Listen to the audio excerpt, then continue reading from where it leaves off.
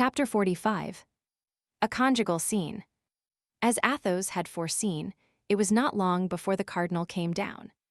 He opened the door of the room in which the Musketeers were, and found Porthos playing an earnest game of dice with Aramis. He cast a rapid glance around the room, and perceived that one of his men was missing. "What has become of Monseigneur Athos?" asked he. "Monseigneur," replied Porthos, "he has gone as a scout, on account of some words of our host, which made him believe the road was not safe." "And you, what have you done, Monsieur Porthos?" "I have won 5 pistoles of Aramis." "Well, now will you return with me?" "We are at your Eminence's orders." "To horse then, gentlemen, for it is getting late." The attendant was at the door, holding the cardinal's horse by the bridle. At a short distance, a group of 2 men and 3 horses appeared in the shade.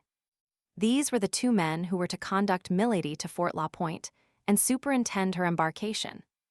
The attendant confirmed to the cardinal what the 2 musketeers had already said with respect to Athos. The cardinal made an approving gesture and retraced his route with the same precautions he had used in coming. Let us leave him to follow the road to the camp, protected by his esquire and the 2 musketeers, and return to Athos. For 100 paces, he maintained the speed at which he started. But when out of sight, he turned his horse to the right, made a circuit, and came back within 20 paces of a high hedge to watch the passage of the little troop. Having recognized the laced hats of his companions and the golden fringe of the cardinal's cloak, he waited till the horsemen had turned the angle of the road, and having lost sight of them, he returned at a gallop to the inn, which was opened to him without hesitation. The host recognized him. "My officer," said Athos, "has forgotten to give a piece of very important information to the lady, and has sent me back to repair his forgetfulness." "Go up," said the host, "she is still in her chamber." Athos availed himself of the permission, ascended the stairs with his lightest step, gained the landing, and through the open door perceived Milady putting on her hat. He entered the chamber and closed the door behind him. At the noise he made in pushing the bolt, Milady turned round. Athos was standing before the door, enveloped in his cloak, with his hat pulled down over his eyes. On seeing this figure, mute and immovable as a statue, Milady was frightened. "Who are you, and what do you want?" cried she. "Humph," murmured Athos, "it is certainly she." And letting fall his cloak and raising his hat, he advanced toward Milady.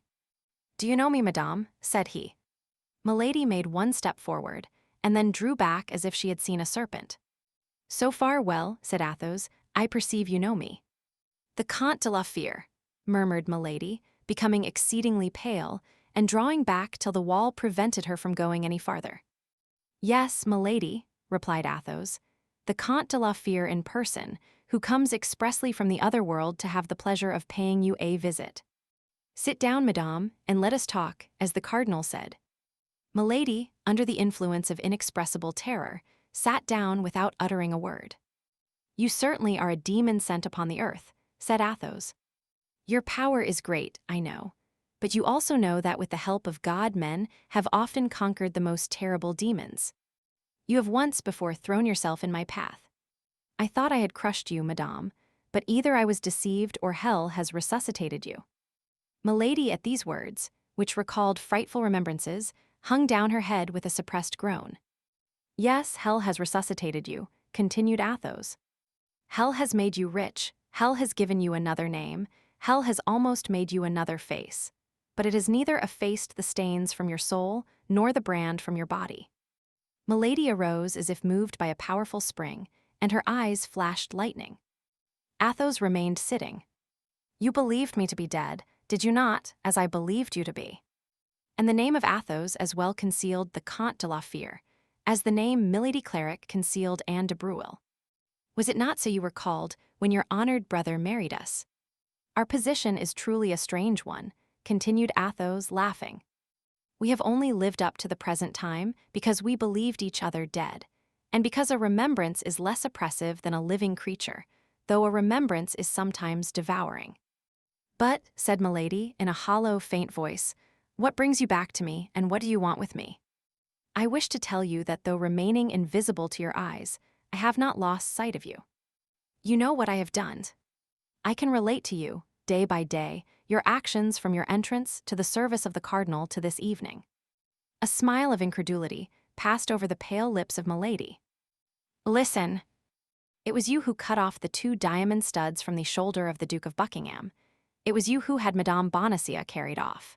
It was you who, in love with De Wardes and thinking to pass the night with him, opened the door to Monsieur d'Artagnan.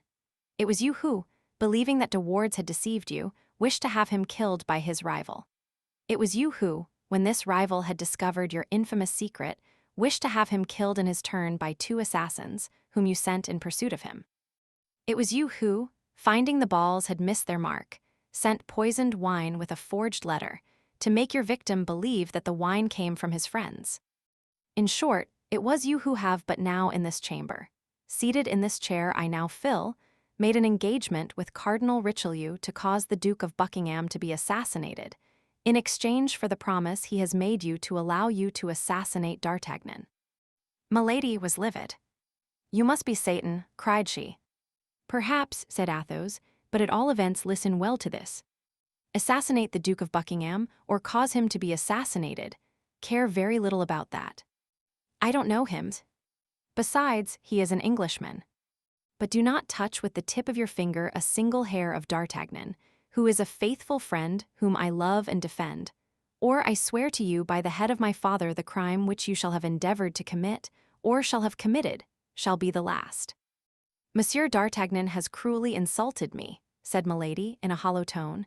"Monsieur d'Artagnan shall die." "Indeed." "Is it possible to insult you, madame?" said Athos, laughing. "He has insulted you, and he shall die." "He shall die," replied Milady, "she first and he afterward." Athos was seized with a kind of vertigo. The sight of this creature, who had nothing of the woman about her, recalled awful remembrances. He thought how one day, in a less dangerous situation than the one in which he was now placed, he had already endeavored to sacrifice her to his honor. His desire for blood returned, burning his brain and pervading his frame like a raging fever. He arose in his turn, reached his hand to his belt, drew forth a pistol, and cocked it. Milady, pale as a corpse, endeavored to cry out, but her swollen tongue could utter no more than a hoarse sound which had nothing human in it and resembled the rattle of a wild beast. Motionless against the dark tapestry, with her hair in disorder, she appeared like a horrid image of terror. Athos slowly raised his pistol, stretched out his arm so that the weapon almost touched Milady's forehead, and then, in a voice the more terrible from having the supreme calmness of a fixed resolution, "Madame," said he, "you will this instant deliver to me the paper the cardinal signed, or upon my soul, I will blow your brains out." With another man, Milady might have preserved some doubt, but she knew Athos. Nevertheless, she remained motionless. "You have 1 second to decide," said he. Milady saw by the contraction of his countenance that the trigger was about to be pulled. She reached her hand quickly to her bosom, drew out a paper, and held it toward Athos. "Take it," said she, "and be accursed." Athos took the paper, returned the pistol to his belt, approached the lamp to be assured that it was the paper, unfolded it, and read. Dec. 3, 1627. It is by my order, and for the good of the state that the bearer of this has done what he has done. Aramis. And now, said Athos, resuming his cloak and putting on his hat, now that I have drawn your teeth, viper, bite if you can. And he left the chamber, without once looking behind him. At the door he found the 2 men, and the spare horse which they held. Gentlemen, said he, Monseigneur's order is, to conduct that woman, without losing time, to Fort La Pointe, and never to leave her till she is on board. As these words agreed wholly with the order they had received, they bowed their heads in sign of assent. With regard to Athos, he leaped lightly into the saddle and set out at full gallop. Only instead of following the road, he went across the fields, urging his horse to the utmost and stopping occasionally to listen. In one of those halts, he heard the steps of several horses on the road. He had no doubt it was the cardinal and his escort. He immediately made a new point in advance, rubbed his horse down with some heath and leaves of trees, and placed himself across the road, about 200 paces from the camp. Who goes there? Cried he, as soon as he perceived the horsemen. That is our brave musketeer, I think, said the cardinal. Yes, monseigneur, said Porthos, it is he. Monsieur Athos, said Richelieu, receive my thanks for the good guard you have kept. Gentlemen, we are arrived, take the gate on the left. The watchword is King and Rey. Saying these words, the cardinal saluted the three friends with an inclination of his head, and took the right hand, followed by his attendant, for that night he himself slept in the camp. Well, said Porthos and Aramis together, as soon as the cardinal was out of hearing. Well, he signed the paper she required. I know it, said Athos coolly, since here it is. And the three friends did not exchange another word till they reached their quarters, except to give the watchword to the sentinels. Only they sent Mousqueton to tell Planchet that his master was requested, the instant that he left the trenches, to come to the quarters of the Musketeers. Milady, as Athos had foreseen, on finding the two men that awaited her, made no difficulty in following them. She had had for an instant an inclination to be reconducted to the cardinal and relate everything to him. But a revelation on her part would bring about a revelation on the part of Athos. She might say that Athos had hanged her, but then Athos would tell that she was branded. She thought it was best to preserve silence, to discreetly set off to accomplish her difficult mission with her usual skill. And then, all things being accomplished to the satisfaction of the cardinal, to come to him and claim her vengeance. In consequence, after having traveled all night, at 7 o'clock she was at the fort of the Point. At 8 o'clock she had embarked. And at 9, the vessel, which with letters of marque from the cardinal was supposed to be sailing for Bayonne, raised anchor, and steered its course toward England. Chapter 46. The Bastion Saint-Gervais. On arriving at the lodgings of his three friends, D'Artagnan found them assembled in the same chamber. Athos was meditating, Porthos was twisting his mustache, Aramis was saying his prayers in a charming little book of hours, bound in blue velvet. "Pardieu, gentlemen," said he. "I hope what you have to tell me is worth the trouble, or else, I warn you, I will not pardon you for making me come here instead of getting a little rest after a night spent in taking and dismantling a bastion." "Ah, why were you not there, gentlemen?" "It was warm work." "We were in a place where it was not very cold," replied Porthos, giving his mustache a twist which was peculiar to him. "Hush," said Athos. Oh, said D'Artagnan, comprehending the slight frown of the musketeer. "It appears there is something fresh aboard."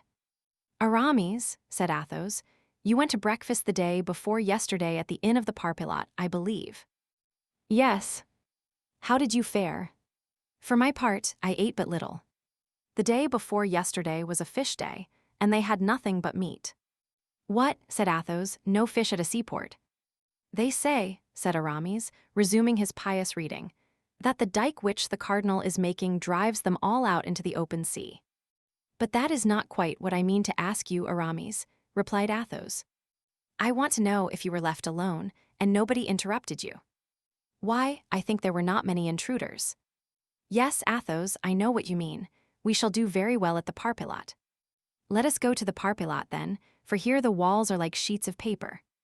D'Artagnan, who was accustomed to his friend's manner of acting, and who perceived immediately, by a word, a gesture, or a sign from him, that the circumstances were serious, took Athos's arm and went out without saying anything. Porthos followed, chatting with Aramis. On their way they met Grimaud. Athos made him a sign to come with them. Grimaud, according to custom, obeyed in silence. The poor lad had nearly come to the pass of forgetting how to speak. They arrived at the drinking room of the Parpilat. It was 7 o'clock in the morning, and daylight began to appear. The three friends ordered breakfast, and went into a room in which the host said they would not be disturbed. Unfortunately, the hour was badly chosen for a private conference. The morning drum had just been beat. Everyone shook off the drowsiness of night, and to dispel the humid morning air, came to take a drop at the inn. Dragoons, Swiss, guardsmen, musketeers, light horsemen, succeeded one another with a rapidity which might answer the purpose of the host very well, but agreed badly with the views of the four friends. Thus they applied very curtly to the salutations, healths, and jokes of their companions. "I see how it will be," said Athos.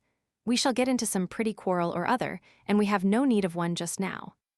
D'Artagnan, tell us what sort of a night you have had, and we will describe ours afterward." "Ah, yes," said a light horseman, with a glass of brandy in his hand, which he sipped slowly. "I hear you gentlemen of the guards have been in the trenches tonight, and that you did not get much the best of the Rochelle." D'Artagnan looked at Athos to know if he ought to reply to this intruder, who thus mixed unasked in their conversation. "Well," said Athos, "don't you hear Monsieur de Busigny, who does you the honor to ask you a question? Relate what has passed during the night, since these gentlemen desire to know it." "Have you not taken a bastion?" said a Swiss, who was drinking rum out of a beer glass. "Yes, monsieur," said D'Artagnan, bowing, "we have had that honor. We even have, as you may have heard, introduced a barrel of powder under one of the angles, which in blowing up made a very pretty breach. Without reckoning that, as the bastion was not built yesterday, all the rest of the building was badly shaken." "And what bastion is it?" asked a dragoon, with his saber run through a goose which he was taking to be cooked. "The bastion Saint Gervais," replied D'Artagnan, "from behind which the Rochelle annoyed our workmen." "Was that affair hot?" "Yes, moderately so. We lost 5 men, and the Rochelle 8 or 10. "Baltzimplou," said the Swiss, who, notwithstanding the admirable collection of oaths possessed by the German language, had acquired a habit of swearing in French. "But it is probable," said the light horseman, "that they will send pioneers this morning to repair the bastion." "Yes, that's probable," said D'Artagnan. "Gentlemen," said Athos, "a wager." "Ah oui, a wager," cried the Swiss. "What is it?" said the light horseman. "Stop a bit," said the dragoon, placing his saber like a spit upon the 2 large iron dogs which held the firebrands in the chimney. "Stop a bit, I am in it." "You cursed host." "A dripping pan immediately, that I may not lose a drop of the fat of this estimable bird." "You was right," said the Swiss. "Goose grease is cooed with bastry." "There," said the dragoon. "Now for the wager." "We listen, Monsieur Athos." "Yes, the wager," said the light horseman. "Well, Monsieur de Busigny, I will bet you," said Athos, "that my 3 companions, Messieurs Porthos, Aramis, and D'Artagnan and myself, will go and breakfast in the bastion Saint Gervais, and we will remain there an hour, by the watch, whatever the enemy may do to dislodge us." Porthos and Aramis looked at each other. They began to comprehend. "But," said D'Artagnan, in the ear of Athos, "you are going to get us all killed without mercy." "We are much more likely to be killed," said Athos, "if we do not go." "My faith, gentlemen," said Porthos, turning round upon his chair and twisting his mustache, "that's a fair bet, I hope." "I take it," said M. de Busigny, "so let us fix the stake." "You are 4 gentlemen," said Athos, "and we are 4, an unlimited dinner for 8. Will that do?" "Capitally," replied M. de Busigny. "Perfectly," said the dragoon. "That shoots me," said the Swiss. The 4th auditor, who during all this conversation had played a mute part, made a sign of the head in proof that he acquiesced in the proposition. "The breakfast for these gentlemen is ready," said the host. "Well, bring it," said Athos. The host obeyed. Athos called Grimaud, pointed to a large basket which lay in a corner, and made a sign to him to wrap the viands up in the napkins. Grimaud understood that it was to be a breakfast on the grass, took the basket, packed up the viands, added the bottles, and then took the basket on his arm. "But where are you going to eat my breakfast?" asked the host. "What matter if you are paid for it?" said Athos, and he threw 2 pistols majestically on the table. "Shall I give you the change, my officer?" said the host. "No, only add 2 bottles of champagne, and the difference will be for the napkins." The host had not quite so good a bargain as he at first hoped for, but he made amends by slipping in 2 bottles of Anjou wine instead of 2 bottles of champagne. "Monsieur de Busigny," said Athos, "will you be so kind as to set your watch with mine, or permit me to regulate mine by yours?" "Which you please, monsieur," said the light horseman, drawing from his fob a very handsome watch studded with diamonds. 7:30. 35 minutes after 7, said Athos, "by which you perceive I am 5 minutes faster than you." And bowing to all the astonished persons present, the young men took the road to the bastion Saint Gervais, followed by Grimaud, who carried the basket, ignorant of where he was going, but in the passive obedience which Athos had taught him, not even thinking of asking. As long as they were within the circle of the camp, the four friends did not exchange one word. Besides, they were followed by the curious, who, hearing of the wager, were anxious to know how they would come out of it. But when once they passed the line of circumvallation and found themselves in the open plain, D'Artagnan, who was completely ignorant of what was going forward, thought it was time to demand an explanation. "And now, my dear Athos," said he, "do me the kindness to tell me where we are going." "Why, you see plainly enough we are going to the bastion." "But what are we going to do there?" "You know well that we go to breakfast there." "But why did we not breakfast at the Parpilat?" "Because we have very important matters to communicate to one another, and it was impossible to talk 5 minutes in that inn without being annoyed by all those importunate fellows, who keep coming in, saluting you, and addressing you." "Here at least," said Athos, pointing to the bastion, "they will not come and disturb us." "It appears to me," said D'Artagnan, with that prudence which allied itself in him so naturally with excessive bravery, "that we could have found some retired place on the downs or the seashore, where we should have been seen all four conferring together, so that at the end of a quarter of an hour, the cardinal would have been informed by his spies that we were holding a council." "Yes," said Aramis, "Athos is right, animadvertunter in desertis." "A desert would not have been amiss," said Porthos, "but it behooved us to find it. There is no desert where a bird cannot pass over one's head, where a fish cannot leap out of the water, where a rabbit cannot come out of its burrow, and I believe that bird, fish, and rabbit each becomes a spy of the cardinal. Better then pursue our enterprise, from which, besides, we cannot retreat without shame. We have made a wager which could not have been foreseen, and of which I defy anyone to divine the true cause. We are going, in order to win it, to remain an hour in the bastion. Either we shall be attacked or not. If we are not, we shall have all the time to talk, and nobody will hear us, for I guarantee the walls of the bastion have no ears. If we are, we will talk of our affairs just the same. Moreover, in defending ourselves, we shall cover ourselves with glory. You see that everything is to our advantage." "Yes," said D'Artagnan, "but we shall indubitably attract a ball." "Well, my dear," replied Athos, "you know well that the balls most to be dreaded are not from the enemy. But for such an expedition, we surely ought to have brought our muskets." "You are stupid, friend Porthos. Why should we load ourselves with a useless burden? I don't find a good musket, 12 cartridges, and a powder flask very useless in the face of an enemy."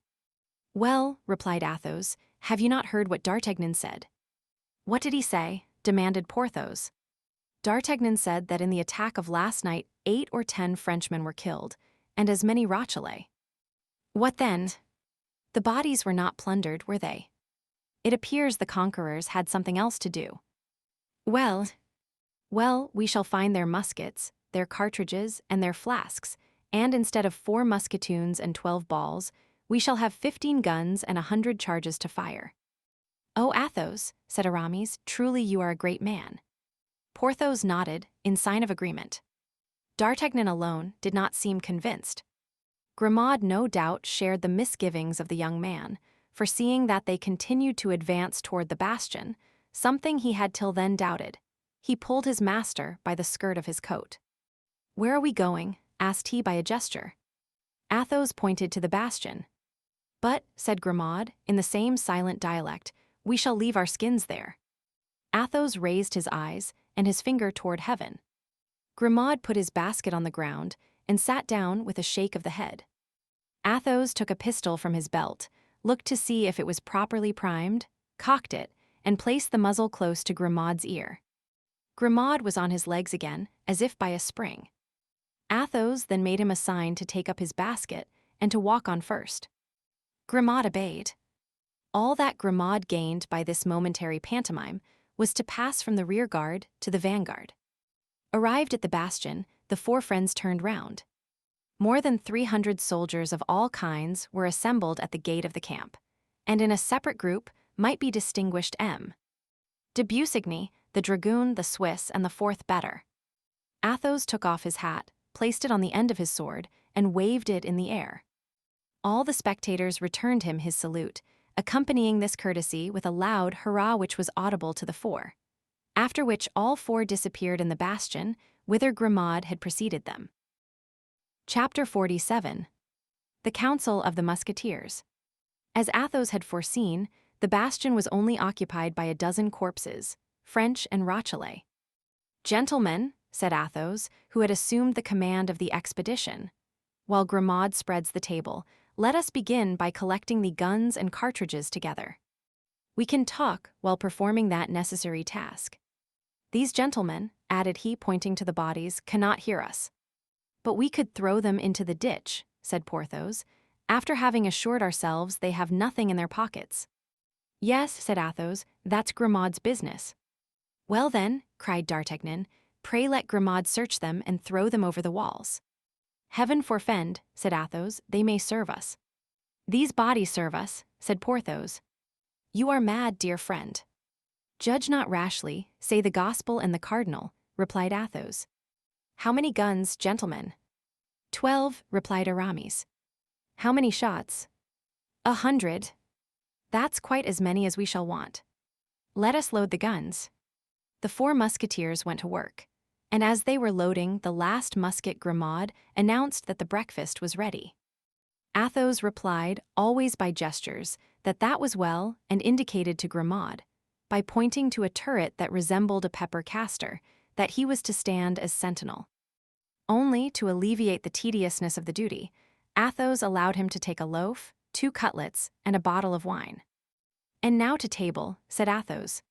The 4 friends seated themselves on the ground with their legs crossed like Turks, or even tailors.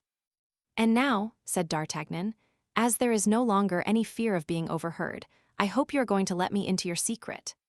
"I hope at the same time to procure you amusement and glory, gentlemen," said Athos. "I have induced you to take a charming promenade. Here is a delicious breakfast. And yonder are 500 persons, as you may see through the loopholes, taking us for heroes or madmen, 2 classes of imbeciles greatly resembling each other." "But the secret," said D'Artagnan. "The secret is," said Athos, "that I saw Milady last night." D'Artagnan was lifting a glass to his lips, but at the name of Milady, his hand trembled so that he was obliged to put the glass on the ground again for fear of spilling the contents. "You saw your why." "Hush," interrupted Athos. "You forget, my dear, you forget that these gentlemen are not initiated into my family affairs like yourself." "Have seen Milady." "Where?" demanded D'Artagnan. "Within 2 leagues of this place, at the Inn of the Red Dovecot." "In that case I am lost," said D'Artagnan. "Not so bad yet," replied Athos, "for by this time she must have quit the shores of France." D'Artagnan breathed again. "But after all," asked Porthos, "who is Milady?" "A charming woman," said Athos, sipping a glass of sparkling wine. "Villainous host," cried he, "he has given us Anjou wine instead of champagne, and fancies we know no better." "Yes," continued he, "a charming woman who entertained kind views toward our friend D'Artagnan, who, on his part, has given her some offense for which she tried to revenge herself a month ago by having him killed by 2 musket shots, a week ago by trying to poison him, and yesterday by demanding his head of the cardinal." "What? By demanding my head of the cardinal?" cried D'Artagnan, pale with terror. "Yes, that is true as the gospel," said Porthos. "I heard her with my own ears." "I also," said Aramis. "Then," said D'Artagnan, letting his arm fall with discouragement, "it is useless to struggle longer. I may as well blow my brains out, and all will be over." "That's the last folly to be committed," said Athos, "seeing it is the only one for which there is no remedy." "But I can never escape," said D'Artagnan, "with such enemies. First my stranger of Meung, then De Wardes, to whom I have given 3 sword wounds, next Milady, whose secret I have discovered, finally the cardinal, whose vengeance I have balked." "Well," said Athos, "that only makes 4, and we are 4 1 for 1. Pardieu, if we may believe the signs Grimaud is making, we are about to have to do with a very different number of people." "What is it, Grimaud?" "Considering the gravity of the occasion, I permit you to speak, my friend, but be laconic, I beg." "What do you see?" "A troop." "Of how many persons?" 20 men." "What sort of men?" 16 pioneers, 4 soldiers." "How far distant?" 500 paces." "Good. We have just time to finish this fowl, and to drink 1 glass of wine to your health, D'Artagnan." "To your health," repeated Porthos and Aramis. "Well then, to my health. Although I am very much afraid that your good wishes will not be of great service to me." "Bah," said Athos, "God is great, as say the followers of Mohammed, and the future is in his hands." Then, swallowing the contents of his glass, which he put down close to him, Athos arose carelessly, took the musket next to him, and drew near to one of the loopholes. Porthos, Aramis, and D'Artagnan followed his example. As to Grimaud, he received orders to place himself behind the 4 friends in order to reload their weapons. "Pardieu," said Athos, "it was hardly worth while to distribute ourselves for 20 fellows armed with pickaxes, mattocks, and shovels. Grimaud had only to make them a sign to go away, and I am convinced they would have left us in peace." "I doubt that," replied D'Artagnan, "for they are advancing very resolutely. Besides, in addition to the pioneers, there are 4 soldiers and a brigadier, armed with muskets." "That's because they don't see us," said Athos. "My faith," said Aramis, "I must confess I feel a great repugnance to fire on these poor devils of civilians." "He is a bad priest," said Porthos, "who has pity for heretics." "In truth," said Athos, "Aramis is right. I will warn them." "What the devil are you going to do?" cried D'Artagnan. "You will be shot." But Athos heeded not his advice. Mounting on the breach, with his musket in one hand and his hat in the other, he said, bowing courteously and addressing the soldiers and the pioneers, who, astonished at this apparition, stopped 50 paces from the bastion, "Gentlemen, a few friends and myself are about to breakfast in this bastion. Now, you know nothing is more disagreeable than being disturbed when one is at breakfast. We request you, then, if you really have business here, to wait till we have finished our repast, or to come again a short time hence. Unless, which would be far better, you form the salutary resolution to quit the side of the rebels, and come and drink with us to the health of the King of France." "Take care, Athos," cried D'Artagnan, "don't you see they are aiming?" "Yes, yes," said Athos, "but they are only civilians, very bad marksmen, who will be sure not to hit me." In fact, at the same instant 4 shots were fired, and the balls were flattened against the wall around Athos, but not one touched him. 4 shots replied to them almost instantaneously, but much better aimed than those of the aggressors. 3 soldiers fell dead, and one of the pioneers was wounded. "Grimaud," said Athos, still on the breach, "another musket." Grimaud immediately obeyed. On their part, the 3 friends had reloaded their arms. A second discharge followed the first. The brigadier and 2 pioneers fell dead. The rest of the troop took to flight. "Now, gentlemen, a sortie," cried Athos. And the 4 friends rushed out of the fort, gained the field of battle, picked up the 4 muskets of the privates and the half-pike of the brigadier, and convinced that the fugitives would not stop till they reached the city, turned again toward the bastion, bearing with them the trophies of their victory.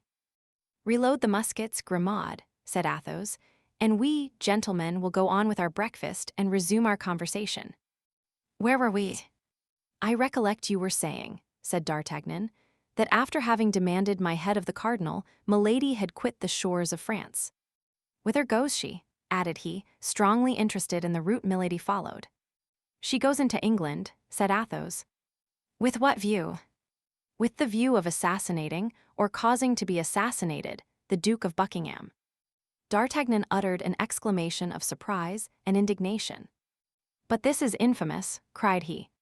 "As to that," said Athos, "I beg you to believe that I care very little about it.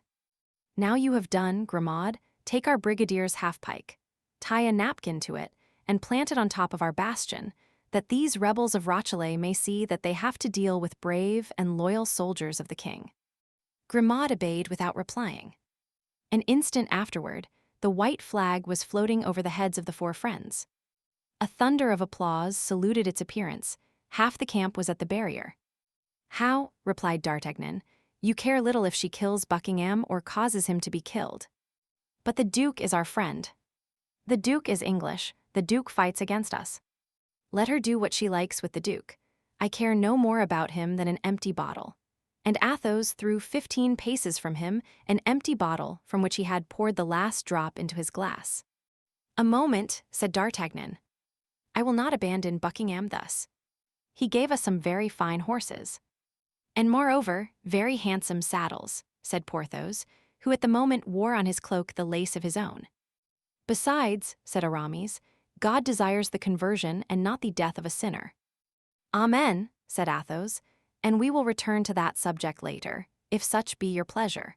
But what for the moment engaged my attention most earnestly, and I am sure you will understand me, D'Artagnan, was the getting from this woman a kind of carte blanche which she had extorted from the cardinal, and by means of which she could with impunity get rid of you and perhaps of us.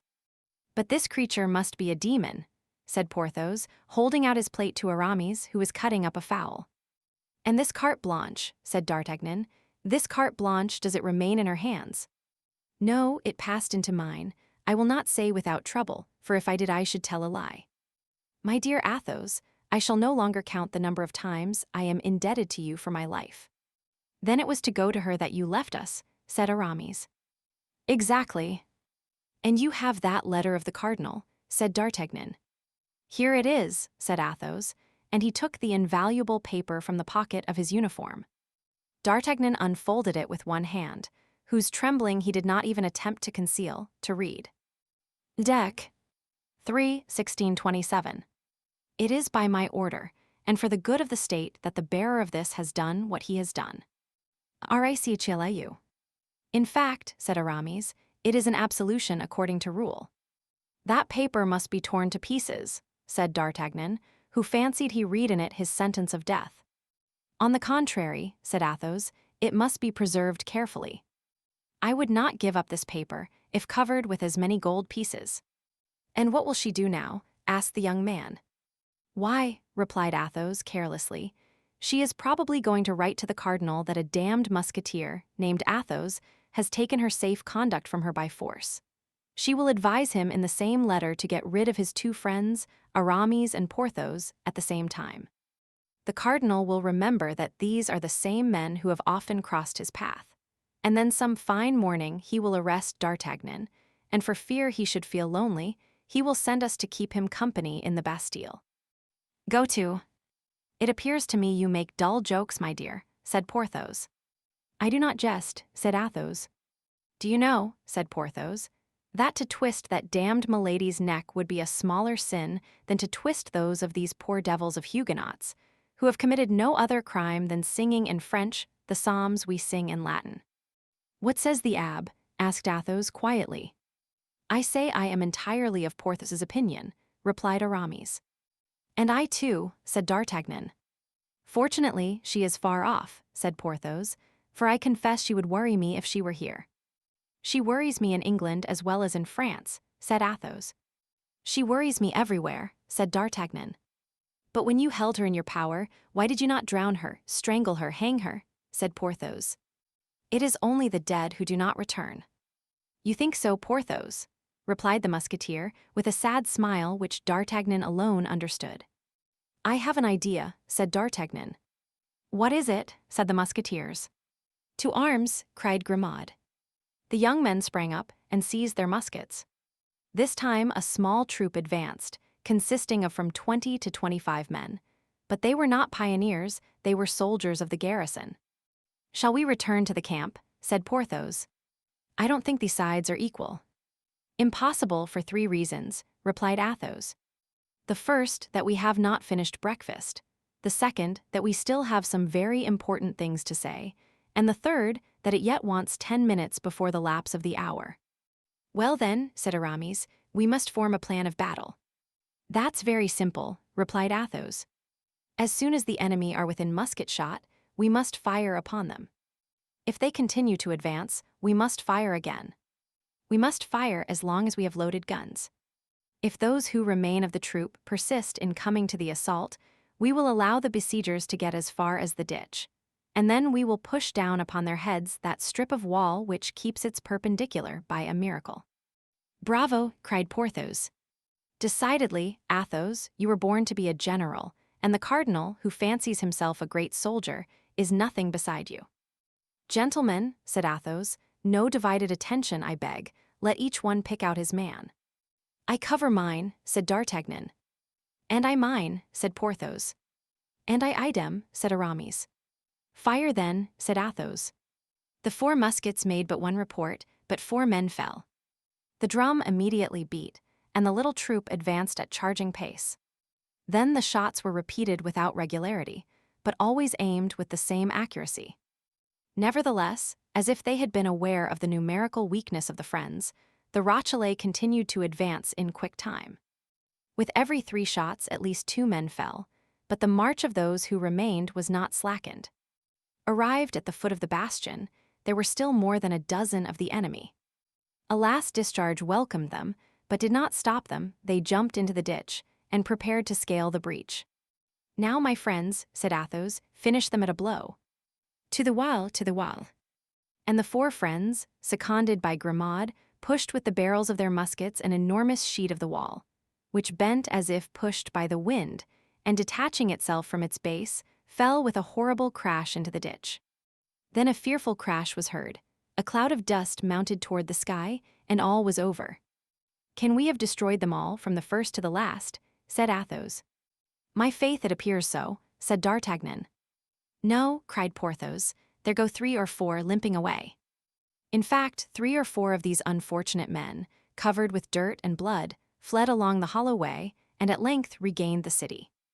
These were all who were left of the little troop. Athos looked at his watch. Gentlemen, said he, we have been here an hour and our wager is won, but we will be fair players.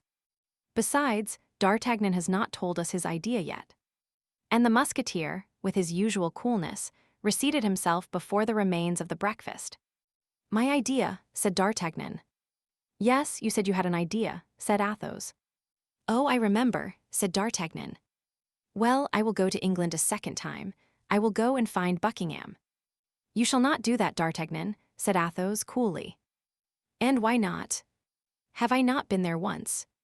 Yes, but at that period we were not at war. At that period Buckingham was an ally, and not an enemy.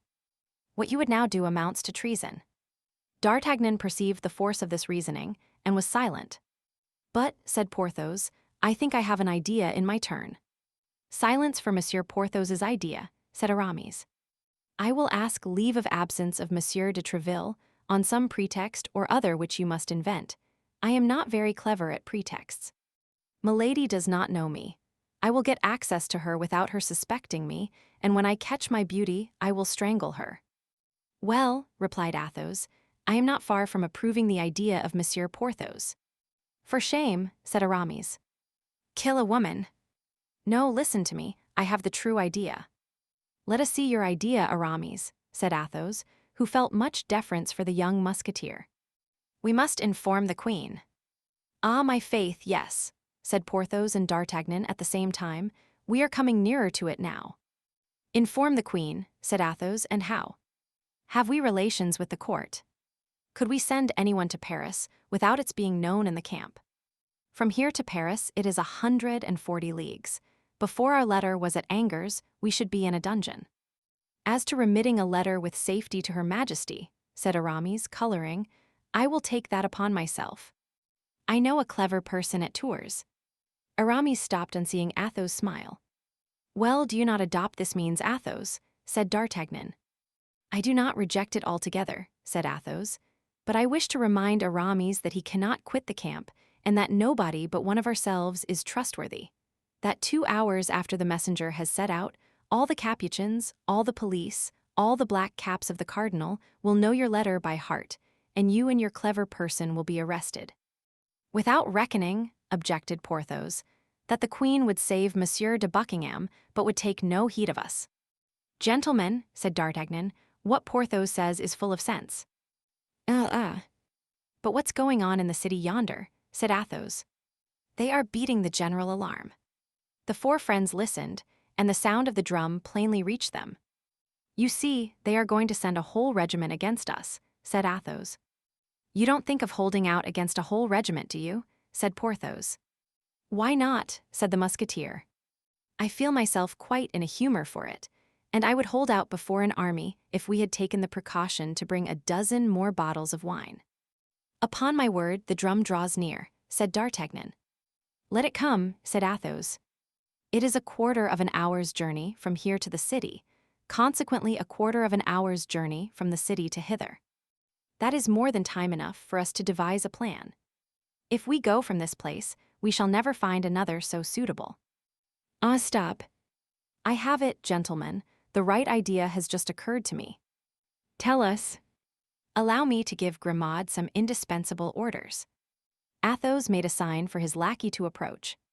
Grimaud, said Athos, pointing to the bodies which lay under the wall of the bastion, take those gentlemen, set them up against the wall, put their hats upon their heads, and their guns in their hands. Oh, the great man, cried D'Artagnan. I comprehend now. You comprehend, said Porthos. And do you comprehend, Grimaud, said Aramis. Grimaud made a sign in the affirmative. That's all that is necessary, said Athos. Now for my idea. I should like, however, to comprehend, said Porthos. That is useless. Yes, yes. Athos's idea, cried Aramis and D'Artagnan at the same time. This milady, this woman, this creature, this demon, has a brother-in-law, as I think you told me, D'Artagnan. Yes, I know him very well, and I also believe that he has not a very warm affection for his sister-in-law. There is no harm in that. If he detested her, it would be all the better, replied Athos. In that case, we are as well off as we wish. And yet, said Porthos, I would like to know what Grimaud is about. Silence, Porthos, said Aramis. What is her brother-in-law's name? Lord de Winter. Where is he now? He returned to London at the first sound of war. Well, there's just the man we want, said Athos. It is he whom we must warn. We will have him informed that his sister-in-law is on the point of having someone assassinated, and beg him not to lose sight of her. There is in London, I hope, some establishment like that of the Magdalens or of the Repentant Daughters. He must place his sister in one of these, and we shall be in peace. Yes, said D'Artagnan, till she comes out. Ah, my faith, said Athos, you require too much, D'Artagnan. I have given you all I have, and I beg leave to tell you that this is the bottom of my sack. But I think it would be still better, said Aramis, to inform the Queen and Lord de Winter at the same time. Yes, but who is to carry the letter to Tours, and who to London? I answer for Bazin, said Aramis. And I for Planchet, said D'Artagnan. I, said Porthos, if we cannot leave the camp, our lackeys may. To be sure they may, and this very day we will write the letters, said Aramis. Give the lackeys money, and they will start. We will give them money, replied Athos. Have you any money? The four friends looked at one another, and a cloud came over the brows which, but lately had been so cheerful. Look out, cried D'Artagnan. I see black points and red points moving yonder. Why did you talk of a regiment, Athos? It is a veritable army. My faith, yes, said Athos, there they are. See the sneaks come, without drum or trumpet. Have you finished, Grimaud? Grimaud made a sign in the affirmative, and pointed to a dozen bodies which he had set up in the most picturesque attitudes. Some carried arms, others seemed to be taking aim, and the remainder appeared merely to be sword in hand. Bravo, said Athos, that does honor to your imagination. All very well, said Porthos, but I should like to understand. Let us decamp first, and you will understand afterward. A moment, gentlemen, a moment. Give Grimaud time to clear away the breakfast. Said Aramis, the black points and the red points are visibly enlarging. I am of D'Artagnan's opinion. We have no time to lose in regaining our camp. My faith, said Athos, I have nothing to say against a retreat. We bet upon 1 hour, and we have stayed an hour and a half. Nothing can be said. Let us be off, gentlemen, let us be off. Grimaud was already ahead, with the basket and the dessert. The four friends followed, 10 paces behind him. What the devil shall we do now, gentlemen? Cried Athos. Have you forgot anything? Said Aramis. The white flag, morbleu. We must not leave a flag in the hands of the enemy, even if that flag be but a napkin. And Athos ran back to the bastion, mounted the platform, and bore off the flag. But as the Rochellais had arrived within musket range, they opened a terrible fire upon this man, who appeared to expose himself for pleasure's sake. But Athos might be said to bear a charmed life. The balls passed and whistled all around him, not one struck him. Athos waved his flag, turning his back on the guards of the city and saluting those of the camp. On both sides loud cries arose. On the one side cries of anger, on the other cries of enthusiasm. A second discharge followed the first, and 3 balls, by passing through it, made the napkin really a flag. Cries were heard from the camp, "Come down! Come down!" Athos came down. His friends, who anxiously awaited him, saw him returned with joy. "Come along, Athos, come along," cried D'Artagnan. "Now we have found everything except money, it would be stupid to be killed." But Athos continued to march majestically, whatever remarks his companions made, and they, finding their remarks useless, regulated their pace by his. Grimaud and his basket were far in advance, out of the range of the balls. At the end of an instant, they heard a furious fusillade. "What's that?" asked Porthos. "What are they firing at now?" "I hear no balls whistle, and I see nobody." "They are firing at the corpses," replied Athos. "But the dead cannot return their fire." "Certainly not. They will then fancy it is an ambuscade, they will deliberate, and by the time they have found out the pleasantry, we shall be out of the range of their balls. That renders it useless to get a pleurisy by too much haste." "Oh, I comprehend now," said the astonished Porthos. "That's lucky," said Athos, shrugging his shoulders. On their part, the French, on seeing the 4 friends return at such a step, uttered cries of enthusiasm. At length a fresh discharge was heard, and this time the balls came rattling among the stones around the 4 friends and whistling sharply in their ears. The Rochellais had at last taken possession of the bastion. "These Rochellais are bungling fellows," said Athos. "How many have we killed of them? A dozen." "Or 15. "How many did we crush under the wall?" 8 or 10. "And in exchange for all that, not even a scratch." "Ah, but what is the matter with your hand, D'Artagnan?" "It bleeds seemingly." "Oh, it's nothing," said D'Artagnan. "A spent ball." "Not even that." "What is it then?" We have said that Athos loved D'Artagnan like a child, and this somber and inflexible personage felt the anxiety of a parent for the young man. "Only grazed a little," replied D'Artagnan. "My fingers were caught between 2 stones, that of the wall and that of my ring, and the skin was broken." "That comes of wearing diamonds, my master," said Athos disdainfully. "Ah, to be sure," cried Porthos, "there is a diamond." "Why the devil, then, do we plague ourselves about money when there is a diamond?" "Stop a bit," said Aramis. "Well thought of, Porthos, this time you have an idea." "Undoubtedly," said Porthos, drawing himself up at Athos's compliment. "As there is a diamond, let us sell it." "But," said D'Artagnan, "it is the queen's diamond." "The stronger reason why it should be sold," replied Athos. "The queen saving Monsieur de Buckingham, her lover, nothing more just. The queen saving us, her friends, nothing more moral. Let us sell the diamond. What says Monsieur the Abbé?" "I don't ask Porthos, his opinion has been given."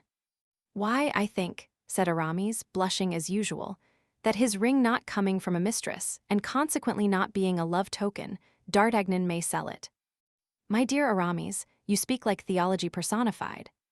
"Your advice, then, is—" "To sell the diamond," replied Aramis.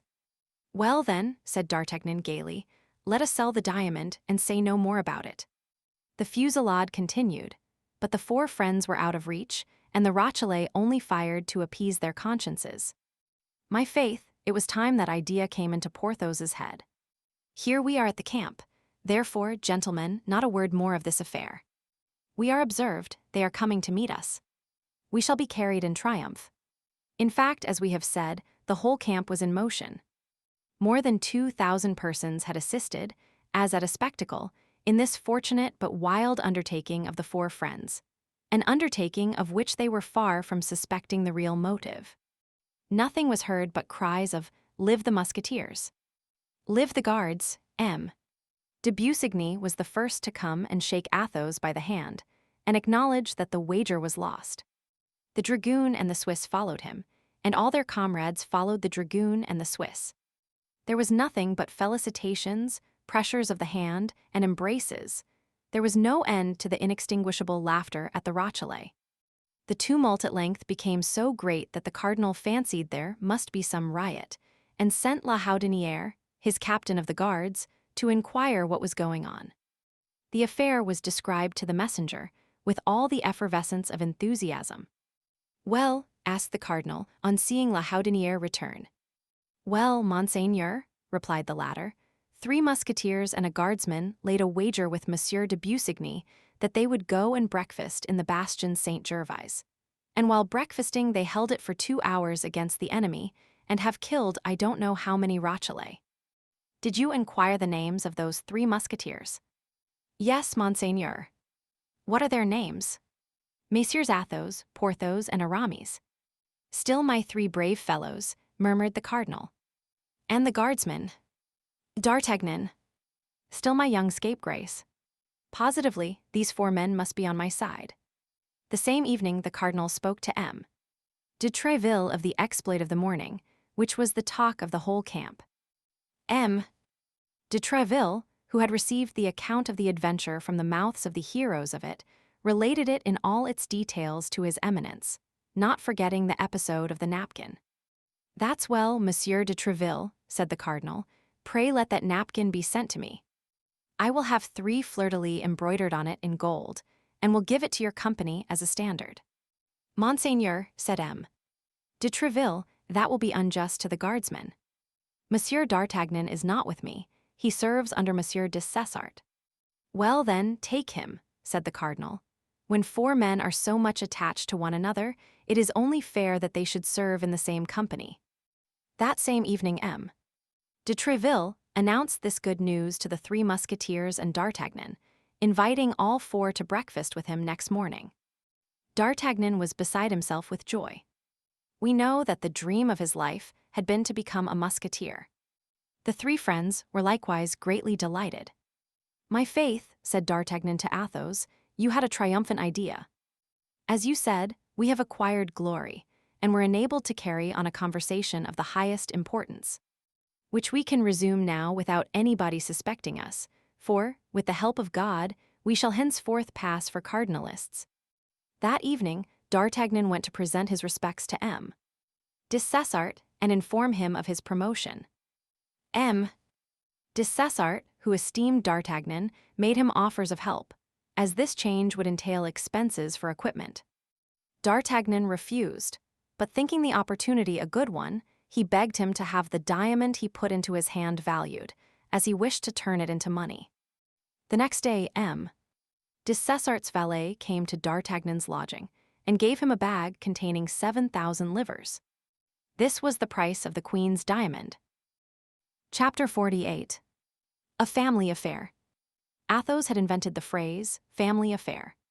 A family affair was not subject to the investigation of the cardinal. A family affair concerned nobody. People might employ themselves in a family affair before all the world. Therefore Athos had invented the phrase, family affair. Aramis had discovered the idea, the lackeys. Porthos had discovered the means, the diamond. D'Artagnan alone had discovered nothing. He, ordinarily the most inventive of the 4, but it must be also said that the very name of Milady paralyzed him. No, we were mistaken. He had discovered a purchaser for his diamond. The breakfast at M. de Tréville was as gay and cheerful as possible. D'Artagnan already wore his uniform, for being nearly of the same size as Aramis, and as Aramis was so liberally paid by the publisher who purchased his poem as to allow him to buy everything double, he sold his friend a complete outfit. D'Artagnan would have been at the height of his wishes if he had not constantly seen Milady like a dark cloud hovering in the horizon. After breakfast, it was agreed that they should meet again in the evening at Athos's lodging, and there finish their plans. D'Artagnan passed the day in exhibiting his musketeer's uniform in every street of the camp. In the evening, at the appointed hour, the 4 friends met. There only remained 3 things to decide: what they should write to Milady's brother, what they should write to the clever person at Tours, and which should be the lackeys to carry the letters. Everyone offered his own. Athos talked of the discretion of Grimaud, who never spoke a word but when his master unlocked his mouth. Porthos boasted of the strength of Mousqueton, who was big enough to thrash 4 men of ordinary size. Aramis, confiding in the address of Bazin, made a pompous eulogium on his candidate. Finally, D'Artagnan had entire faith in the bravery of Planchet, and reminded them of the manner in which he had conducted himself in the ticklish affair of Boulogne. These 4 virtues disputed the prize for a length of time, and gave birth to magnificent speeches, which we do not repeat here for fear they should be deemed too long. "Unfortunately," said Athos, "he whom we send must possess in himself alone the 4 qualities united. But where is such a lackey to be found?" "Not to be found," cried Athos. "I know it well, so take Grimaud. Take Mousqueton. Take Bazin. Take Planchet. Planchet is brave and shrewd. They are 2 qualities out of the 4. "Gentlemen," said Aramis, "the principal question is not to know which of our 4 lackeys is the most discreet, the most strong, the most clever, or the most brave. The principal thing is to know which loves money the best." "What Aramis says is very sensible," replied Athos. "We must speculate upon the faults of people and not upon their virtues. Monsieur Abbe, you are a great moralist." "Doubtless," said Aramis, "for we not only require to be well served in order to succeed, but moreover not to fail. For in case of failure, heads are in question, not for our lackeys." "Speak lower, Aramis," said Athos. "That's wise not for the lackeys," resumed Aramis, "but for the masters, we may say. Are our lackeys sufficiently devoted to us to risk their lives for us?" "No." "My faith," said D'Artagnan. "I would almost answer for Planchet." "Well, my dear friend, add to his natural devotedness a good sum of money, and then, instead of answering for him once, answer for him twice." "Why, good God!" "You will be deceived just the same," said Athos, who was an optimist when things were concerned, and a pessimist when men were in question. "They will promise everything for the sake of the money, and on the road fear will prevent them from acting. Once taken, they will be pressed. When pressed, they will confess everything." "What the devil?" "We are not children." To reach England, Athos lowered his voice. All France, covered with spies and creatures of the cardinal, must be crossed. A passport for embarkation must be obtained, and the party must be acquainted with English in order to ask the way to London. "Really, I think the thing very difficult." "Not at all," cried D'Artagnan, who was anxious the matter should be accomplished. "On the contrary, I think it very easy. It would be, no doubt, parbleu, if we write to Lord de Winter about affairs of vast importance, of the horrors of the cardinal." "Speak lower," said Athos. "Of intrigues and secrets of state," continued D'Artagnan, complying with the recommendation. "There can be no doubt we would all be broken on the wheel. But for God's sake, do not forget, as you yourself said, Athos, that we only write to him concerning a family affair, that we only write to him to entreat that as soon as Milady arrives in London, he will put it out of her power to injure us. I will write to him, then, nearly in these terms." "Let us see," said Athos, assuming in advance a critical look. "Monsieur and dear friend." "Ah, yes." "Dear friend to an Englishman," interrupted Athos. "Well commenced." "Bravo, D'Artagnan." "Only with that word, you would be quartered, instead of being broken on the wheel." "Well, perhaps. I will say, then, monsieur, quite short." "You may even say, my lord," replied Athos, who stickled for propriety. "My lord, do you remember the little goat pasture of the Luxembourg?" "Good, the Luxembourg. One might believe this is an allusion to the Queen Mother." "That's ingenious," said Athos. "Well, then, we will put simply, my lord, do you remember a certain little enclosure where your life was spared?" "My dear D'Artagnan, you will never make anything but a very bad secretary." "Where your life was spared, for shame." "That's unworthy. A man of spirit is not to be reminded of such services. A benefit reproached is an offense committed." "The devil," said D'Artagnan, "you are insupportable. If the letter must be written under your censure, my faith, I renounce the task." "And you will do right. Handle the musket and the sword, my dear fellow. You will come off splendidly at those 2 exercises, but pass the pen over to Monsieur Abbe. That's his province." Aye," said Porthos. "Pass the pen to Aramis, who writes theses in Latin." "Well, so be it," said D'Artagnan. "Draw up this note for us, Aramis, but by our holy father the Pope, cut it short, for I shall prune you in my turn, I warn you." "I ask no better," said Aramis, with that ingenious air of confidence which every poet has in himself. "But let me be properly acquainted with the subject. I have heard here and there that this sister-in-law was a hussy. I have obtained proof of it by listening to her conversation with the cardinal." "Lower." "Sacre bleu," said Athos. "But," continued Aramis, "the details escape me." "And me also," said Porthos. D'Artagnan and Athos looked at each other for some time in silence. At length Athos, after serious reflection and becoming more pale than usual, made a sign of assent to D'Artagnan, who by it understood he was at liberty to speak. "Well, this is what you have to say," said D'Artagnan. "My lord, your sister-in-law is an infamous woman who wished to have you killed that she might inherit your wealth. But she could not marry your brother, being already married in France and having been—" D'Artagnan stopped, as if seeking for the word, and looked at Athos. "Repudiated by her husband," said Athos. "Because she had been branded," continued D'Artagnan. "Bah!" cried Porthos. "Impossible." "What do you say, that she wanted to have her brother-in-law killed?"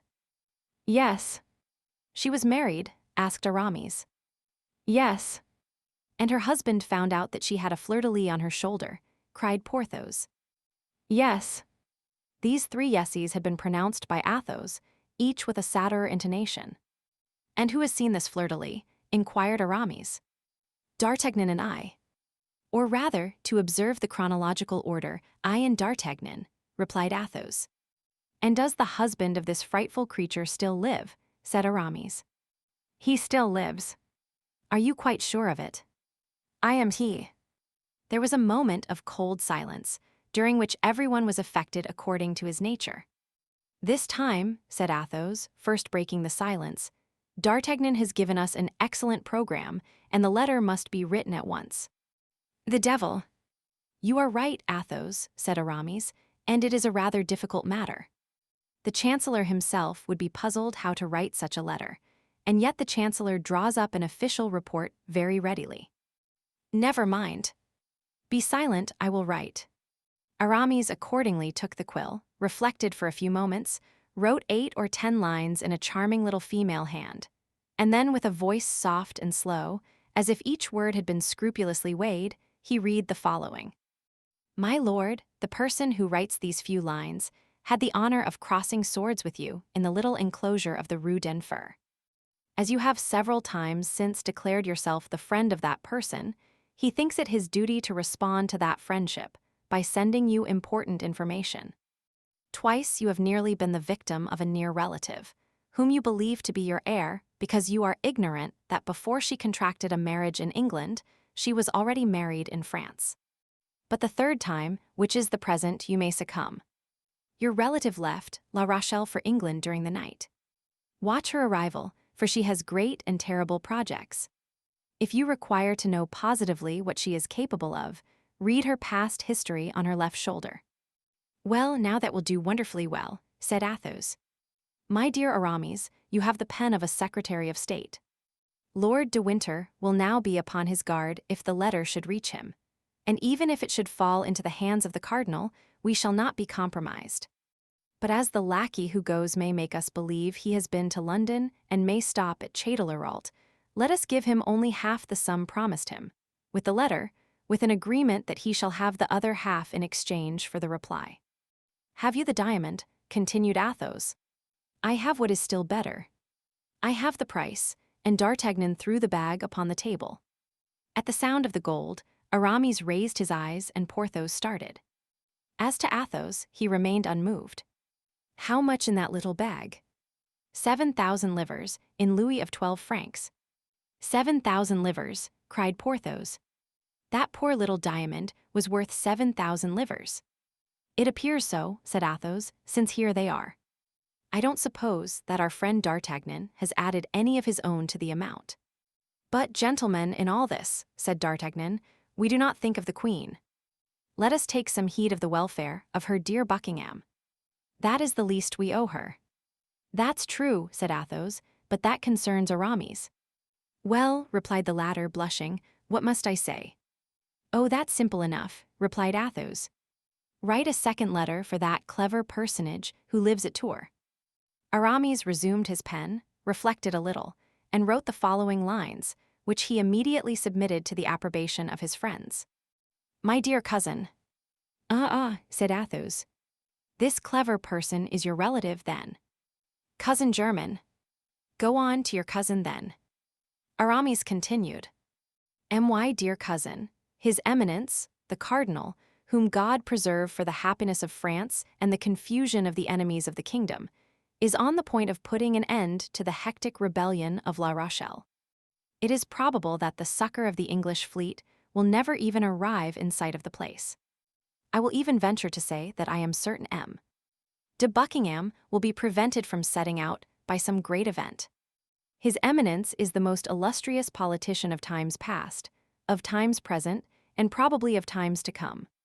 He would extinguish the sun if the sun incommoded him. Give these happy tidings to your sister, my dear cousin. I have dreamed that the unlucky Englishman was dead. I cannot recollect whether it was by steel or by poison. Only of this I am sure, I have dreamed he was dead, and you know my dreams never deceive me. Be assured, then, of seeing me soon return." "Capital," cried Athos. "You are the king of poets, my dear Aramis. You speak like the Apocalypse, and you are as true as the Gospel. There is nothing now to do but to put the address to this letter." "That is easily done," said Aramis. He folded the letter fancifully and took up his pen and wrote, "To M. Michan, seamstress, Tours." The three friends looked at one another and laughed. They were caught. "Now," said Aramis, "you will please to understand, gentlemen, that Bazin alone can carry this letter to Tours. My cousin knows nobody but Bazin, and places confidence in nobody but him. Any other person would fail. Besides, Bazin is ambitious and learned. Bazin has read history, gentlemen. He knows that Sixtus V became pope after having kept pigs.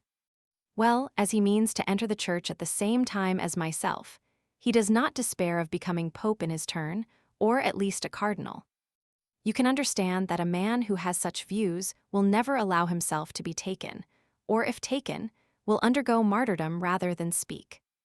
"Very well," said D'Artagnan, "I consent to Bazin with all my heart, but grant me Planchet." Milady had him one day turned out of doors, with sundry blows of a good stick to accelerate his motions. Now Planchet has an excellent memory, and I will be bound that sooner than relinquish any possible means of vengeance, he will allow himself to be beaten to death. If your arrangements at Tours are your arrangements, Aramis, those of London are mine. I request, then, that Planchet may be chosen, more particularly as he has already been to London with me, and knows how to speak correctly. London, sir, if you please, and my master, Lord D'Artagnan. With that you may be satisfied he can make his way, both going and returning." "In that case," said Athos, "Planchet must receive 700 livres for going, and 700 livres for coming back, and Bazin 300 livres for going, and 300 livres for returning. That will reduce the sum to 5,000 livres.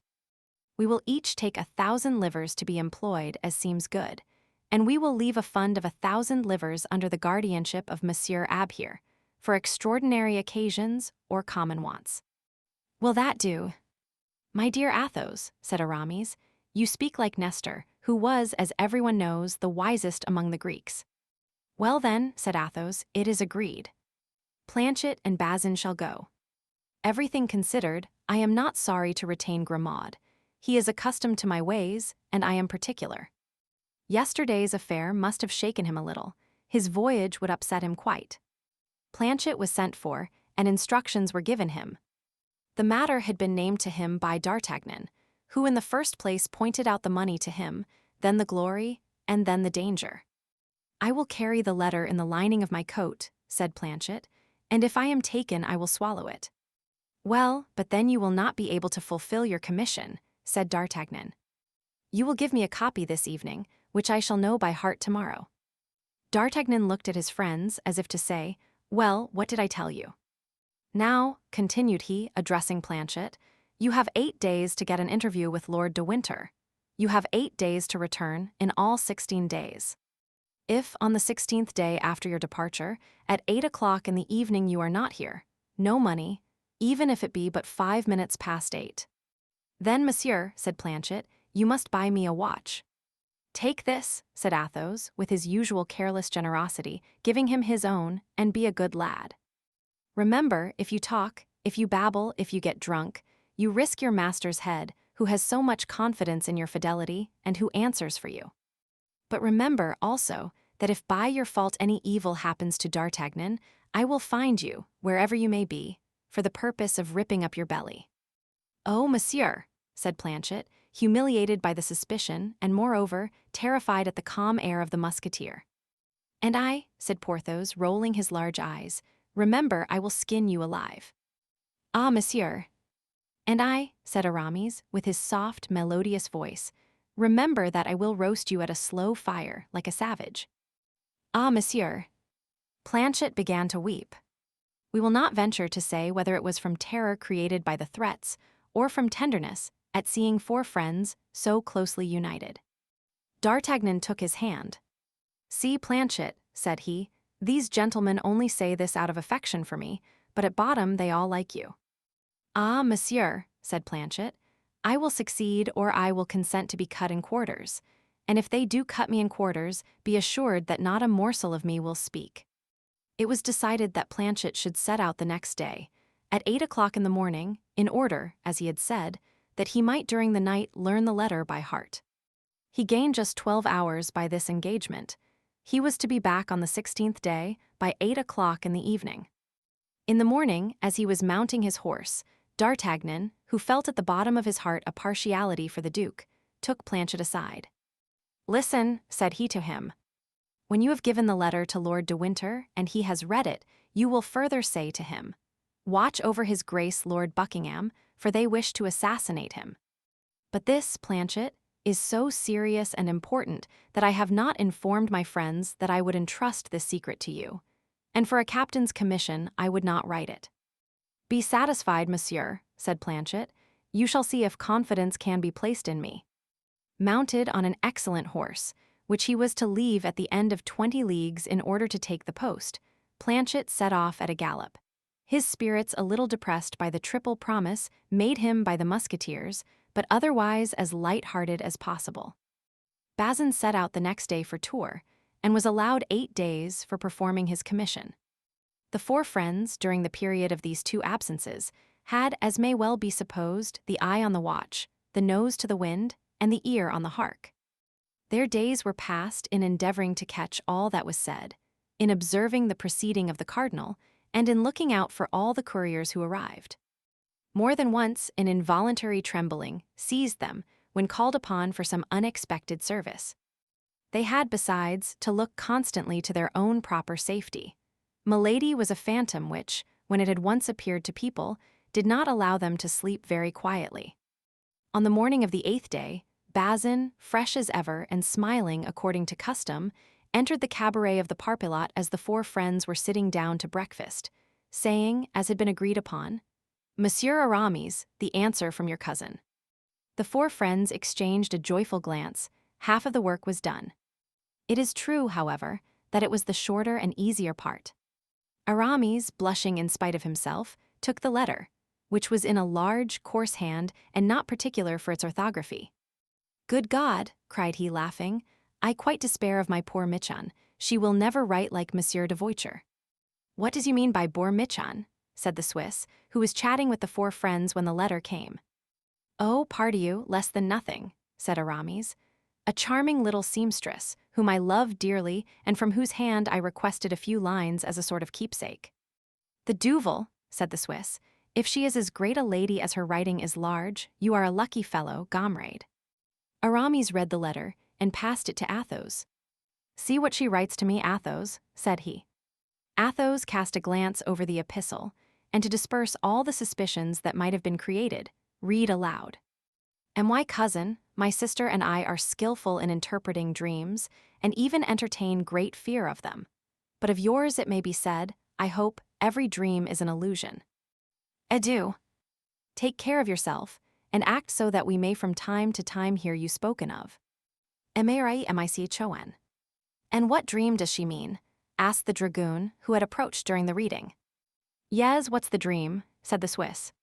Well, pardieu, said Aramis, it was only this. I had a dream and I related it to her. Yes, yes, said the Swiss. It's simple enough to tell a dream, but I never dream. You are very fortunate, said Athos, rising. I wish I could say as much. Never, replied the Swiss, enchanted that a man like Athos could envy him anything. Never, never. D'Artagnan, seeing Athos rise, did likewise, took his arm and went out.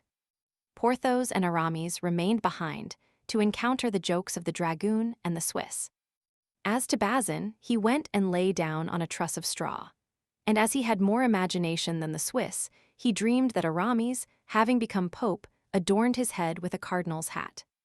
But as we have said, Bazin had not, by his fortunate return, removed more than a part of the uneasiness which weighed upon the four friends. The days of expectation are long, and D'Artagnan, in particular, would have wagered that the days were 44 hours. He forgot the necessary slowness of navigation. He exaggerated to himself the power of Milady. He credited this woman, who appeared to him the equal of a demon, with agents as supernatural as herself.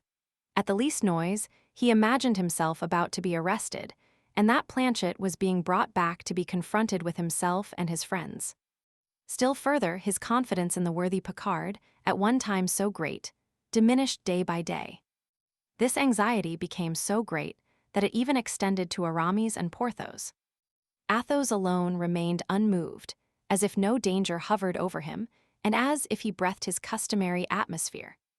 On the 16th day, in particular, these signs were so strong in D'Artagnan and his two friends that they could not remain quiet in one place, and wandered about like ghosts on the road by which Planchet was expected. Really, said Athos to them, you are not men but children to let a woman terrify you so.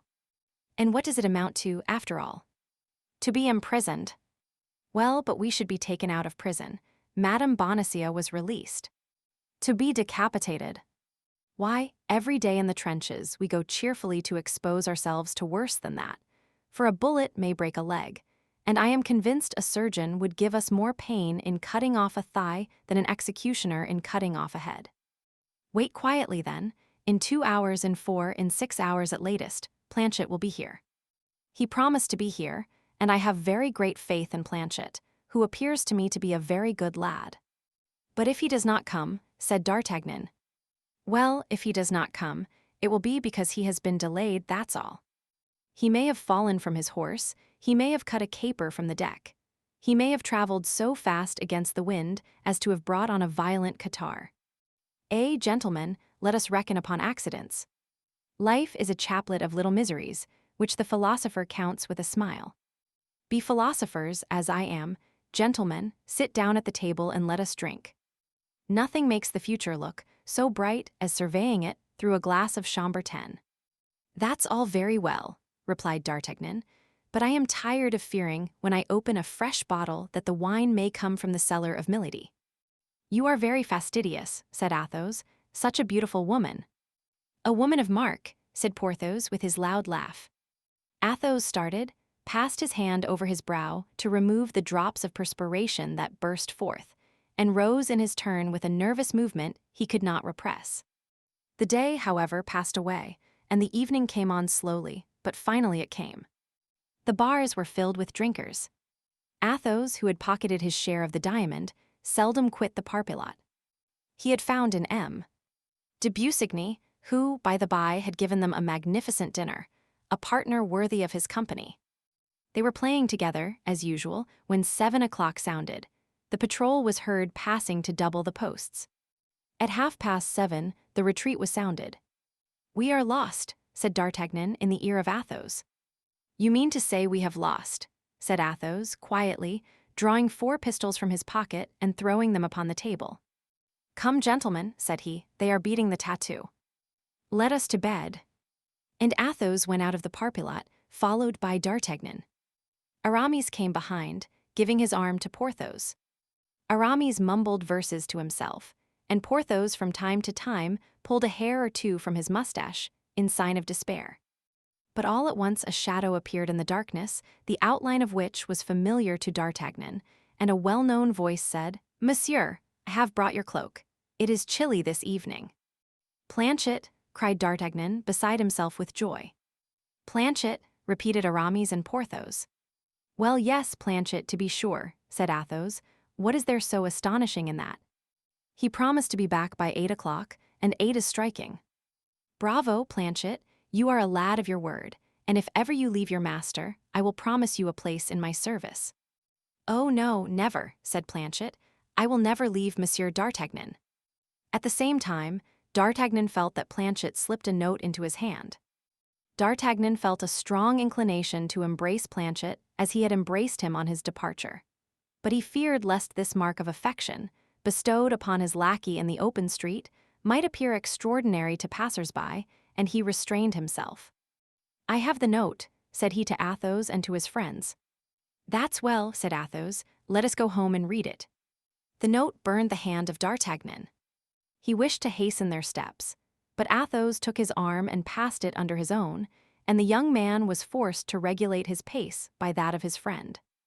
At length they reached the tent, lit a lamp, and while Planchet stood at the entrance that the four friends might not be surprised, D'Artagnan, with a trembling hand, broke the seal and opened the so anxiously expected letter. It contained half a line, in a hand perfectly British, and with a conciseness as perfectly Spartan. Thank you, be easy. D'Artagnan translated this for the others. Athos took the letter from the hands of D'Artagnan, approached the lamp, set fire to the paper, and did not let go till it was reduced to a cinder. Then, calling Planchet, he said, Now, my lad, you may claim your 700 livres, but you did not run much risk with such a note as that. I am not to blame for having tried every means to compress it, said Planchet. Well, cried D'Artagnan, tell us all about it. Dame, that's a long job, monsieur. You are right, Planchet, said Athos. Besides, the tattoo has been sounded, and we should be observed if we kept a light burning much longer than the others. So be it, said D'Artagnan.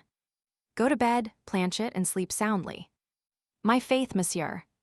That will be the first time I have done so for 16 days. And me too, said D'Artagnan. And me too, said Porthos. And me too, said Aramis. Well, if you will have the truth, and me too, said Athos. Chapter 49. Fatality. Meantime Milady, drunk with passion, roaring on the deck like a lioness that has been embarked, had been tempted to throw herself into the sea that she might regain the coast. For she could not get rid of the thought that she had been insulted by D'Artagnan, threatened by Athos, and that she had quit France without being revenged on them. This idea soon became so insupportable to her that at the risk of whatever terrible consequences might result to herself from it, she implored the captain to put her on shore. But the captain, eager to escape from his false position, placed between French and English cruisers, like the bat between the mice and the birds, was in great haste to regain England, and positively refused to obey what he took for a woman's caprice, promising his passenger, who had been particularly recommended to him by the cardinal, to land her, if the sea and the French permitted him, at one of the ports of Brittany, either at Lorient or Brest. But the wind was contrary, the sea bad, they tacked and kept offshore. 9 days after leaving the Charente, pale with fatigue and vexation, Milady saw only the blue coasts of Finisterre appear. She calculated that to cross this corner of France and return to the cardinal, it would take her at least 3 days. Add another day for landing, and that would make 4. Add these 4 to the 9 others, that would be 13 days lost. 13 days, during which so many important events might pass in London.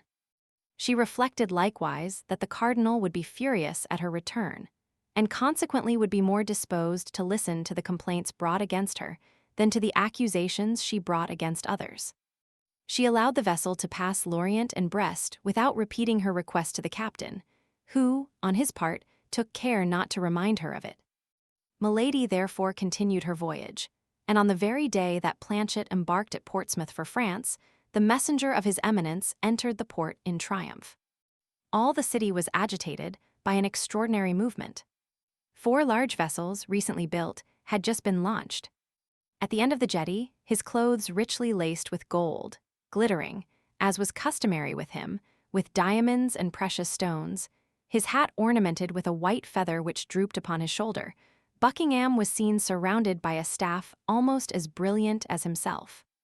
It was one of those rare and beautiful days, in winter, when England remembers that there is a sun. The star of day, pale but nevertheless still splendid, was setting in the horizon, glorifying at once the heavens and the sea with bands of fire, and casting upon the towers and the old houses of the city a last ray of gold which made the windows sparkle like the reflection of a conflagration. Breathing that sea breeze, so much more invigorating and balsamic as the land is approached, contemplating all the power of those preparations she was commissioned to destroy, all the power of that army which she was to combat alone. She, a woman with a few bags of gold, Milady compared herself mentally to Judith, the terrible Jewess, when she penetrated the camp of the Assyrians and beheld the enormous mass of chariots, horses, men, and arms, which a gesture of her hand was to dissipate like a cloud of smoke. They entered the roadstead, but as they drew near in order to cast anchor, a little cutter, looking like a coast guard formidably armed, approached the merchant vessel and dropped into the sea a boat which directed its course to the latter. This boat contained an officer, a mate, and 8 rowers. The officer alone went on board, where he was received with all the deference inspired by the uniform. The officer conversed a few instants with the captain, gave him several papers, of which he was the bearer, to read, and upon the order of the merchant captain, the whole crew of the vessel, both passengers and sailors, were called upon deck. When this species of summons was made, the officer inquired aloud the point of the brig's departure, its route, its landings. And to all these questions, the captain replied without difficulty and without hesitation.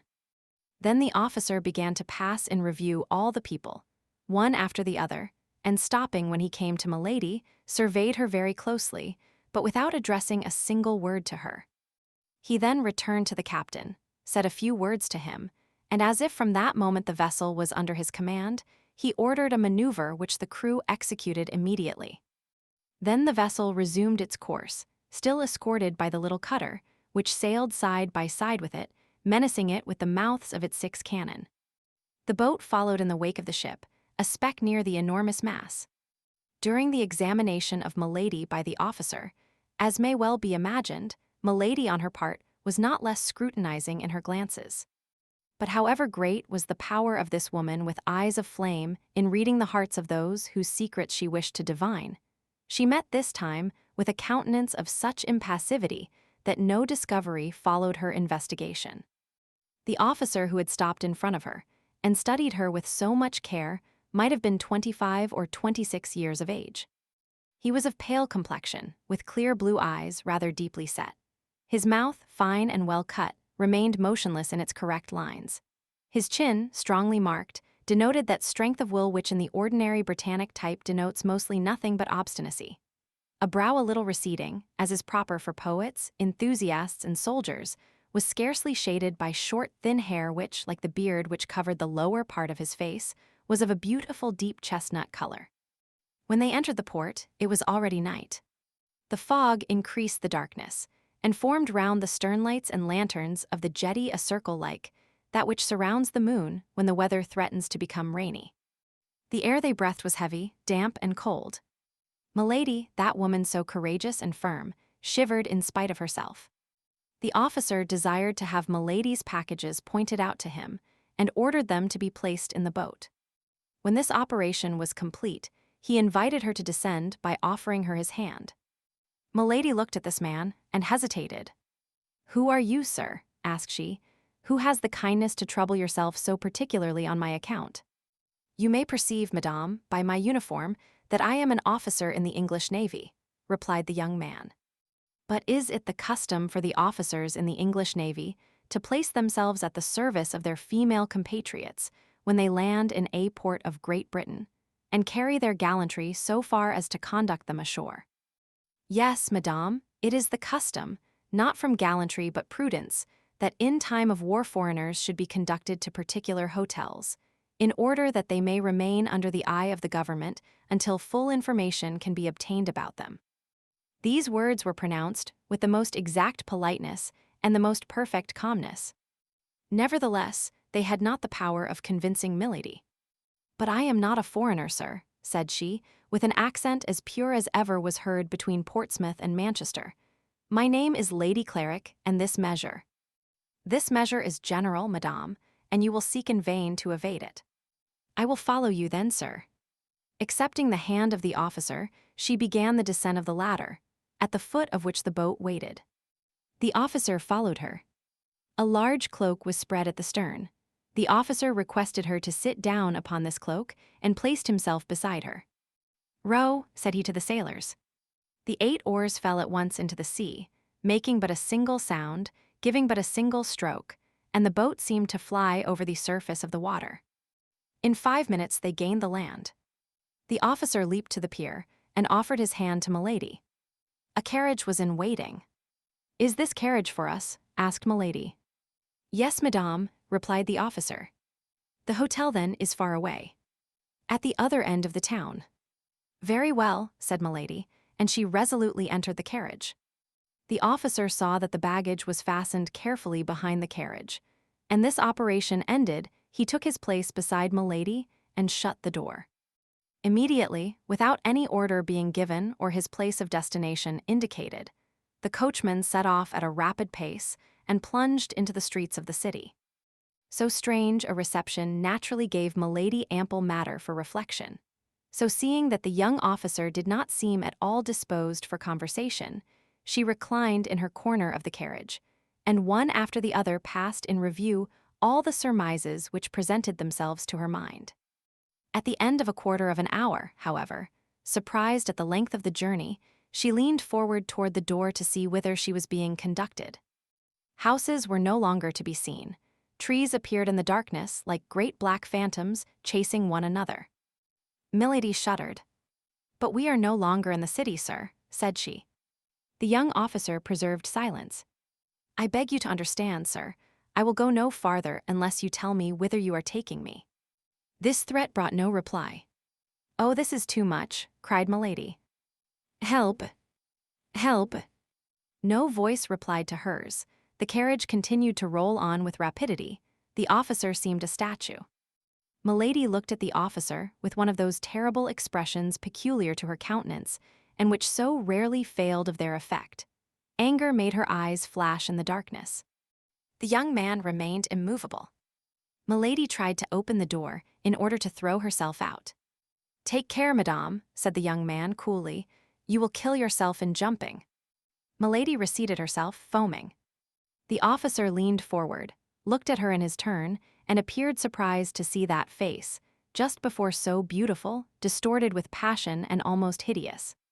The artful creature at once comprehended that she was injuring herself by allowing him thus to read her soul. She collected her features, and in a complaining voice said, "In the name of heaven, sir, tell me if it is to you, if it is to your government, if it is to an enemy I am to attribute the violence that is done me."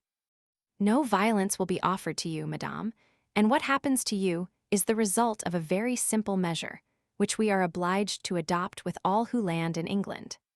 "Then you don't know me, sir." "It is the first time I have had the honor of seeing you."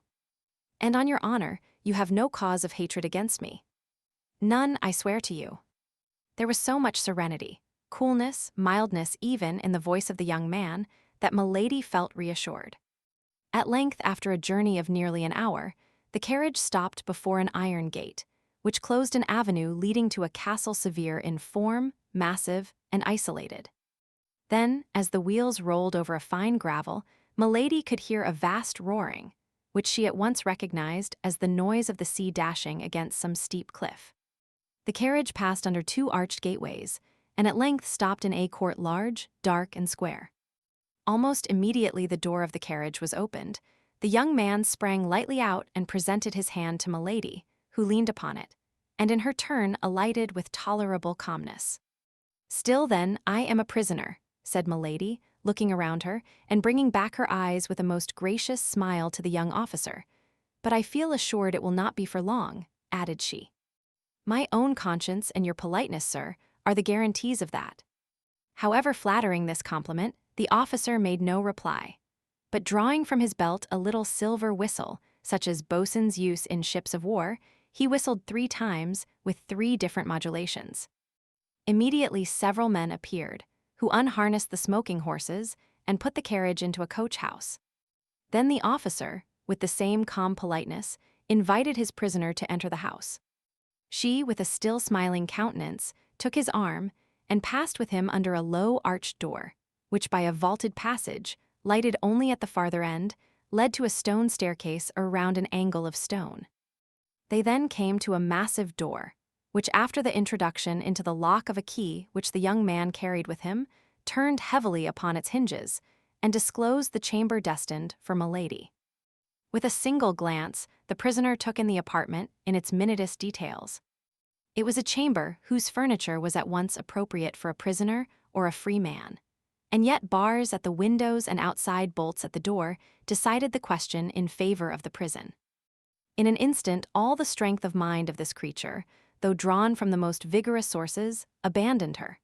She sank into a large, easy chair, with her arms crossed, her head lowered, and expecting every instant to see a judge enter to interrogate her.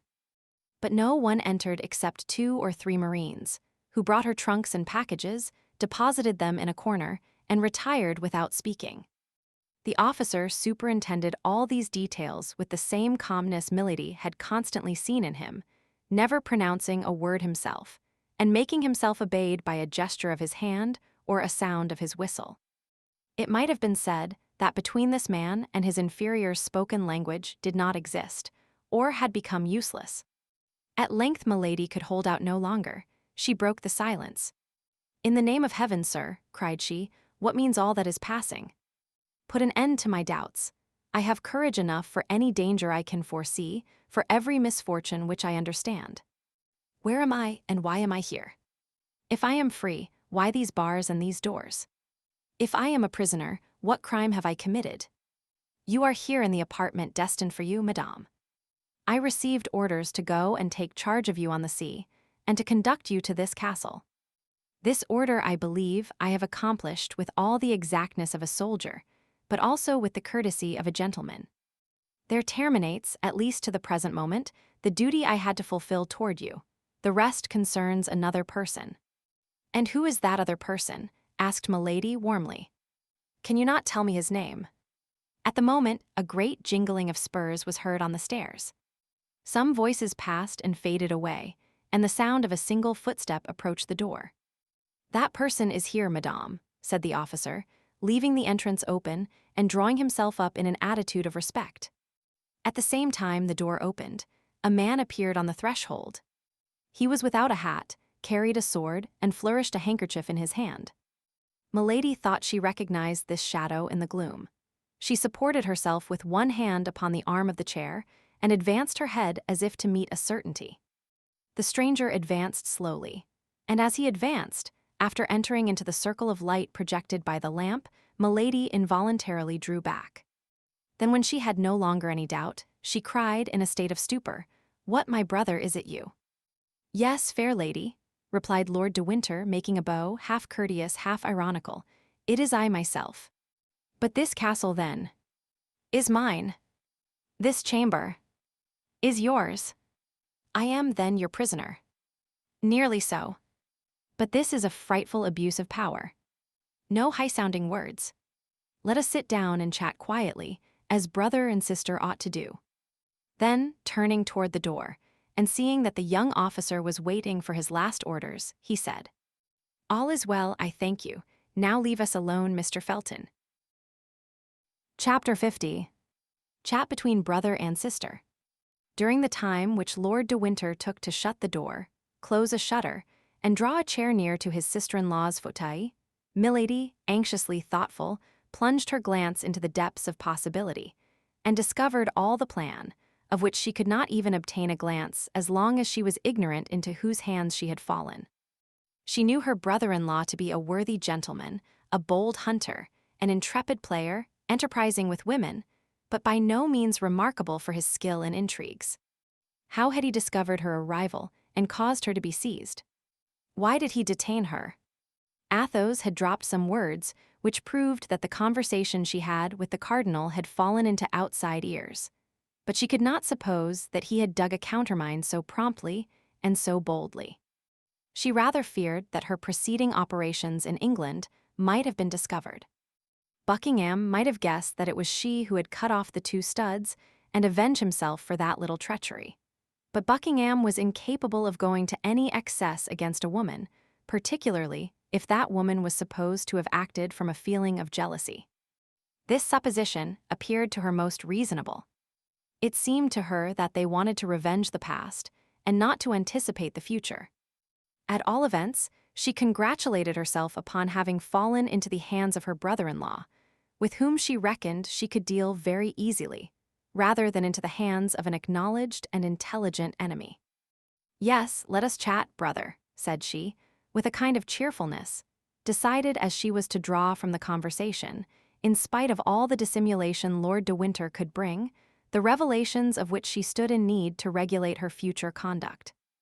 "You have, then, decided to come to England again," said Lord de Winter, "in spite of the resolutions you so often expressed in Paris never to set your feet on British ground." Milady replied to this question by another question. "To begin with, tell me," said she, "how have you watched me so closely as to be aware beforehand not only of my arrival, but even of the day, the hour, and the port at which I should arrive?" Lord de Winter adopted the same tactics as Milady, thinking that as his sister-in-law employed them, they must be the best. "But tell me, my dear sister," replied he, "what makes you come to England?" "I come to see you," replied Milady, without knowing how much she aggravated by this reply the suspicions to which D'Artagnan's letter had given birth in the mind of her brother-in-law, and only desiring to gain the goodwill of her auditor by a falsehood. "Ah, to see me," said de Winter cunningly. "To be sure, to see you. What is there astonishing in that? And you had no other object in coming to England but to see me?" "No. So it was for me alone you have taken the trouble to cross the Channel." "For you alone? The deuce! What tenderness, my sister! But am I not your nearest relative?" demanded Milady, with a tone of the most touching ingenuousness. "And my only heir, are you not?" said Lord de Winter in his turn, fixing his eyes on those of Milady. Whatever command she had over herself, Milady could not help starting, and as in pronouncing the last words Lord de Winter placed his hand upon the arm of his sister, this start did not escape him. In fact, the blow was direct and severe. The first idea that occurred to Milady's mind was that she had been betrayed by Kitty, and that she had recounted to the Baron the selfish aversion toward himself of which she had imprudently allowed some marks to escape before her servant. She also recollected the furious and imprudent attack she had made upon D'Artagnan when he spared the life of her brother. "I do not understand, my lord," said she, in order to gain time and make her adversary speak out. "What do you mean to say? Is there any secret meaning concealed beneath your words?" "Oh my God, no," said Lord de Winter with apparent good nature. "You wish to see me, and you come to England. I learn this desire, or rather I suspect that you feel it. And in order to spare you all the annoyances of a nocturnal arrival in a port and all the fatigues of landing, I send one of my officers to meet you, I place a carriage at his orders, and he brings you hither to this castle, of which I am governor, whither I come every day, and where, in order to satisfy our mutual desire of seeing each other, I have prepared you a chamber. What is there more astonishing in all that I have said to you than in what you have told me? No, what I think astonishing is that you should expect my coming. And yet that is the most simple thing in the world, my dear sister. Have you not observed that the captain of your little vessel, on entering the roadstead, sent forward, in order to obtain permission to enter the port, a little boat bearing his logbook and the register of his voyagers? I am commandant of the port. They brought me that book. Recognized your name in it. My heart told me what your mouth has just confirmed. That is to say, with what view you have exposed yourself to the dangers of a sea so perilous, or at least so troublesome at this moment, and I sent my cutter to meet you. You know the rest." Milady knew that Lord de Winter lied, and she was the more alarmed. "My brother," continued she, "was not that my Lord Buckingham whom I saw on the jetty this evening as we arrived." "Himself? Ah, I can understand how the sight of him struck you," replied Lord de Winter. "You came from a country where he must be very much talked of, and I know that his armaments against France greatly engage the attention of your friend, the cardinal." "My friend the cardinal," cried Milady, seeing that on this point as on the other Lord de Winter seemed well instructed. "Is he not your friend? replied the Baron negligently. Ah, pardon. I thought so, but we will return to my Lord Duke presently. Let us not depart from the sentimental turn our conversation had taken. You came, you say, to see me? Yes. Well, I reply that you shall be served to the height of your wishes, and that we shall see each other every day. Am I then to remain here eternally? Demanded Milady with a certain terror. Do you find yourself badly lodged, sister? Demand anything you want, and I will hasten to have you furnished with it. But I have neither my women nor my servants. You shall have all, madame. Tell me on what footing your household was established by your first husband, and although I am only your brother-in-law, I will arrange one similar. My first husband, cried Milady, looking at Lord de Winter with eyes almost starting from their sockets. Yes, your French husband. I don't speak of my brother. If you have forgotten, as he is still living, I can write to him and he will send me information on the subject. A cold sweat burst from the brow of Milady. You jest, said she in a hollow voice. Do I look so? Asked the Baron, rising and going a step backward. Or rather you insult me, continued she, pressing with her stiffened hands the two arms of her easy chair and raising herself upon her wrists. I insult you, said Lord de Winter with contempt. In truth, madame, do you think that can be possible? Indeed, sir, said Milady, you must be either drunk or mad. Leave the room and send me a woman. Women are very indiscreet, my sister. Cannot I serve you as a waiting maid? By that means, all our secrets will remain in the family. Insolent, cried Milady, and as if acted upon by a spring, she bounded toward the Baron, who awaited her attack with his arms crossed, but nevertheless with one hand on the hilt of his sword. Come, said he. I know you are accustomed to assassinate people, but I warn you I shall defend myself, even against you. You are right, said Milady. You have all the appearance of being cowardly enough to lift your hand against a woman. Perhaps so, and I have an excuse, for mine would not be the first hand of a man that has been placed upon you, I imagine. And the Baron pointed, with a slow and accusing gesture, to the left shoulder of Milady, which he almost touched with his finger. Milady uttered a deep, inward shriek, and retreated to a corner of the room like a panther which crouches for a spring. Oh, growl as much as you please, cried Lord de Winter, but don't try to bite, for I warn you that it would be to your disadvantage. There are here no procurators who regulate successions beforehand.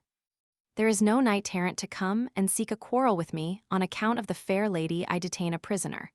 But I have judges quite ready who will quickly dispose of a woman so shameless as to glide, a bigamist, into the bed of Lord de Winter, my brother. And these judges, I warn you, will soon send you to an executioner who will make both your shoulders alike. The eyes of Milady darted such flashes that although he was a man, and armed before an unarmed woman, he felt the chill of fear glide through his whole frame. However, he continued all the same, but with increasing warmth. Yes, I can very well understand that after having inherited the fortune of my brother, it would be very agreeable to you to be my heir likewise. But know beforehand, if you kill me or cause me to be killed, my precautions are taken. Not a penny of what I possess will pass into your hands. Were you not already rich enough, you who possess nearly 1,000,000? And could you not stop your fatal career, if you did not do evil for the infinite and supreme joy of doing it? Oh, be assured, if the memory of my brother were not sacred to me, you should rot in a state dungeon or satisfy the curiosity of sailors at Tyburn. I will be silent, but you must endure your captivity quietly. In 15 or 20 days, I shall set out for La Rochelle with the army. But on the eve of my departure, a vessel which I shall see depart will take you hence and convey you to our colonies in the south.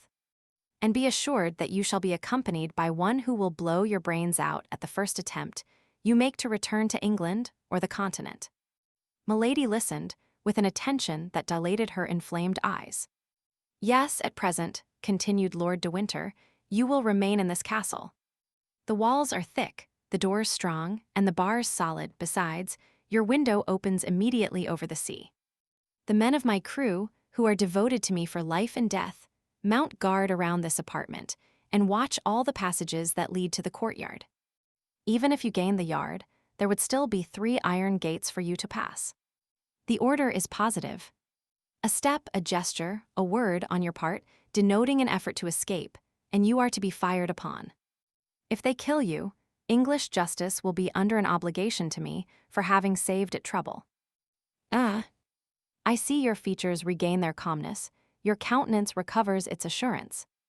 You are saying to yourself, 15 days, 20 days. Bah! I have an inventive mind. Before that is expired, some idea will occur to me. I have an infernal spirit. I shall meet with a victim. Before 15 days are gone by, I shall be away from here. Try it. Milady, finding her thoughts betrayed, dug her nails into her flesh to subdue every emotion that might give to her face any expression except agony.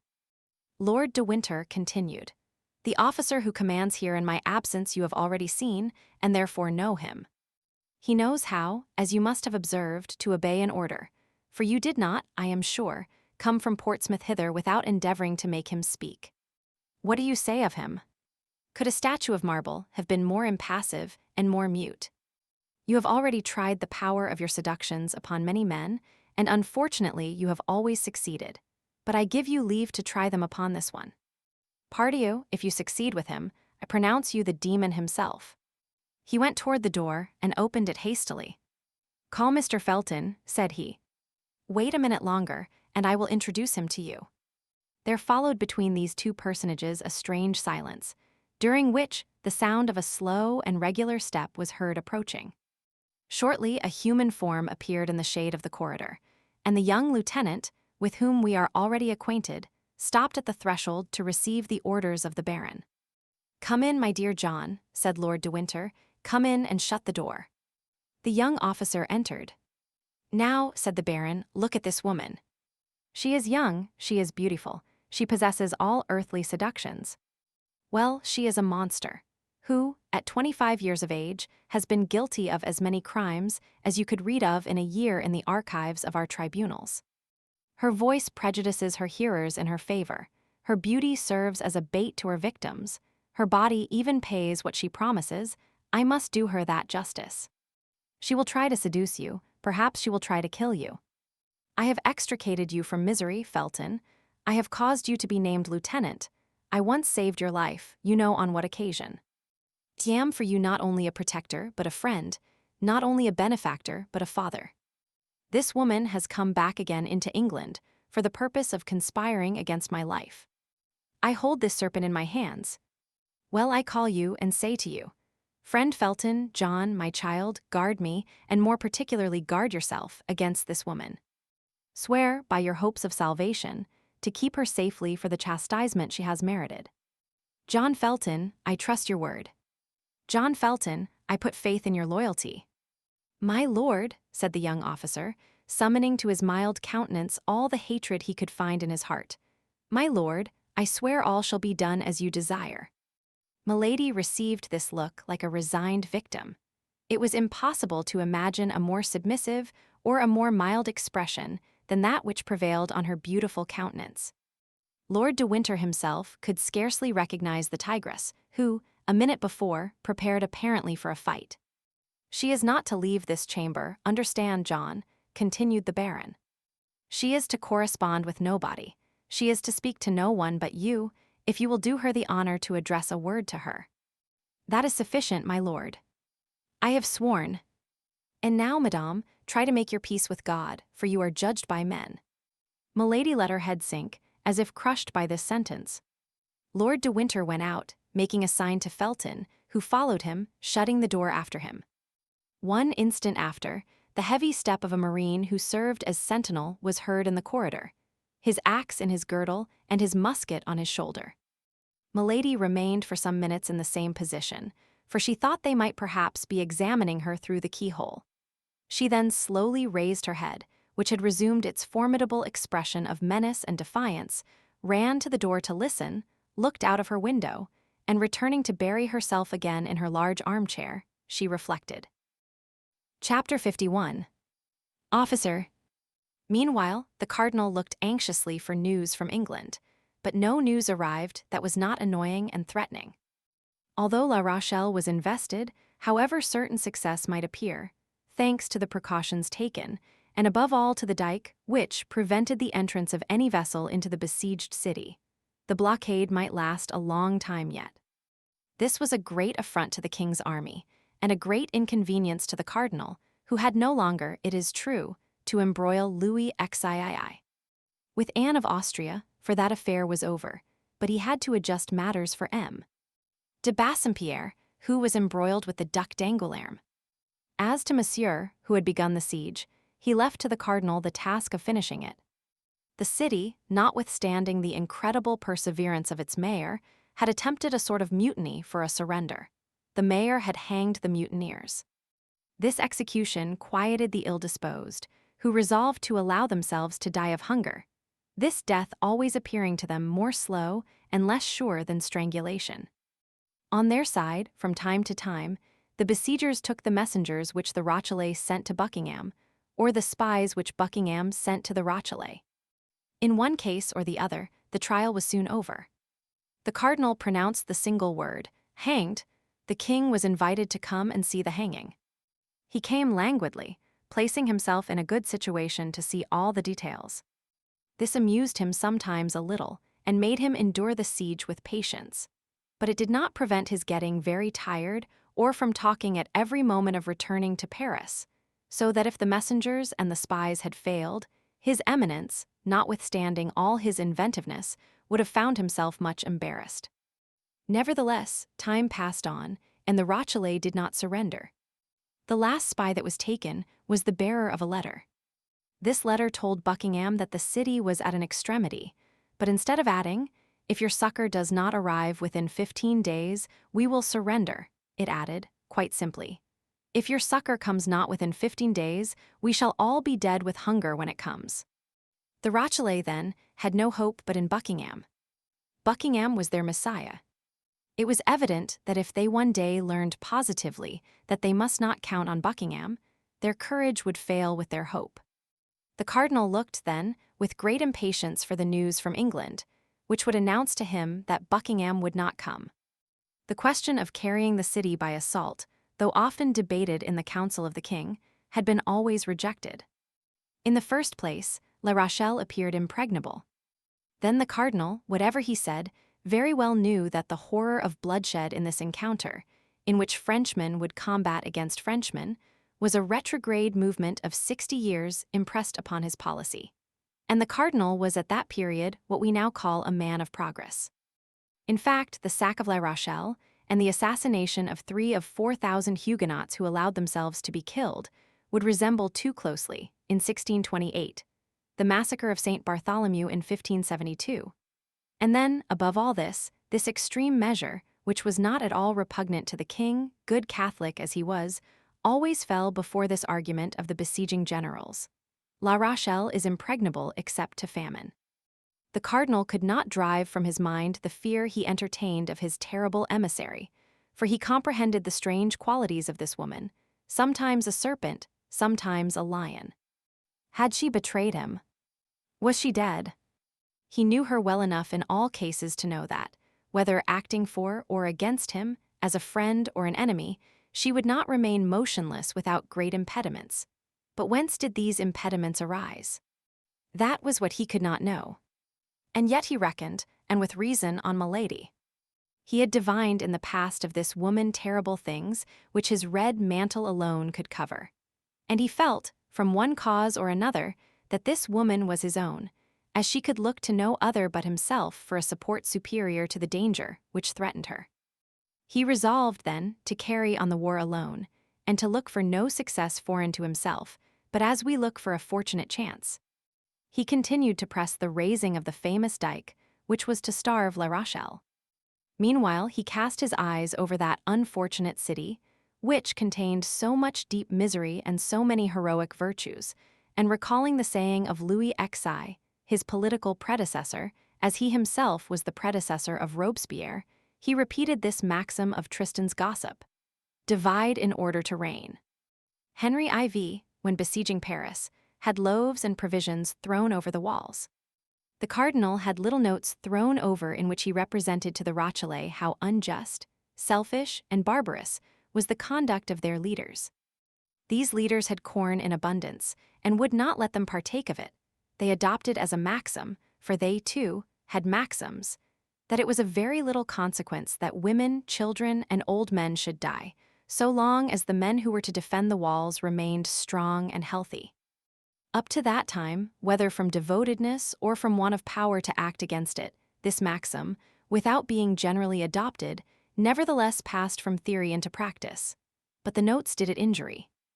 The notes reminded the men that the children, women, and old men whom they allowed to die were their sons, their wives, and their fathers, and that it would be more just for everyone to be reduced to the common misery, in order that equal conditions should give birth to unanimous resolutions. These notes had all the effect that he who wrote them could expect, in that they induced a great number of the inhabitants to open private negotiations with the royal army. But at the moment when the cardinal saw his means already bearing fruit, and applauded himself for having put it in action, an inhabitant of La Rochelle who had contrived to pass the royal lines, God knows how, such was the watchfulness of Bassompierre, Scamargue, and the Duc d'Angoulême, themselves watched over by the cardinal. An inhabitant of La Rochelle, we say, entered the city, coming from Portsmouth, and saying that he had seen a magnificent fleet ready to sail within 8 days. Still further, Buckingham announced to the mayor that at length the Great League was about to declare itself against France, and that the kingdom would be at once invaded by the English, Imperial, and Spanish armies. This letter was read publicly in all parts of the city. Copies were put up at the corners of the streets, and even they who had begun to open negotiations interrupted them, being resolved to await the succor so pompously announced. This unexpected circumstance brought back Richelieu's former anxiety, and forced him in spite of himself once more to turn his eyes to the other side of the sea. During this time, exempt from the anxiety of its only and true chief, the royal army led a joyous life, neither provisions nor money being wanting in the camp. All the corps rivaled one another in audacity and gaiety. To take spies and hang them, to make hazardous expeditions upon the dike or the sea, to imagine wild plans, and to execute them coolly. Such were the pastimes which made the army find these days short, which were not only so long to the Rochellais, a prey to famine and anxiety, but even to the cardinal, who blockaded them so closely. Sometimes when the cardinal, always on horseback, like the lowest gendarme of the army, cast a pensive glance over those works, so slowly keeping pace with his wishes, which the engineers, brought from all the corners of France, were executing under his orders. If he met a musketeer of the company of Treville, he drew near and looked at him in a peculiar manner, and not recognizing in him one of our 4 companions, he turned his penetrating look and profound thoughts in another direction. One day, when oppressed with a mortal weariness of mind, without hope in the negotiations with the city, without news from England, the cardinal went out, without any other aim than to be out of doors, and accompanied only by Cahusac and La Houdinière, strolled along the beach. Mingling the immensity of his dreams with the immensity of the ocean, he came, his horse going at a foot's pace, to a hill from the top of which he perceived behind a hedge, reclining on the sand and catching in its passage one of those rays of the sun so rare at this period of the year, 7 men surrounded by empty bottles. 4 of these men were our musketeers, preparing to listen to a letter one of them had just received. This letter was so important that it made them forsake their cards and their dice on the drumhead. The other 3 were occupied in opening an enormous flagon of collicure wine. These were the lackeys of these gentlemen. The cardinal was, as we have said, in very low spirits, and nothing when he was in that state of mind increased his depression so much as gaiety in others. Besides, he had another strange fancy, which was always to believe that the causes of his sadness created the gaiety of others.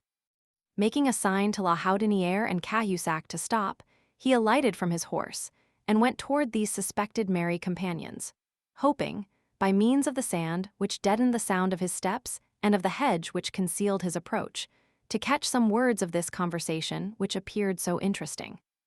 At 10 paces from the hedge he recognized the talkative Gascon, and as he had already perceived that these men were musketeers, he did not doubt that the 3 others were those called the inseparables, that is to say, Athos, Porthos, and Aramis. It may be supposed that his desire to hear the conversation was augmented by this discovery. His eyes took a strange expression, and with the step of a tiger cat he advanced toward the hedge. But he had not been able to catch more than a few vague syllables without any positive sense, when a sonorous and short cry made him start, and attracted the attention of the musketeers. "Officer," cried Grimaud. "You are speaking, you scoundrel," said Athos, rising upon his elbow and transfixing Grimaud with his flaming look. Grimaud therefore added nothing to his speech, but contented himself with pointing his index finger in the direction of the hedge, announcing, by this gesture, the cardinal and his escort. With a single bound, the musketeers were on their feet and saluted with respect. The cardinal seemed furious. "It appears that messieurs the musketeers keep guard," said he. "Are the English expected by land, or do the musketeers consider themselves superior officers?" "Monseigneur," replied Athos, for amid the general fright he alone had preserved the noble calmness and coolness that never forsook him.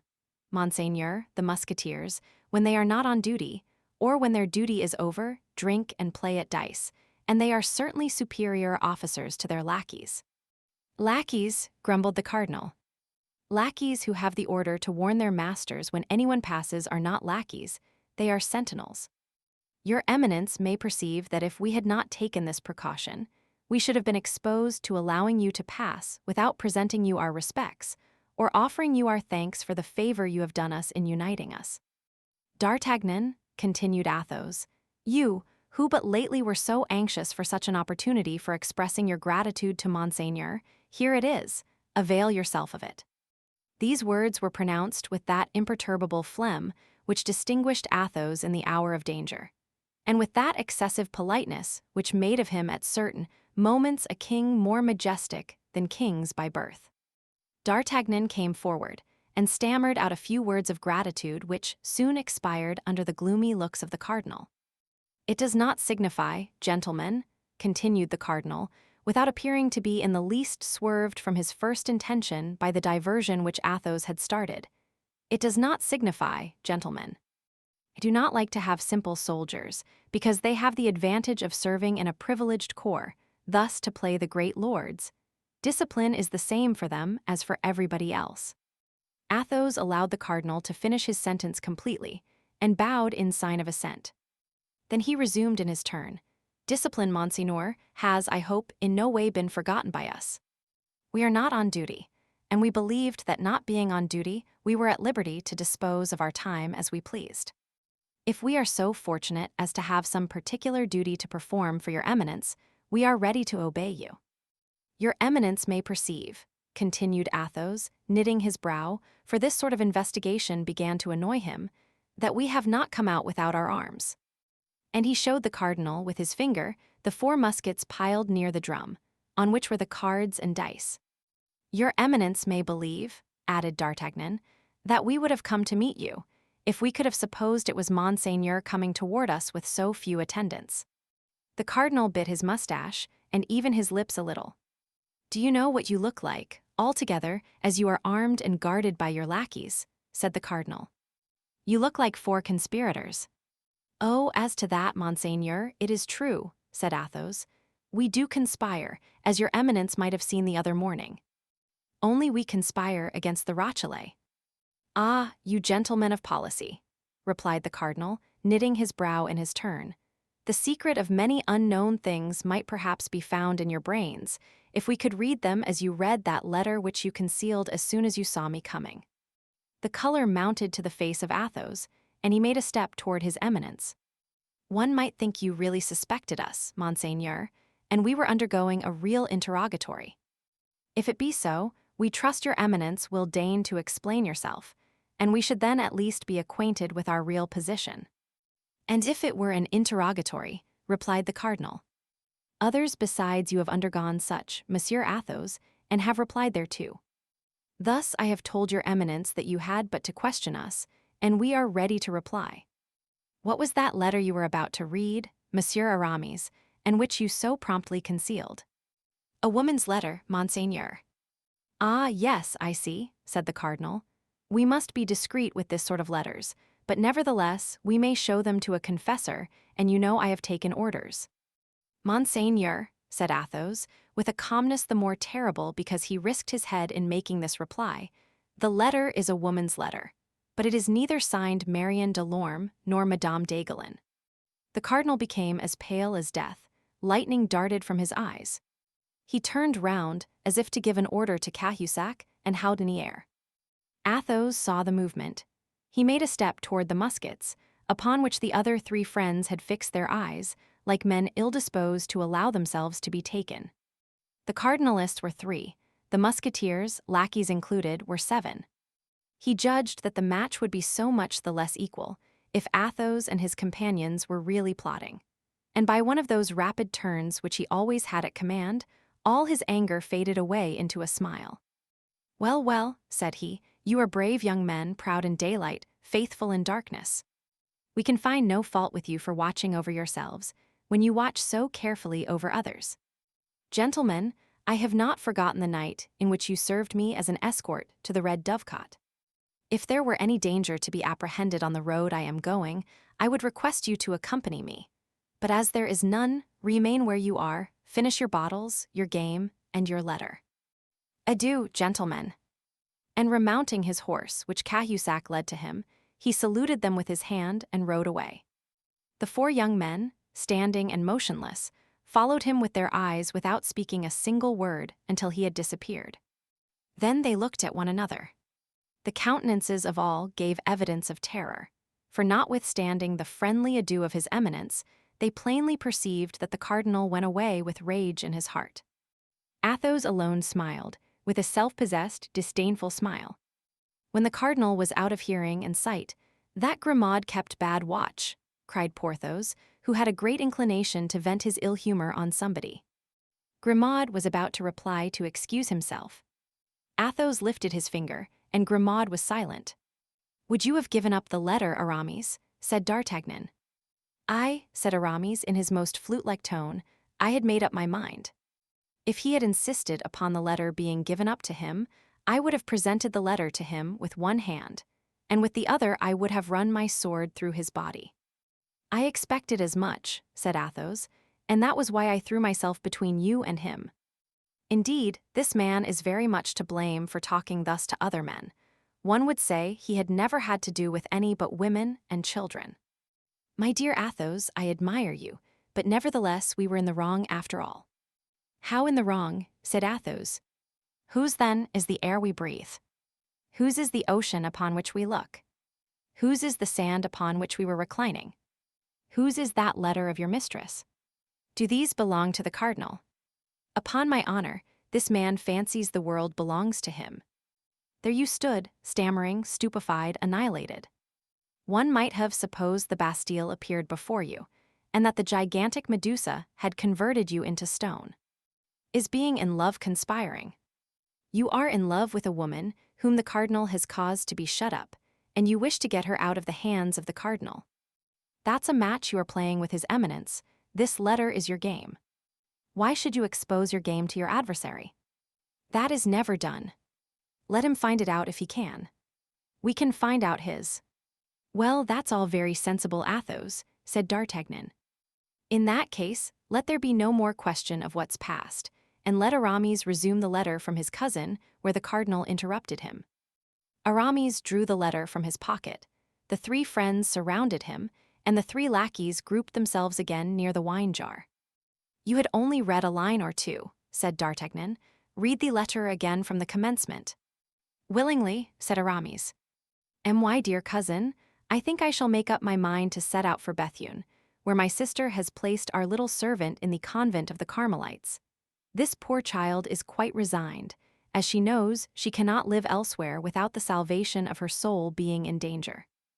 Nevertheless, if the affairs of our family are arranged, as we hope they will be, I believe she will run the risk of being damned, and will return to those she regrets, particularly as she knows they are always thinking of her.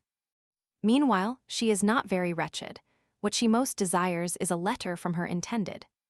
I know that such viands pass with difficulty through convent gratings, but after all, as I have given you proofs, my dear cousin, I am not unskilled in such affairs, and I will take charge of the commission.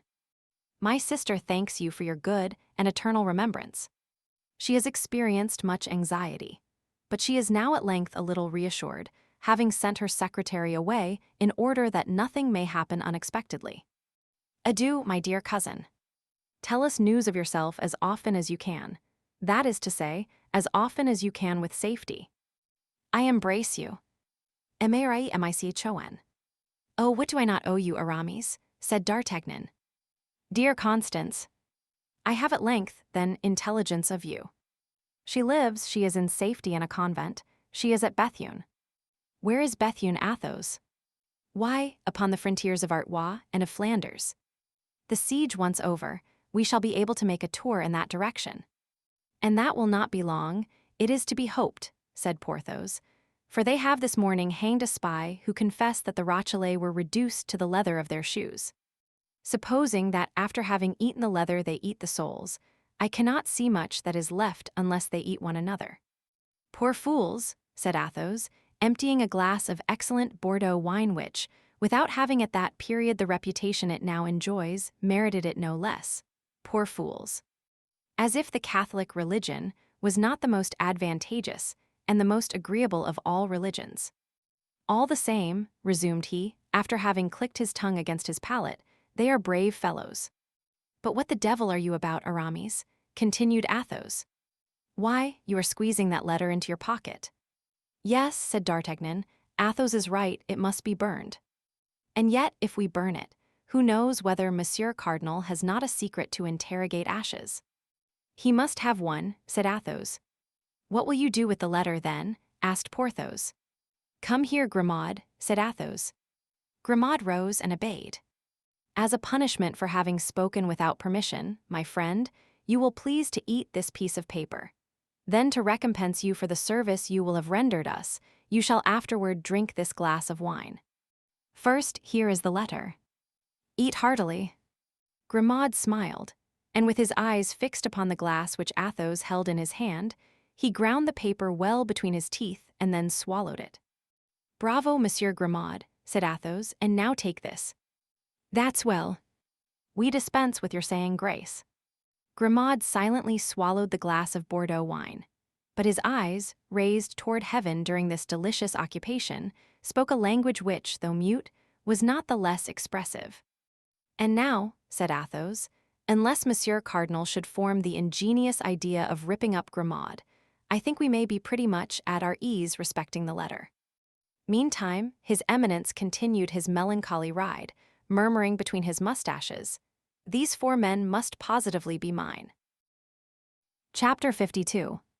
Captivity, the first day. Let us return to Milady, whom a glance thrown upon the coast of France has made us lose sight of for an instant. We shall find her still in the despairing attitude in which we left her, plunged in an abyss of dismal reflection, a dark hell at the gate of which she has almost left hope behind, because for the first time she doubts, for the first time she fears. On 2 occasions her fortune has failed her. On 2 occasions she has found herself discovered and betrayed. And on these 2 occasions it was to one fatal genius, sent doubtlessly by the Lord to combat her, that she has succumbed. D'Artagnan has conquered her, that invincible power of evil. He has deceived her in her love, humbled her in her pride, thwarted her in her ambition.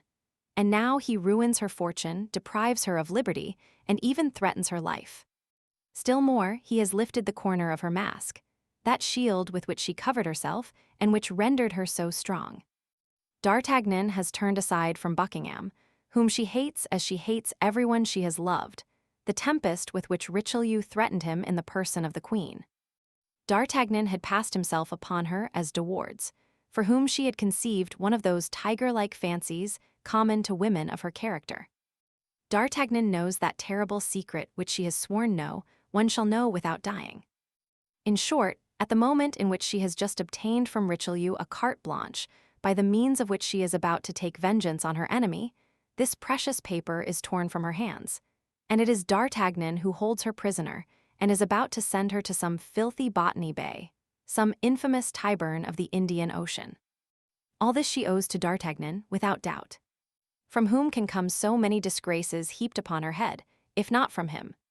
He alone could have transmitted to Lord de Winter all these frightful secrets which he has discovered, one after another, by a train of fatalities. He knows her brother-in-law. He must have written to him. What hatred she distills! Motionless, with her burning and fixed glances, in her solitary apartment, how well the outbursts of passion which at times escape from the depths of her chest with her respiration accompany the sound of the surf, which rises, growls, roars, and breaks itself like an eternal and powerless despair against the rocks on which is built this dark and lofty castle. How many magnificent projects of vengeance she conceives by the light of the flashes, which her tempestuous passion casts over her mind against Mme. Bonacia, against Buckingham, but above all against D'Artagnan, projects lost in the distance of the future. Yes, but in order to avenge herself, she must be free.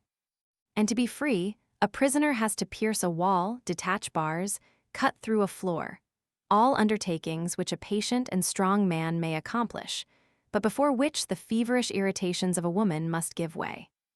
Besides, to do all this, time is necessary, months, years, and she has 10 or 12 days, as Lord de Winter, her fraternal and terrible jailer, has told her. And yet, if she were a man, she would attempt all this, and perhaps might succeed.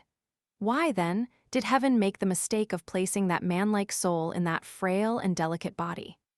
The first moments of her captivity were terrible. A few convulsions of rage, which she could not suppress, paid her debt of feminine weakness to nature.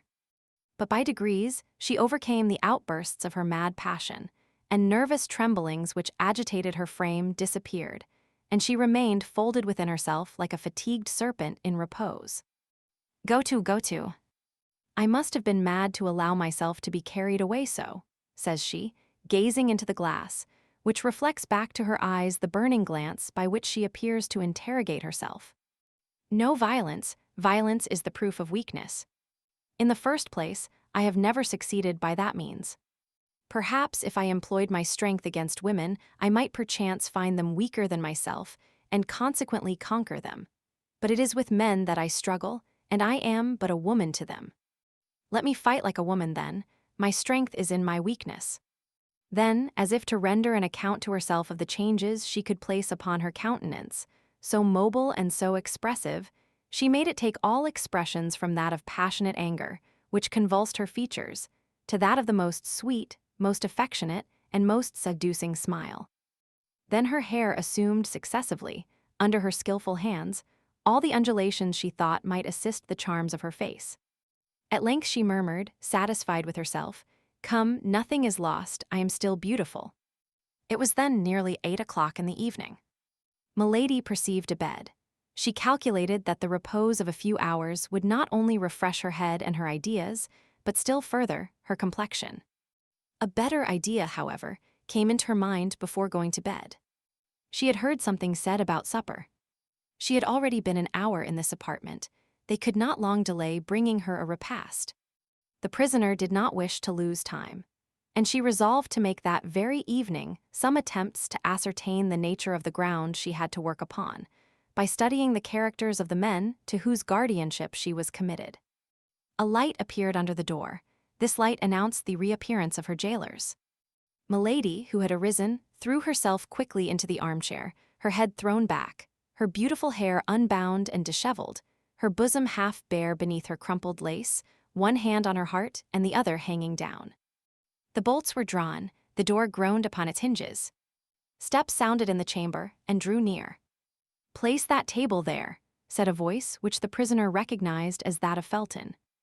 The order was executed. "You will bring lights and relieve the sentinel," continued Felton. And this double order, which the young lieutenant gave to the same individuals, proved to Milady that her servants were the same men as her guards. That is to say, soldiers. Felton's orders were, for the rest, executed with a silent rapidity that gave a good idea of the way in which he maintained discipline. At length Felton, who had not yet looked at Milady, turned toward her. Said he, "she is asleep, that's well. When she wakes she can sup," and he made some steps toward the door. "But my lieutenant," said a soldier, less stoical than his chief and who had approached Milady, "this woman is not asleep." "What, not asleep?" said Felton. "What is she doing then?" "She has fainted." Her face is very pale, and I have listened in vain. I do not hear her breathe." "You are right," said Felton, after having looked at Milady from the spot on which he stood without moving a step toward her. "Go and tell Lord de Winter that his prisoner has fainted. For this event not having been foreseen, I don't know what to do." The soldier went out to obey the orders of his officer. Felton sat down upon an armchair which happened to be near the door, and waited without speaking a word, without making a gesture. Milady possessed that great art, so much studied by women, of looking through her long eyelashes without appearing to open the lids. She perceived Felton, who sat with his back toward her. She continued to look at him for nearly 10 minutes, and in these 10 minutes the immovable guardian never turned round once. She then thought that Lord de Winter would come, and by his presence give fresh strength to her jailer. Her first trial was lost. She acted like a woman who reckons up her resources. As a result, she raised her head, opened her eyes, and sighed deeply. At this sigh Felton turned round. "Ah, you are awake, madame," he said. "Then I have nothing more to do here. If you want anything you can ring." "Oh, my God, how I have suffered," said Milady, in that harmonious voice which, like that of the ancient enchantresses, charmed all whom she wished to destroy. And she assumed, upon sitting up in the armchair, a still more graceful and abandoned position than when she reclined. Felton arose. "You will be served thus, madame, 3 times a day," said he. "In the morning at 9 o'clock, in the day at 1 o'clock, and in the evening at 8. If that does not suit you, you can point out what other hours you prefer, and in this respect your wishes will be complied with." "But am I to remain always alone in this vast and dismal chamber?" asked Milady. "A woman of the neighborhood has been sent for, who will be tomorrow at the castle, and will return as often as you desire her presence." "I thank you, sir," replied the prisoner humbly. Felton made a slight bow and directed his steps toward the door. At the moment he was about to go out, Lord de Winter appeared in the corridor, followed by the soldier who had been sent to inform him of the swoon of Milady. He held a vial of salts in his hand. "Well, what is it? What is going on here?" said he, in a jeering voice, on seeing the prisoner sitting up and Felton about to go out. "Is this corpse come to life already? Felton, my lad, did you not perceive that you were taken for a novice, and that the first act was being performed of a comedy of which we shall doubtless have the pleasure of following out all the developments?" "I thought so, my lord," said Felton. "But as the prisoner is a woman, after all, I wish to pay her the attention that every man of gentle birth owes to a woman, if not on her account, at least on my own." Milady shuddered through her whole system. These words of Felton's passed like ice through her veins. "So," replied de Winter, laughing, "that beautiful hair so skillfully disheveled, that white skin, and that languishing look have not yet seduced you, you heart of stone." "No, my lord," replied the impassive young man. "Your lordship may be assured that it requires more than the tricks and coquetry of a woman to corrupt me." "In that case, my brave lieutenant, let us leave Milady to find out something else and go to supper. But be easy. She has a fruitful imagination, and the second act of the comedy will not delay its steps after the first." And at these words, Lord de Winter passed his arm through that of Felton, and led him out, laughing. "Oh, I will be a match for you," murmured Milady, between her teeth. "Be assured of that, you poor spoiled monk, you poor converted soldier, who has cut his uniform out of a monk's frock. By the way," resumed de Winter, stopping at the threshold of the door, "you must not, Milady, let this check take away your appetite. Taste that fowl and those fish. On my honor, they are not poisoned. I have a very good cook, and he is not to be my heir. I have full and perfect confidence in him. Do as I do. Adieu, dear sister, till your next swoon." This was all that Milady could endure.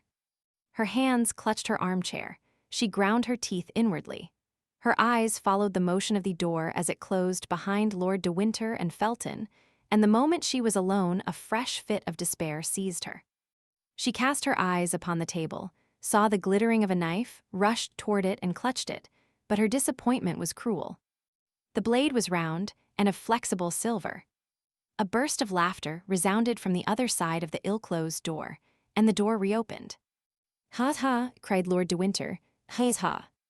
Don't you see, my brave Felton, don't you see what I told you? That knife was for you, my lad, she would have killed you. Observe, this is one of her peculiarities, to get rid thus, after one fashion or another, of all the people who bother her. If I had listened to you, the knife would have been pointed and of steel. Then no more of Felton, she would have cut your throat, and after that everybody else. See, John, see how well she knows how to handle a knife. In fact, Milady still held the harmless weapon in her clenched hand, but these last words, this supreme insult, relaxed her hands, her strength, and even her will. The knife fell to the ground. You were right, my lord, said Felton, with a tone of profound disgust which sounded to the very bottom of the heart of Milady. You were right, my lord, and I was wrong. And both again left the room. But this time, Milady lent a more attentive ear than the first, and she heard their steps die away in the distance of the corridor. I am lost, murmured she, I am lost. I am in the power of men upon whom I can have no more influence than upon statues of bronze or granite. They know me by heart, and are steeled against all my weapons. It is, however, impossible that this should end as they have decreed. In fact, as this last reflection indicated, this instinctive return to hope, sentiments of weakness or fear, did not dwell long in her ardent spirit. Milady sat down to table, ate from several dishes, drank a little Spanish wine, and felt all her resolution return. Before she went to bed, she had pondered, analyzed, turned on all sides, examined on all points, the words, the steps, the gestures, the signs, and even the silence of her interlocutors. And of this profound, skillful, and anxious study, the result was that Felton, everything considered, appeared the more vulnerable of her two persecutors. One expression above all recurred to the mind of the prisoner. If I had listened to you, Lord de Winter had said to Felton. Felton, then, had spoken in her favor, since Lord de Winter had not been willing to listen to him. Weak or strong, repeated Milady, that man has, then, a spark of pity in his soul. Of that spark I will make a flame that shall devour him. As to the other, he knows me, he fears me, and knows what he has to expect of me if ever I escape from his hands. It is useless, then, to attempt anything with him. But Felton, that's another thing. He is a young, ingenuous, pure man who seems virtuous. Him there are means of destroying. And Milady went to bed, and fell asleep with a smile upon her lips. Anyone who had seen her sleeping might have said she was a young girl dreaming of the crown of flowers she was to wear on her brow at the next festival. Chapter 53. Captivity, the second day. Milady dreamed that she at length had D'Artagnan in her power, that she was present at his execution, and it was the sight of his odious blood flowing beneath the axe of the headsman which spread that charming smile upon her lips. She slept as a prisoner sleeps, rocked by his first hope. In the morning, when they entered her chamber, she was still in bed. Felton remained in the corridor. He brought with him the woman of whom he had spoken the evening before, and who had just arrived. This woman entered, and approaching Milady's bed, offered her services. Milady was habitually pale. Her complexion might therefore deceive a person who saw her for the first time. I am in a fever, said she. I have not slept a single instant during all this long night. I suffer horribly. Are you likely to be more humane to me than others were yesterday? All I ask is permission to remain abed. Would you like to have a physician called? Said the woman. Felton listened to this dialogue without speaking a word. Milady reflected that the more people she had around her, the more she would have to work upon, and Lord de Winter would redouble his watch. Besides, the physician might declare the ailment feigned, and Milady, after having lost the first trick, was not willing to lose the second. Go and fetch a physician, said she. What could be the good of that? These gentlemen declared yesterday that my illness was a comedy. It would be just the same today, no doubt, for since yesterday evening they have had plenty of time to send for a doctor. Then, said Felton, who became impatient, say yourself, madame, what treatment you wish followed. How can I tell? My God! I know that I suffer, that's all. Give me anything you like, it is of little consequence. Go and fetch Lord de Winter, said Felton, tired of these eternal complaints. Oh, no, no, cried Milady. No, sir, do not call him, I conjure you. Tiens well, I want nothing, do not call him. She gave so much vehemence, such magnetic eloquence to this exclamation, that Felton, in spite of himself, advanced some steps into the room. "He has come," thought Milady. "Meanwhile, madame, if you really suffer," said Felton, "a physician shall be sent for, and if you deceive us, well, it will be the worse for you. But at least we shall not have to reproach ourselves with anything." Milady made no reply, but turning her beautiful head round upon her pillow, she burst into tears and uttered heartbreaking sobs. Felton surveyed her for an instant with his usual impassiveness. Then, seeing that the crisis threatened to be prolonged, he went out. The woman followed him, and Lord de Winter did not appear. "I fancy I begin to see my way," murmured Milady, with a savage joy, burying herself under the clothes to conceal from anybody who might be watching her this burst of inward satisfaction. 2 hours passed away.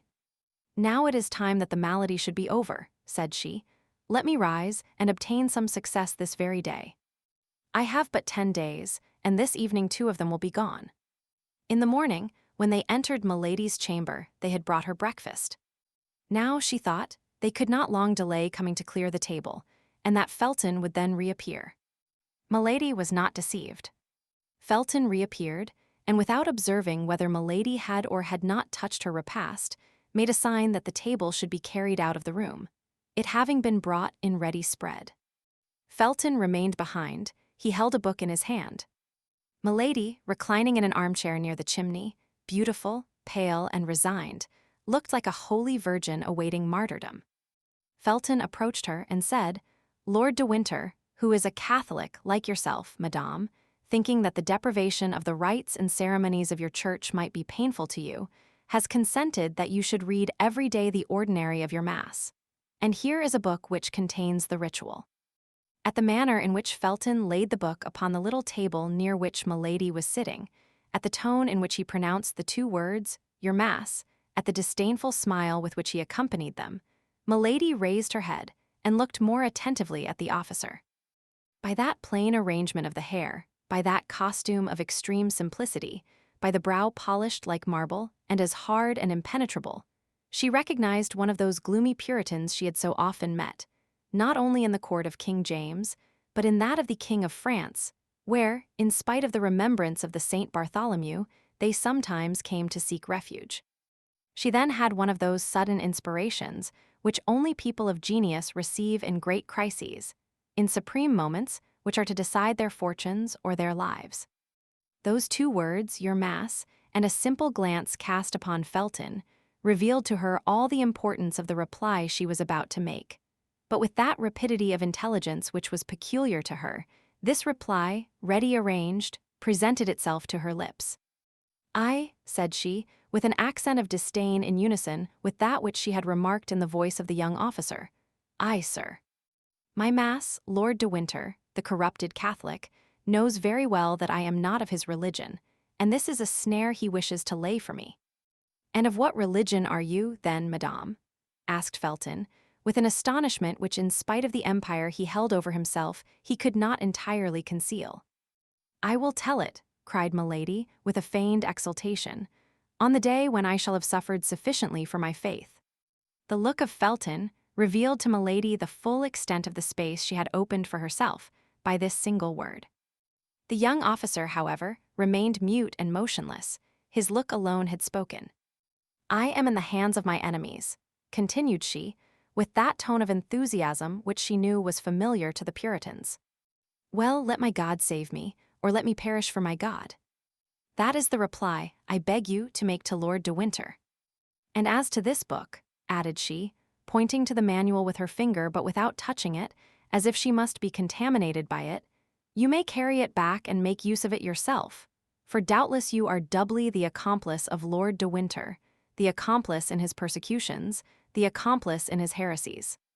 Felton made no reply, took the book with the same appearance of repugnance which he had before manifested, and retired pensively. Lord de Winter came toward 5 o'clock in the evening. Milady had had time, during the whole day, to trace her plan of conduct.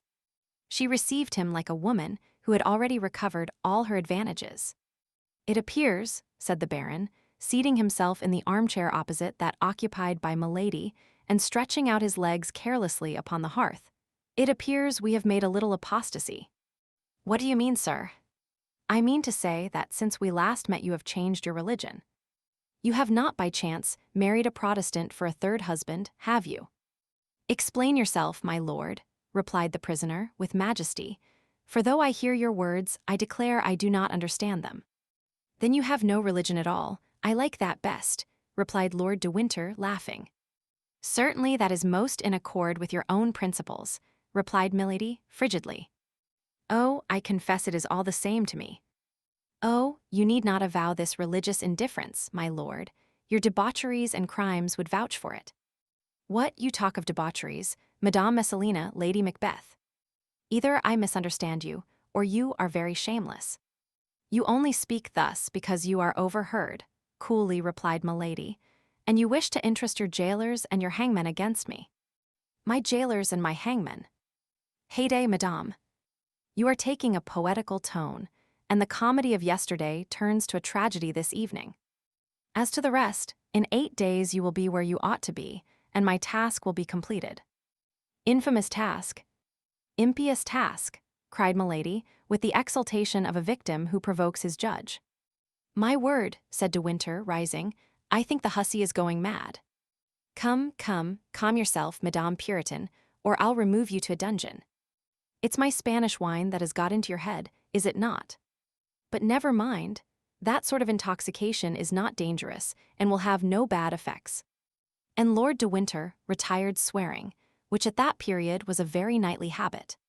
Felton was indeed behind the door, and had not lost one word of this scene. Milady had guessed aright. "Yes, go, go," said she to her brother. "The effects are drawing near on the contrary, but you, weak fool, will not see them until it is too late to shun them." Silence was re-established. 2 hours passed away. Milady's supper was brought in, and she was found deeply engaged in saying her prayers aloud. Prayers which she had learned of an old servant of her second husband, a most austere Puritan. She appeared to be in ecstasy, and did not pay the least attention to what was going on around her. Felton made a sign that she should not be disturbed, and when all was arranged, he went out quietly with the soldiers. Milady knew she might be watched, so she continued her prayers to the end, and it appeared to her that the soldier who was on duty at her door did not march with the same step, and seemed to listen. For the moment she wished nothing better. She arose, came to the table, ate but little, and drank only water. An hour after, her table was cleared, but Milady remarked that this time Felton did not accompany the soldiers. He feared, then, to see her too often. She turned toward the wall to smile, for there was in this smile such an expression of triumph that this smile alone would have betrayed her. She allowed, therefore, half an hour to pass away, and as at that moment all was silence in the old castle, as nothing was heard but the eternal murmur of the waves, that immense breaking of the ocean, with her pure, harmonious, and powerful voice, she began the first couplet of the psalm then in great favor with the Puritans. "Thou leavest thy servants, Lord, to see if they be strong, but soon thou dost afford thy hand to lead them on." These verses were not excellent, very far from it, but as it is well known, the Puritans did not pique themselves upon their poetry. While singing, Milady listened. The soldier on guard at her door stopped, as if he had been changed into stone. Milady was then able to judge of the effect she had produced. Then she continued her singing, with inexpressible fervor and feeling. It appeared to her that the sounds spread to a distance beneath the vaulted roofs, and carried with them a magic charm to soften the hearts of her jailers. It however likewise appeared that the soldier on duty, a zealous Catholic, no doubt shook off the charm, for through the door he called, "Hold your tongue, madame. Your song is as dismal as a de profundis, and if besides the pleasure of being in garrison here, we must hear such things as these, no mortal can hold out." "Silence!" then exclaimed another stern voice which Milady recognized as that of Felton. "What are you meddling with, stupid? Did anybody order you to prevent that woman from singing?" "No." "You were told to guard her, to fire at her if she attempted to fly." "Guard her. If she flies, kill her, but don't exceed your orders." An expression of unspeakable joy lightened the countenance of Milady, but this expression was fleeting as the reflection of lightning. Without appearing to have heard the dialogue, of which she had not lost a word, she began again, giving to her voice all the charm, all the power, all the seduction the demon had bestowed upon it. For all my tears, my cares, my exile, and my chains, I have my youth, my prayers, and God, who counts my pains. Her voice, of immense power and sublime expression, gave to the rude, unpolished poetry of these psalms a magic and an effect which the most exalted Puritans rarely found in the songs of their brethren, and which they were forced to ornament with all the resources of their imagination. Felton believed he heard the singing of the angel who consoled the 3 Hebrews in the furnace. Milady continued, "One day our doors will ope, with God come our desire, and if betrays that hope, to death we can aspire." This verse, into which the terrible enchantress threw her whole soul, completed the trouble which had seized the heart of the young officer. He opened the door quickly, and Milady saw him appear, pale as usual, but with his eye inflamed and almost wild. "Why do you sing thus and with such a voice?" said he. "Your pardon, sir," said Milady with mildness. "I forgot that my songs are out of place in this castle. I have perhaps offended you in your creed, but it was without wishing to do so, I swear. Pardon me then, a fault which is perhaps great, but which certainly was involuntary." Milady was so beautiful at this moment, the religious ecstasy in which she appeared to be plunged gave such an expression to her countenance, that Felton was so dazzled that he fancied he beheld the angel whom he had only just before heard. "Yes, yes," said he, "you disturb, you agitate the people who live in the castle." The poor, senseless young man was not aware of the incoherence of his words, while Milady was reading with her lynx's eyes the very depths of his heart. "I will be silent then," said Milady, casting down her eyes with all the sweetness she could give to her voice, with all the resignation she could impress upon her manner. "No, no, madame," said Felton, "only do not sing so loud, particularly at night." And at these words Felton, feeling that he could not long maintain his severity toward his prisoner, rushed out of the room. "You have done right, lieutenant," said the soldier. "Such songs disturb the mind, and yet we become accustomed to them, her voice is so beautiful."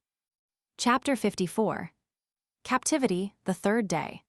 Felton had fallen, but there was still another step to be taken. He must be retained, or rather he must be left quite alone, and Milady but obscurely perceived the means which could lead to this result. Still more must be done. He must be made to speak, in order that he might be spoken to, for Milady very well knew that her greatest seduction was in her voice, which so skillfully ran over the whole gamut of tones from human speech to language celestial.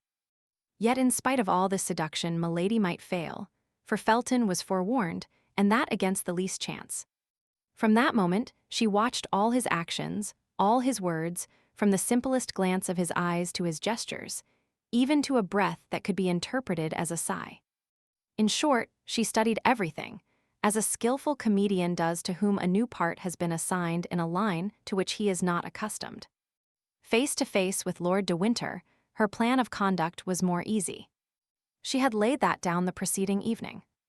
To remain silent and dignified in his presence, from time to time to irritate him by affected disdain, by a contemptuous word, to provoke him to threats and violence which would produce a contrast with her own resignation, such was her plan. Felton would see all, perhaps he would say nothing, but he would see.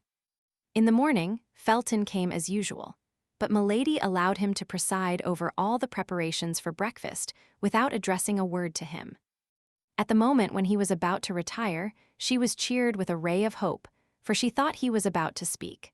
But his lips moved without any sound leaving his mouth, and making a powerful effort to control himself, he sent back to his heart the words that were about to escape from his lips, and went out.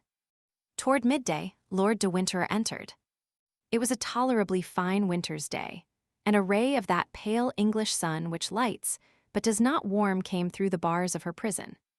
Milady was looking out at the window, and pretended not to hear the door as it opened. "Ah, ah," said Lord de Winter, "after having played comedy, after having played tragedy, we are now playing melancholy." The prisoner made no reply. "Yes, yes," continued Lord de Winter, "I understand. You would like very well to be at liberty on that beach. You would like very well to be in a good ship, dancing upon the waves of that emerald green sea. You would like very well, either on land or on the ocean, to lay for me one of those nice little ambuscades you are so skillful in planning. Patience, patience. In 4 days' time the shore will be beneath your feet, the sea will be open to you, more open than will perhaps be agreeable to you, for in 4 days England will be relieved of you. Milady folded her hands, and raising her fine eyes toward heaven, "Lord, Lord," said she, with an angelic meekness of gesture and tone, "pardon this man, as I myself pardon him." "Yes, pray, accursed woman," cried the Baron, "your prayer is so much the more generous from your being, I swear to you, in the power of a man who will never pardon you." And he went out. At the moment he went out, a piercing glance darted through the opening of the nearly closed door, and she perceived Felton, who drew quickly to one side to prevent being seen by her. Then she threw herself upon her knees and began to pray. my God," said she, "thou knowest in what holy cause I suffer, give me, then, strength to suffer." The door opened gently. The beautiful supplicant pretended not to hear the noise, and in a voice broken by tears, she continued, "God of vengeance, God of goodness, wilt thou allow the frightful projects of this man to be accomplished?" Then only she pretended to hear the sound of Felton's steps, and rising quick as thought, she blushed, as if ashamed of being surprised on her knees. "I do not like to disturb those who pray, madame," said Felton seriously. "Do not disturb yourself on my account, I beseech you." "How do you know I was praying, sir?" said Milady, in a voice broken by sobs. "You were deceived, sir, I was not praying." "Do you think, then, madame," replied Felton, in the same serious voice, but with a milder tone, "do you think I assume the right of preventing a creature from prostrating herself before her Creator? God forbid. Besides, repentance becomes the guilty. Whatever crimes they may have committed, for me the guilty are sacred at the feet of God." "Guilty." "Aye," said Milady, with a smile which might have disarmed the angel of the Last Judgment. "Guilty." "Oh my God, thou knowest whether I am guilty." "Say I am condemned, sir, if you please. But you know that God, who loves martyrs, sometimes permits the innocent to be condemned." "Were you condemned, were you innocent, were you a martyr," replied Felton, "the greater would be the necessity for prayer, and I myself would aid you with my prayers." "Oh, you are a just man," cried Milady, throwing herself at his feet. "I can hold out no longer, for I fear I shall be wanting in strength at the moment when I shall be forced to undergo the struggle and confess my faith. Listen, then, to the supplication of a despairing woman. You are abused, sir, but that is not the question. I only ask you one favor, and if you grant it me, I will bless you in this world and in the next." "Speak to the master, madame," said Felton. "Happily I am neither charged with the power of pardoning nor punishing. It is upon one higher placed than I am that God has laid this responsibility. To you alone. Listen to me, rather than add to my destruction, rather than add to my ignominy. If you have merited this shame, madame, if you have incurred this ignominy, you must submit to it as an offering to God. What do you say? Oh, you do not understand me. When I speak of ignominy, you think I speak of some chastisement, of imprisonment or death. Would to heaven! Of what consequence to me is imprisonment or death? It is I who no longer understand you, madame, said Felton. Or, rather, who pretend not to understand me, sir, replied the prisoner with a smile of incredulity. No, madame, on the honor of a soldier, on the faith of a Christian. What, you are ignorant of Lord de Winter's designs upon me. I am. Impossible, you are his confidant. I never lie, madame. Oh, he conceals them too little for you not to divine them. I seek to divine nothing, madame. I wait till I am confided in, and apart from that which Lord de Winter has said to me before you, he has confided nothing to me. Why, then, cried Milady, with an incredible tone of truthfulness, you are not his accomplice. You do not know that he destines me to a disgrace which all the punishments of the world cannot equal in horror. You are deceived, madame, said Felton, blushing. Lord de Winter is not capable of such a crime. Good, said Milady to herself. Without thinking what it is, he calls it a crime. Then aloud, The friend of that wretch is capable of everything." "Whom do you call that wretch?" asked Felton. "Are there, then, in England, two men to whom such an epithet can be applied?" "You mean George Villiers?" asked Felton, whose looks became excited. "Whom pagans and unbelieving Gentiles call Duke of Buckingham," replied Milady. "I could not have thought that there was an Englishman in all England who would have required so long an explanation to make him understand of whom I was speaking." "The hand of the Lord is stretched over him," said Felton.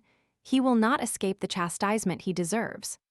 Felton only expressed, with regard to the Duke, the feeling of execration which all the English had declared toward him whom the Catholics themselves called the extortioner, the pillager, the debauchee, and whom the Puritans styled simply Satan. "Oh, my God, cried Milady, "when I supplicate thee to pour upon this man the chastisement which is his due, thou knowest it is not my own vengeance I pursue, but the deliverance of a whole nation that I implore." "Do you know him, then?" asked Felton. "At length he interrogates me," said Milady to herself, at the height of joy at having obtained so quickly such a great result. "Oh, know him? Yes. To my misfortune, to my eternal misfortune." And Milady twisted her arms as if in a paroxysm of grief. Felton no doubt felt within himself that his strength was abandoning him, and he made several steps toward the door. But the prisoner, whose eye never left him, sprang in pursuit of him and stopped him. "Sir," cried she, "be kind, be clement, listen to my prayer. That knife which the fatal prudence of the Baron deprived me of, because he knows the use I would make of it. Oh, hear me to the end. That knife, give it to me for a minute only, for mercy, for pity's sake. I will embrace your knees. You shall shut the door that you may be certain, contemplate no injury to you. My God, to you, the only just, good, and compassionate being I have met with. To you, my preserver, perhaps. 1 minute that knife, 1 minute, a single minute, and I will restore it to you through the grating of the door. Only 1 minute, Mr. Felton, and you will have saved my honor." "To kill yourself," cried Felton with terror, forgetting to withdraw his hands from the hands of the prisoner. "To kill yourself." "I have told, sir," murmured Milady, lowering her voice and allowing herself to sink overpowered to the ground. "I have told my secret. He knows all. My God, I am lost." Felton remained standing, motionless and undecided. "He still doubts," thought Milady. "I have not been earnest enough." Someone was heard in the corridor. Milady recognized the step of Lord de Winter. Felton recognized it also, and made a step toward the door. Milady sprang toward him. "Oh, not a word," said she in a concentrated voice. "Not a word of all that I have said to you to this man, or I am lost, and it would be you." Then, as the steps drew near, she became silent for fear of being heard, applying, with a gesture of infinite terror, her beautiful hand to Felton's mouth. Felton gently repulsed Milady, and she sank into a chair.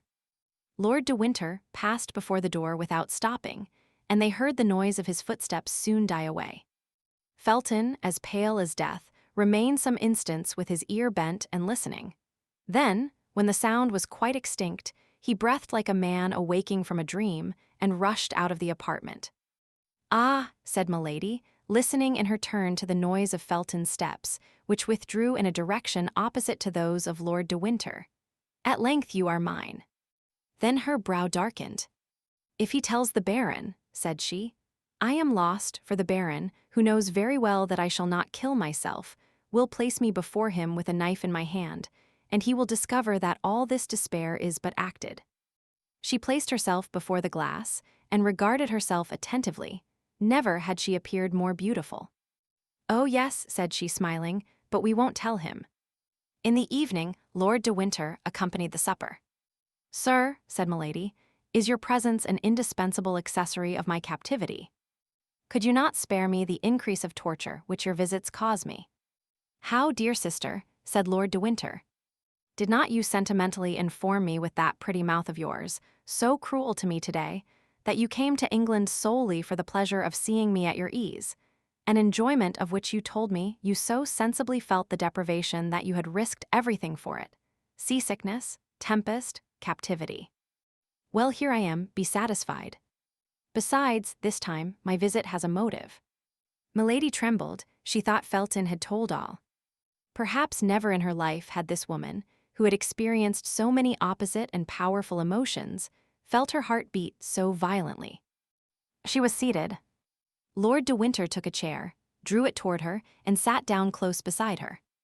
Then taking a paper out of his pocket, he unfolded it slowly. "Here," said he, "I want to show you the kind of passport which I have drawn up, and which will serve you henceforward as the rule of order in the life I consent to leave you." Then turning his eyes from Milady to the paper, he read, "Order to conduct, the name is blank," interrupted Lord de Winter. "If you have any preference you can point it out to me, and if it be not within 1,000 leagues of London, attention will be paid to your wishes. I will begin again then.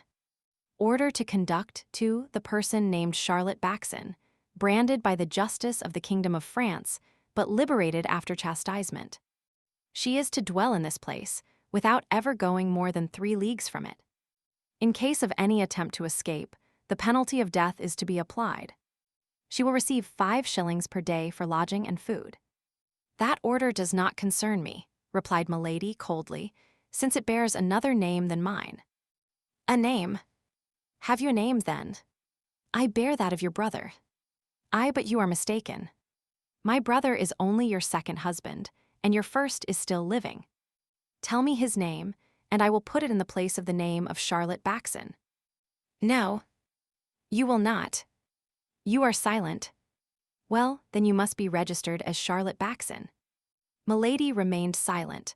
Only this time it was no longer from affectation, but from terror.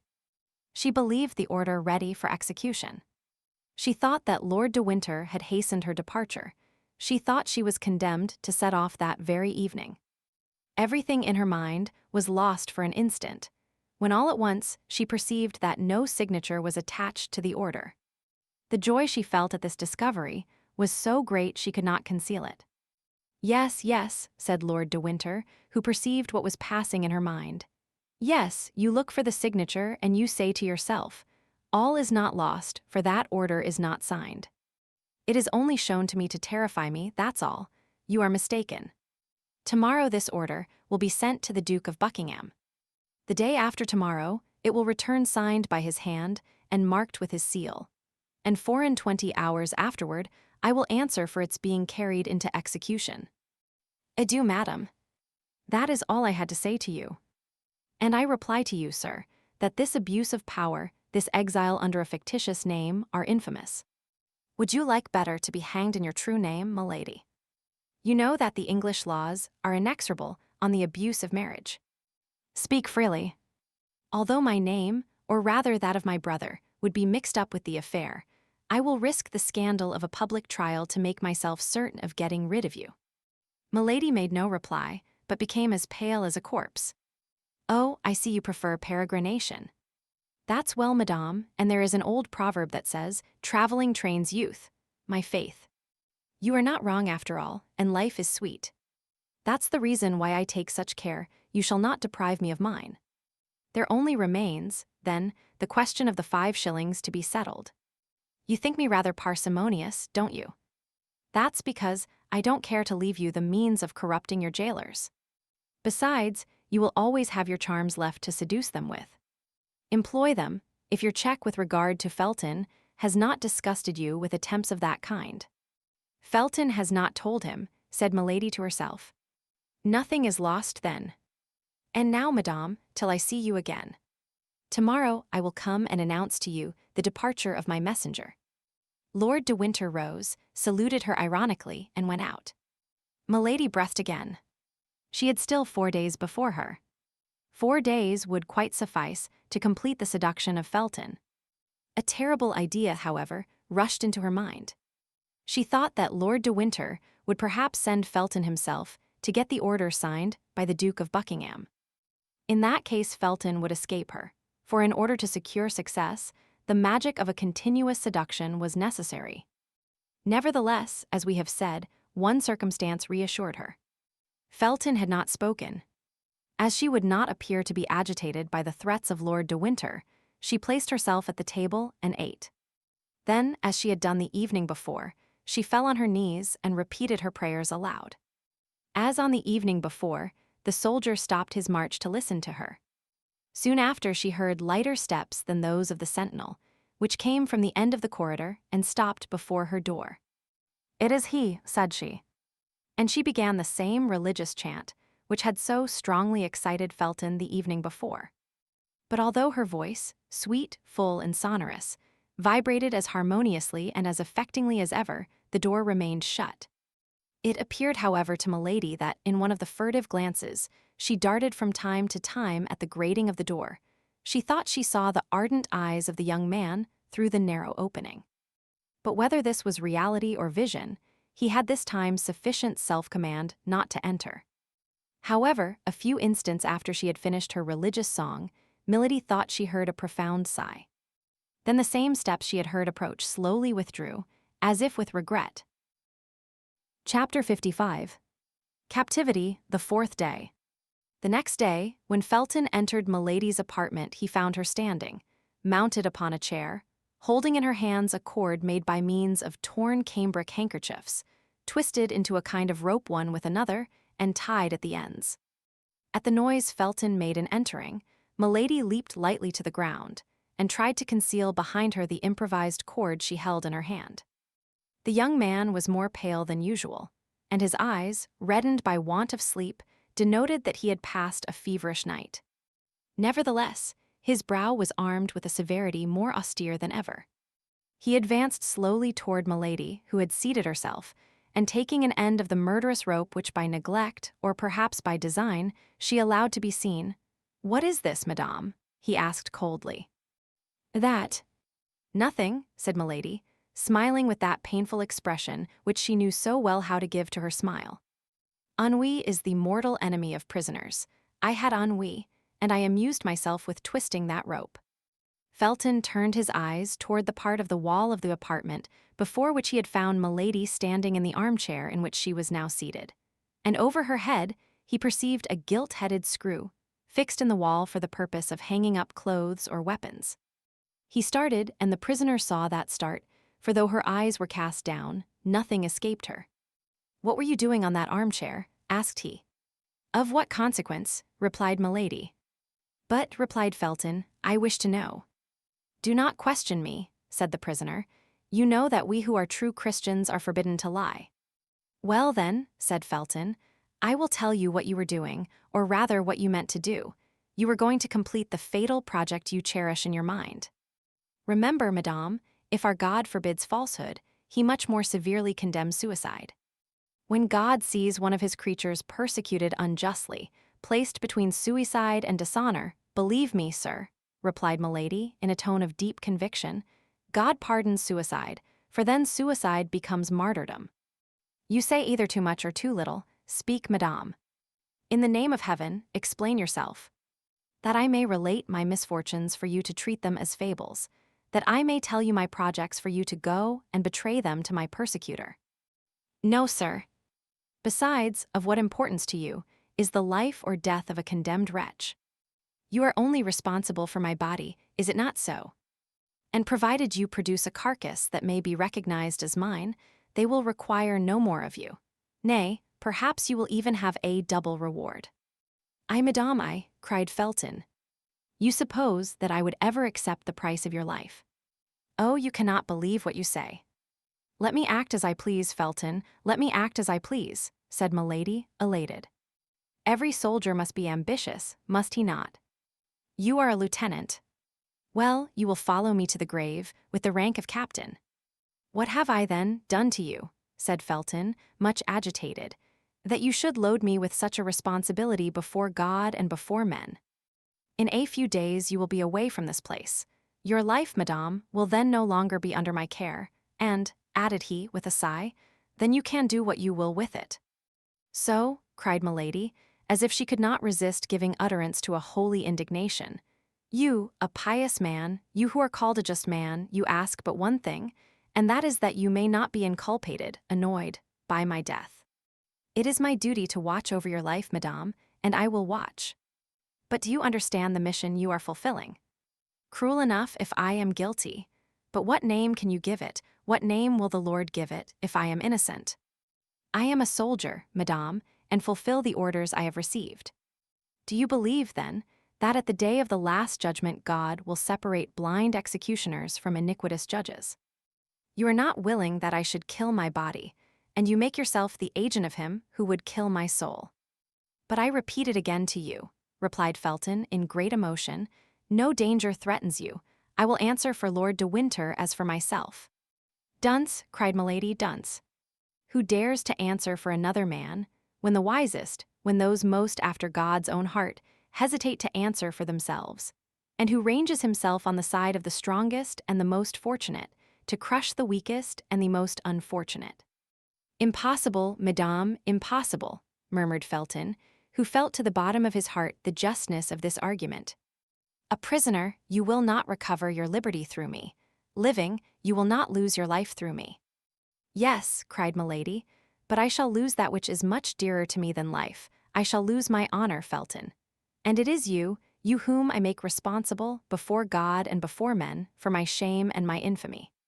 This time Felton, immovable as he was, or appeared to be, could not resist the secret influence which had already taken possession of him.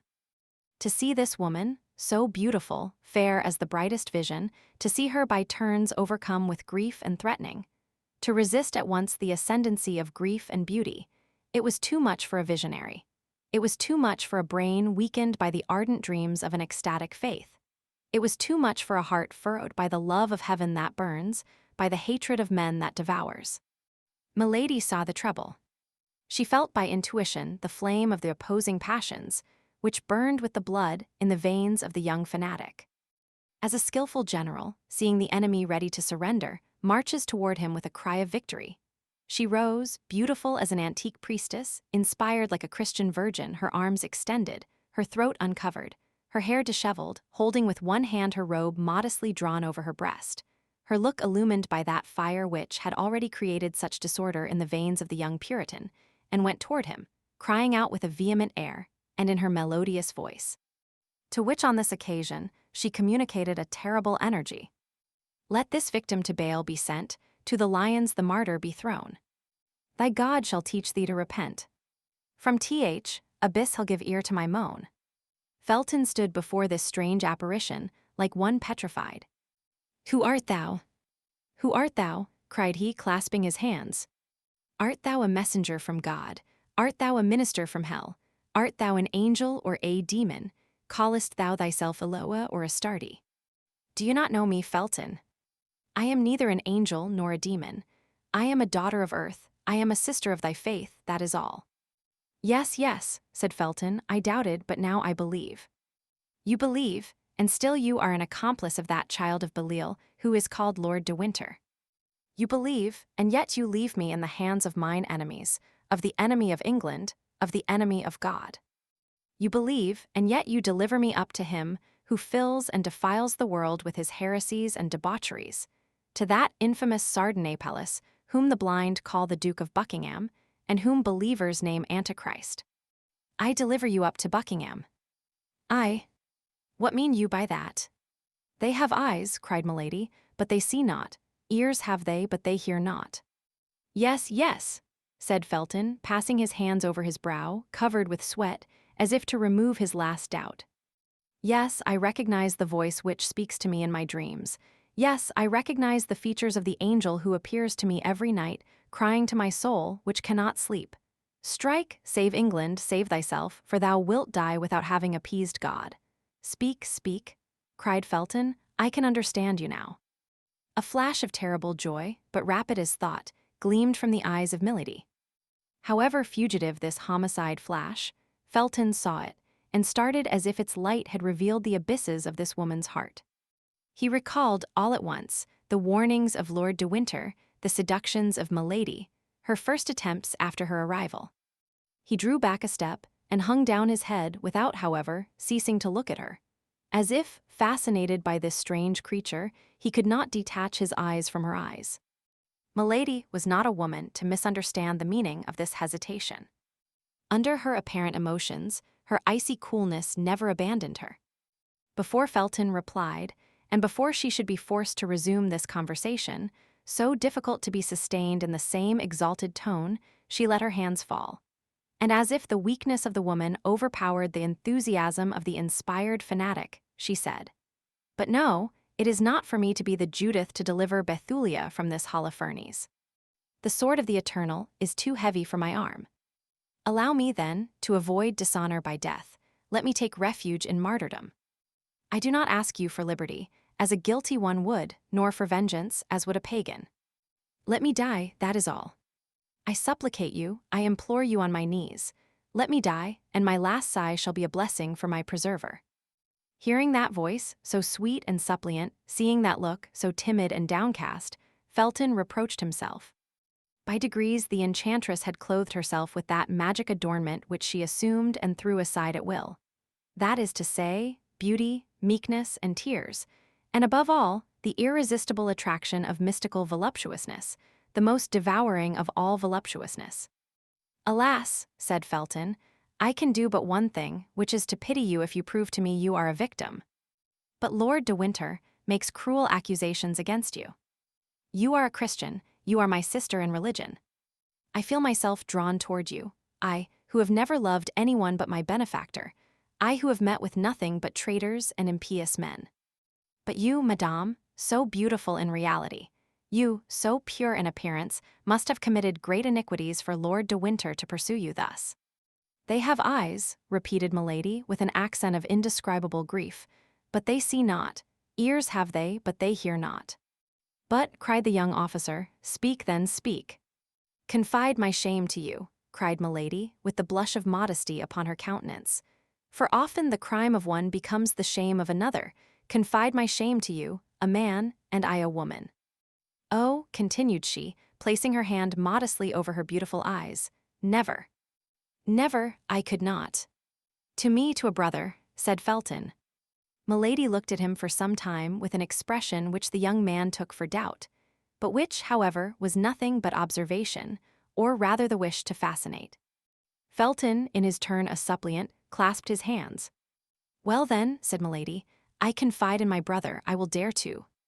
At this moment the steps of Lord de Winter were heard. But this time the terrible brother-in-law of Milady did not content himself, as on the preceding day, with passing before the door and going away again. He paused, exchanged 2 words with the sentinel, then the door opened and he appeared. During the exchange of these 2 words, Felton drew back quickly, and when Lord de Winter entered, he was several paces from the prisoner. The Baron entered slowly, sending a scrutinizing glance from Milady to the young officer. "You have been here a very long time, John," said he. "Has this woman been relating her crimes to you? In that case, I can comprehend the length of the conversation." Felton started, and Milady felt she was lost if she did not come to the assistance of the disconcerted Puritan. "Ah, you fear your prisoner should escape," said she. "Well, ask your worthy jailer what favor I this instant solicited of him." "You demanded a favor," said the Baron suspiciously. "Yes, my lord," replied the young man, confused. "And what favor, pray?" asked Lord de Winter. "A knife, which she would return to me through the grating of the door a minute after she had received it," replied Felton. "There is someone, then, concealed here whose throat this amiable lady is desirous of cutting," said de Winter, in an ironical, contemptuous tone. "There is myself," replied Milady. "I have given you the choice between America and Tyburn," replied Lord de Winter. "Choose Tyburn, madame. Believe me, the cord is more certain than the knife." Felton grew pale and made a step forward, remembering that at the moment he entered, Milady had a rope in her hand. "You are right," said she, "I have often thought of it." Then she added in a low voice, "And I will think of it again." Felton felt a shudder run to the marrow of his bones. Probably Lord de Winter perceived this emotion. "Mistrust yourself, John," said he. "I have placed reliance upon you, my friend. Beware. I have warned you. But be of good courage, my lad. In 3 days we shall be delivered from this creature, and where I shall send her she can harm nobody." "You hear him," cried Milady, with vehemence, so that the Baron might believe she was addressing heaven, and that Felton might understand she was addressing him. Felton lowered his head and reflected. The Baron took the young officer by the arm and turned his head over his shoulder, so as not to lose sight of Milady till he was gone out. Well, said the prisoner, when the door was shut, I am not so far advanced as I believed. De Winter has changed his usual stupidity into a strange prudence. It is the desire of vengeance, and how desire molds a man. As to Felton, he hesitates. Ah, he is not a man like that cursed D'Artagnan. A Puritan only adores virgins, and he adores them by clasping his hands. A musketeer loves women, and he loves them by clasping his arms round them. Milady waited, then, with much impatience, for she feared the day would pass away without her seeing Felton again. At last, in an hour after the scene we have just described, she heard someone speaking in a low voice at the door. Presently the door opened, and she perceived Felton. The young man advanced rapidly into the chamber, leaving the door open behind him and making a sign to Milady to be silent. His face was much agitated. "What do you want with me?" said she. "Listen," replied Felton in a low voice. "I have just sent away the sentinel that I might remain here without anybody knowing it, in order to speak to you without being overheard. The Baron has just related a frightful story to me." Milady assumed her smile of a resigned victim and shook her head. "Either you are a demon," continued Felton, "or the Baron, my benefactor, my father, is a monster. I have known you 4 days, I have loved him 4 years. I therefore may hesitate between you. Be not alarmed at what I say, I want to be convinced. Tonight, after 12, I will come and see you, and you shall convince me." "No, Felton, no, my brother," said she. "The sacrifice is too great, and I feel what it must cost you. No, I am lost, do not be lost with me. My death will be much more eloquent than my life, and the silence of the corpse will convince you much better than the words of the prisoner." "Be silent, madame," cried Felton, "and do not speak to me thus. I came to entreat you to promise me upon your honor, to swear to me by what you hold most sacred, that you will make no attempt upon your life." "I will not promise," said Milady, "for no one has more respect for a promise or an oath than I have, and if I make a promise, I must keep it." "Well," said Felton, "only promise till you have seen me again. If, when you have seen me again, you still persist, well, then you shall be free, and I myself will give you the weapon you desire." "Well," said Milady, "for you I will wait." "Swear." "I swear it by our God." "Are you satisfied?" "Well," said Felton, "till tonight." And he darted out of the room, shut the door, and waited in the corridor, the soldier's half-pike in his hand, and as if he had mounted guard in his place. The soldier returned, and Felton gave him back his weapon. Then, through the grating to which she had drawn near, Milady saw the young man make a sign with delirious fervor, and depart in an apparent transport of joy. As for her, she returned to her place with a smile of savage contempt upon her lips, and repeated, blaspheming, that terrible name of God, by whom she had just sworn without ever having learned to know him. "My God," said she, "what a senseless fanatic! My God, it is I, and this fellow who will help me to avenge myself." Chapter 56. Captivity, the 5th day. Milady had however achieved a half-triumph, and success doubled her forces. It was not difficult to conquer, as she had hitherto done, men prompt to let themselves be seduced, and whom the gallant education of a court led quickly into her net. Milady was handsome enough not to find much resistance on the part of the flesh, and she was sufficiently skillful to prevail over all the obstacles of the mind. But this time she had to contend with an unpolished nature, concentrated and insensible by force of austerity. Religion and its observances had made Felton a man inaccessible to ordinary seductions. There fermented in that sublimated brain plans so vast, projects so tumultuous, that there remained no room for any capricious or material love, that sentiment which is fed by leisure and grows with corruption.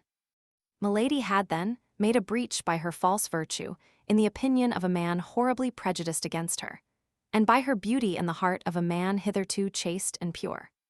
In short, she had taken the measure of motives hitherto unknown to herself, through this experiment, made upon the most rebellious subject that nature and religion could submit to her study. Many a time, nevertheless, during the evening she despaired of fate and of herself.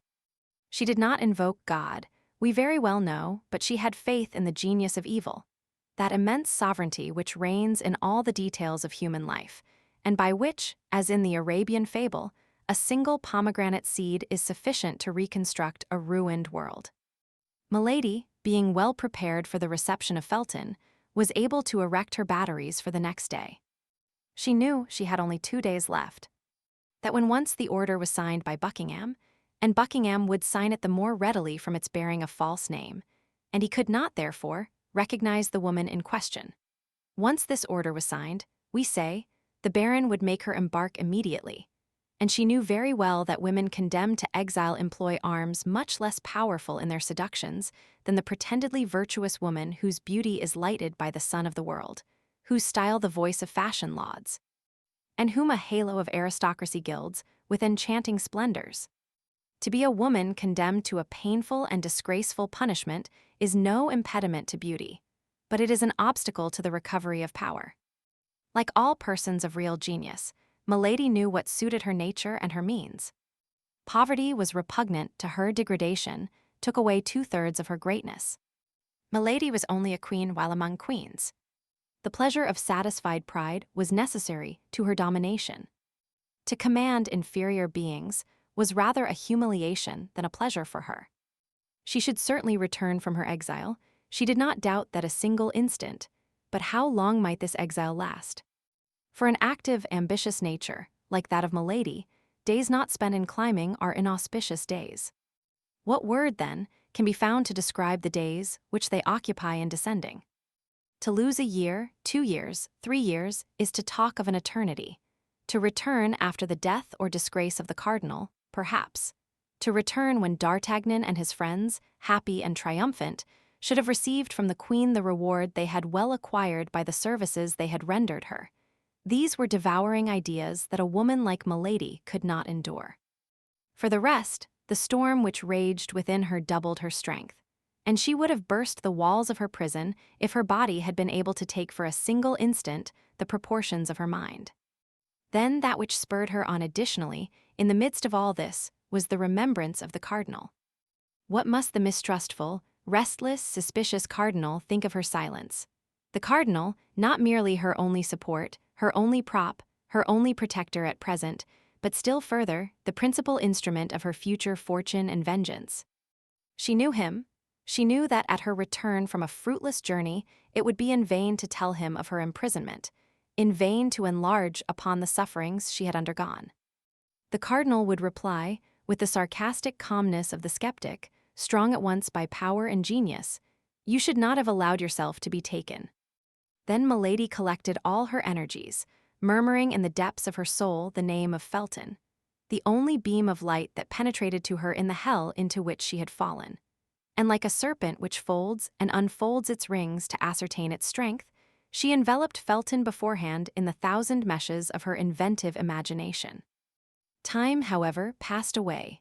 The hours, one after another, seemed to awaken the clock as they passed, and every blow of the brass hammer resounded upon the heart of the prisoner.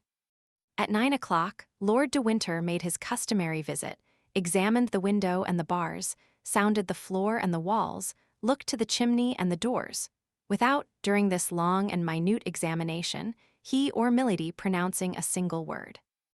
Doubtless both of them understood that the situation had become too serious to lose time in useless words and aimless wrath.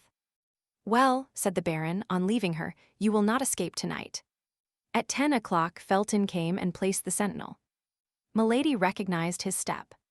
She was as well acquainted with it, now as a mistress, is with that of the lover of her heart. And yet Milady at the same time detested and despised this weak fanatic. That was not the appointed hour. Felton did not enter. 2 hours after, as midnight sounded, the sentinel was relieved. This time it was the hour, and from this moment Milady waited with impatience. The new sentinel commenced his walk in the corridor. At the expiration of 10 minutes Felton came. Milady was all attention. "Listen," said the young man to the sentinel. "On no pretense leave the door, for you know that last night my lord punished a soldier for having quit his post for an instant, although I, during his absence, watched in his place." "Yes, I know it," said the soldier. "I recommend you therefore to keep the strictest watch. For my part 1 a.m. going to pay a second visit to this woman, who I fear entertains sinister intentions upon her own life, and I have received orders to watch her." "Good," murmured Milady, "the austere Puritan lies." As to the soldier, he only smiled. "Zounds, Lieutenant," said he, "you are not unlucky in being charged with such commissions, particularly if my lord has authorized you to look into her bed." Felton blushed. Under any other circumstances, he would have reprimanded the soldier for indulging in such pleasantry, but his conscience murmured too loud for his mouth to dare speak. "If I call, come," said he. "If anyone comes, call me." "I will, Lieutenant," said the soldier. Felton entered Milady's apartment. Milady arose. "You are here," said she. "I promised to come," said Felton, "and I have come." "You promised me something else." "What, my God?" said the young man, who in spite of his self-command felt his knees tremble and the sweat start from his brow. "You promised to bring a knife, and to leave it with me after our interview." "Say no more of that, madame," said Felton. "There is no situation, however terrible it may be, which can authorize a creature of God to inflict death upon himself. I have reflected, and I must not be guilty of such a sin." "Ah, you have reflected," said the prisoner, sitting down in her armchair with a smile of disdain, "and I also have reflected." "Upon what?" "That I can have nothing to say to a man who does not keep his word." "Oh, my God," murmured Felton. "You may retire," said Milady. "I will not talk." "Here is the knife," said Felton, drawing from his pocket the weapon which he had brought, according to his promise, but which he hesitated to give to his prisoner. "Let me see it," said Milady. "For what purpose?" "Upon my honor, I will instantly return it to you. You shall place it on that table, and you may remain between it and me." Felton offered the weapon to Milady, who examined the temper of it attentively, and who tried the point on the tip of her finger. "Well," said she, returning the knife to the young officer, "this is fine and good steel. You are a faithful friend, Felton." Felton took back the weapon and laid it upon the table, as he had agreed with the prisoner. Milady followed him with her eyes and made a gesture of satisfaction. "Now," said she, "listen to me." The request was needless. The young officer stood upright before her, awaiting her words as if to devour them. "Felton," said Milady, with a solemnity full of melancholy, "imagine that your sister, the daughter of your father, speaks to you. While yet young, unfortunately handsome, I was dragged into a snare. I resisted. Ambushes and violences multiplied around me, but I resisted. The religion I serve, the God I adore, were blasphemed because I called upon that religion and that God, but still I resisted. Then outrages were heaped upon me, and as my soul was not subdued, they wished to defile my body forever. Finally—" Milady stopped, and a bitter smile passed over her lips. "Finally," said Felton, "finally, what did they do? At length, one evening, my enemy resolved to paralyze the resistance he could not conquer. One evening, he mixed a powerful narcotic with my water. Scarcely had I finished my repast, when I felt myself sink by degrees into a strange torpor. Although I was without mistrust, a vague fear seized me, and I tried to struggle against sleepiness. I arose. I wished to run to the window and call for help, but my legs refused their office. It appeared as if the ceiling sank upon my head and crushed me with its weight. I stretched out my arms. I tried to speak. I could only utter inarticulate sounds, and irresistible faintness came over me.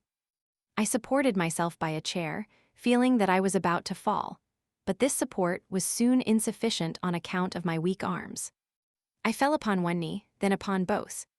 I tried to pray, but my tongue was frozen.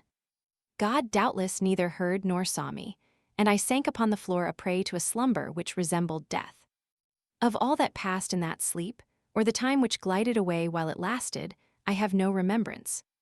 The only thing I recollect is that I awoke in bed in a round chamber, the furniture of which was sumptuous, and into which light only penetrated by an opening in the ceiling. No door gave entrance to the room. It might be called a magnificent prison. It was a long time before I was able to make out what place I was in, or to take account of the details I describe. My mind appeared to strive in vain to shake off the heavy darkness of the sleep, from which I could not rouse myself. I had vague perceptions of space traversed, of the rolling of a carriage, of a horrible dream in which my strength had become exhausted. But all this was so dark and so indistinct in my mind that these events seemed to belong to another life than mine, and yet mixed with mine in fantastic duality. At times the state into which I had fallen appeared so strange that I believed myself dreaming. I arose trembling. My clothes were near me on a chair. I neither remembered having undressed myself nor going to bed. Then by degrees the reality broke upon me, full of chaste terrors. I was no longer in the house where I had dwelt. As well as I could judge by the light of the sun, the day was already 2/3 gone.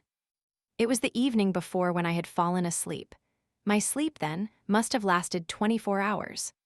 What had taken place during this long sleep? I dressed myself as quickly as possible. My slow and stiff motions all attested that the effects of the narcotic were not yet entirely dissipated. The chamber was evidently furnished for the reception of a woman, and the most finished coquette could not have formed a wish, but on casting her eyes about the apartment, she would have found that wish accomplished. Certainly, I was not the first captive that had been shut up in this splendid prison, but you may easily comprehend, Felton, that the more superb the prison, the greater was my terror. Yes, it was a prison, for I tried in vain to get out of it. I sounded all the walls, in the hopes of discovering a door, but everywhere the walls returned a full and flat sound. I made the tour of the room at least 20 times in search of an outlet of some kind, but there was none. I sank exhausted with fatigue and terror into an armchair. Meantime, night came on rapidly, and with night my terrors increased. I did not know, but I had better remain where I was seated. It appeared that I was surrounded with unknown dangers, into which I was about to fall at every instant. Although I had eaten nothing since the evening before, my fears prevented my feeling hunger. No noise from without by which I could measure the time reached me. Only supposed it must be 7 or 8 o'clock in the evening, for it was in the month of October, and it was quite dark. All at once the noise of a door, turning on its hinges, made me start. A globe of fire appeared above the glazed opening of the ceiling, casting a strong light into my chamber, and I perceived with terror that a man was standing within a few paces of me. A table with 2 covers, bearing a supper ready prepared, stood, as if by magic, in the middle of the apartment.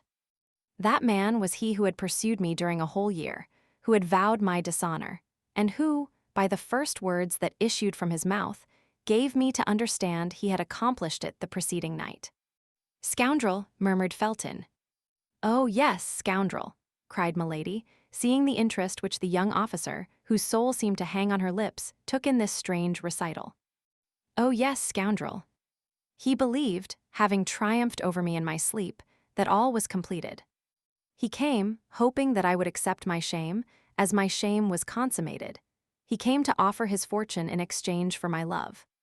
All that the heart of a woman could contain of haughty contempt and disdainful words, I poured out upon this man. Doubtless he was accustomed to such reproaches, for he listened to me calm and smiling, with his arms crossed over his breast. Then, when he thought I had said all, he advanced toward me. I sprang toward the table, I seized a knife, I placed it to my breast. "Take one step more," said I, "and in addition to my dishonor, you shall have my death to reproach yourself with." There was, no doubt, in my look, my voice, my whole person, that sincerity of gesture, of attitude, of accent, which carries conviction to the most perverse minds, for he paused. "Your death," said he. "Oh, no, you are too charming a mistress to allow me to consent to lose you thus, after I have had the happiness to possess you only a single time. Adieu, my charmer. I will wait to pay you my next visit till you are in a better humor." At these words he blew a whistle. The globe of fire which lighted the room reascended and disappeared. I found myself again in complete darkness. The same noise of a door opening and shutting was repeated the instant afterward. The flaming globe descended afresh, and I was completely alone. This moment was frightful. If I had any doubts as to my misfortune, these doubts had vanished in an overwhelming reality. I was in the power of a man whom I not only detested, but despised, of a man capable of anything, and who had already given me a fatal proof of what he was able to do. But who then was this man? Asked Felton. I passed the night on a chair, starting at the least noise, for toward midnight the lamp went out, and I was again in darkness. But the night passed away, without any fresh attempt on the part of my persecutor. Day came, the table had disappeared, only I had still the knife in my hand. This knife was my only hope. I was worn out with fatigue. Sleeplessness inflamed my eyes. I had not dared to sleep a single instant. The light of day reassured me. I went and threw myself on the bed, without parting with the emancipating knife, which I concealed under my pillow. When I awoke, a fresh meal was served. This time, in spite of my terrors, in spite of my agony, I began to feel a devouring hunger. It was 48 hours since I had taken any nourishment. I ate some bread and some fruit. Then, remembering the narcotic mixed with the water I had drunk, I would not touch that which was placed on the table, but filled my glass at a marble fountain fixed in the wall over my dressing table. And yet, notwithstanding these precautions, I remained for some time in a terrible agitation of mind. But my fears were this time ill-founded. I passed the day without experiencing anything of the kind I dreaded. I took the precaution to half-empty the carafe, in order that my suspicions might not be noticed. The evening came on, and with it darkness, but however profound was this darkness, my eyes began to accustom themselves to it. I saw, amid the shadows, the table sink through the floor. A quarter of an hour later it reappeared, bearing my supper. In an instant, thanks to the lamp, my chamber was once more lighted. I was determined to eat only such things as could not possibly have anything soporific introduced into them. 2 eggs and some fruit composed my repast. Then I drew another glass of water from my protecting fountain and drank it. At the first swallow, it appeared to me not to have the same taste as in the morning. Suspicion instantly seized me. I paused, but I had already drunk half a glass. I threw the rest away with horror, and waited, with the dew of fear upon my brow. No doubt some invisible witness had seen me draw the water from that fountain, and had taken advantage of my confidence in it, the better to assure my ruin, so coolly resolved upon, so cruelly pursued. Half an hour had not passed when the same symptoms began to appear, but as I had only drunk half a glass of the water, I contended longer, and instead of falling entirely asleep, I sank into a state of drowsiness which left me a perception of what was passing around me, while depriving me of the strength either to defend myself or to fly. I dragged myself toward the bed to seek the only defense I had left, my saving knife, but I could not reach the bolster. I sank on my knees, my hands clasped round one of the bedposts. Then I felt that I was lost. Felton became frightfully pale, and a convulsive tremor crept through his whole body. And what was most frightful, continued Milady, her voice altered, as if she still experienced the same agony as at that awful minute, was that at this time I retained a consciousness of the danger that threatened me. Was that my soul, if I may say so, waked in my sleeping body? Was that I saw, that I heard? It is true that all was like a dream, but it was not the less frightful. I saw the lamp ascend, and leave me in darkness. Then I heard the well-known creaking of the door, although I had heard that door open but twice. I felt instinctively that someone approached me. It is said that the doomed wretch in the deserts of America thus feels the approach of the serpent. I wished to make an effort. I attempted to cry out. By an incredible effort I even raised myself up, but only to sink down again immediately, and to fall into the arms of my persecutor. "Tell me who this man was," cried the young officer. Milady saw at a single glance all the painful feelings she inspired in Felton by dwelling on every detail of her recital, but she would not spare him a single pang. The more profoundly she wounded his heart, the more certainly he would avenge her. She continued then, as if she had not heard his exclamation, or as if she thought the moment was not yet come to reply to it. Only this time it was no longer an inert body, without feeling, that the villain had to deal with. I have told you that without being able to regain the complete exercise of my faculties, I retained the sense of my danger.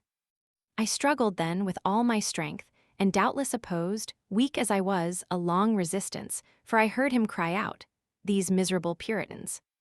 I knew very well that they tired out their executioners, but I did not believe them so strong against their lovers. Alas, this desperate resistance could not last long.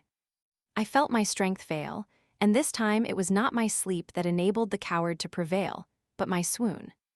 Felton listened without uttering any word or sound, except an inward expression of agony. The sweat streamed down his marble forehead, and his hand under his coat tore his breast. My first impulse, on coming to myself, was to feel under my pillow for the knife I had not been able to reach. If it had not been useful for defense, it might at least serve for expiation. But on taking this knife, Felton, a terrible idea occurred to me. I have sworn to tell you all, and I will tell you all. I have promised you the truth, I will tell it, were it to destroy me. The idea came into your mind to avenge yourself on this man, did it not? Cried Felton. Yes, said Milady. The idea was not that of a Christian, I knew, but without doubt that eternal enemy of our souls, that lion roaring constantly around us, breathed it into my mind. In short, what shall I say to you, Felton? Continued Milady, in the tone of a woman accusing herself of a crime. This idea occurred to me, and did not leave me. It is of this homicidal thought that I now bear the punishment. Continue, said Felton. I am eager to see you attain your vengeance. Oh, I resolved that it should take place as soon as possible. I had no doubt he would return the following night. During the day, I had nothing to fear. When the hour of breakfast came, therefore, I did not hesitate to eat and drink. I had determined to make believe sup, but to eat nothing. I was forced, then, to combat the fast of the evening with the nourishment of the morning. Only I concealed a glass of water, which remained after my breakfast, thirst having been the chief of my sufferings when I remained 48 hours without eating or drinking. The day passed away without having any other influence on me than to strengthen the resolution I had formed. Only I took care that my face should not betray the thoughts of my heart, for I had no doubt I was watched. Several times, even, I felt a smile on my lips. Felton, I dare not tell you at what idea I smiled. You would hold me in horror. Go on, said Felton.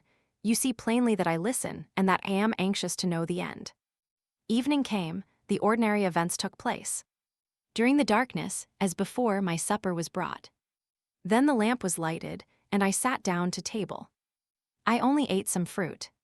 I pretended to pour out water from the jug, but I only drank that which I had saved in my glass. The substitution was made so carefully that my spies, if I had any, could have no suspicion of it. After supper, I exhibited the same marks of languor as on the preceding evening. But this time, as I yielded to fatigue, or as if I had become familiarized with danger, I dragged myself toward my bed, let my robe fall, and lay down. I found my knife where I had placed it, under my pillow, and while feigning to sleep, my hand grasped the handle of it convulsively. 2 hours passed away without anything fresh happening. Oh my God! Who could have said so the evening before? I began to fear that he would not come. At length, I saw the lamp rise softly and disappear in the depths of the ceiling. My chamber was filled with darkness and obscurity, but I made a strong effort to penetrate this darkness and obscurity. Nearly 10 minutes passed. I heard no other noise but the beating of my own heart. I implored heaven that he might come. At length I heard the well-known noise of the door, which opened and shut. I heard, notwithstanding the thickness of the carpet, a step which made the floor creak. I saw, notwithstanding the darkness, a shadow which approached my bed. Haste, said Felton. Do you not see that each of your words burns me like molten lead? Then, continued Milady, then I collected all my strength. I recalled to my mind that the moment of vengeance, or rather of justice, had struck. I looked upon myself as another Judith. I gathered myself up, my knife in my hand, and when I saw him near me, stretching out his arms to find his victim, then, with the last cry of agony and despair, I struck him in the middle of his breast. The miserable villain! He had foreseen all. His breast was covered with a coat of mail, the knife was bent against it. Ah, cried he, seizing my arm and wresting from me the weapon that had so badly served me. You want to take my life, do you, my pretty Puritan? But that's more than dislike, that's ingratitude. Come, calm yourself, my sweet girl. I thought you had softened. I am not one of those tyrants who detain women by force. You don't love me. With my usual fatuity I doubted it, now I am convinced. Tomorrow you shall be free. I had but one wish, that was that he should kill me. Beware, said I, for my liberty is your dishonor. Explain yourself, my pretty Sibyl. Yes, for as soon as I leave this place I will tell everything. I will proclaim the violence you have used toward me. I will describe my captivity. I will denounce this place of infamy. You are placed on high, my lord, but tremble. Above you there is the king, above the king there is God. However perfect master he was over himself, my persecutor allowed a movement of anger to escape him. I could not see the expression of his countenance, but I felt the arm tremble upon which my hand was placed. Then you shall not leave this place, said he. Very well, cried I, then the place of my punishment will be that of my tomb. I will die here, and you will see if a phantom that accuses is not more terrible than a living being that threatens. You shall have no weapon left in your power. There is a weapon which despair has placed within the reach of every creature who has the courage to use it. I will allow myself to die with hunger. Come, said the wretch, is not peace much better than such a war as that? I will restore you to liberty this moment. I will proclaim you a piece of immaculate virtue. I will name you the Lucretia of England. And I will say that you are the Sextus.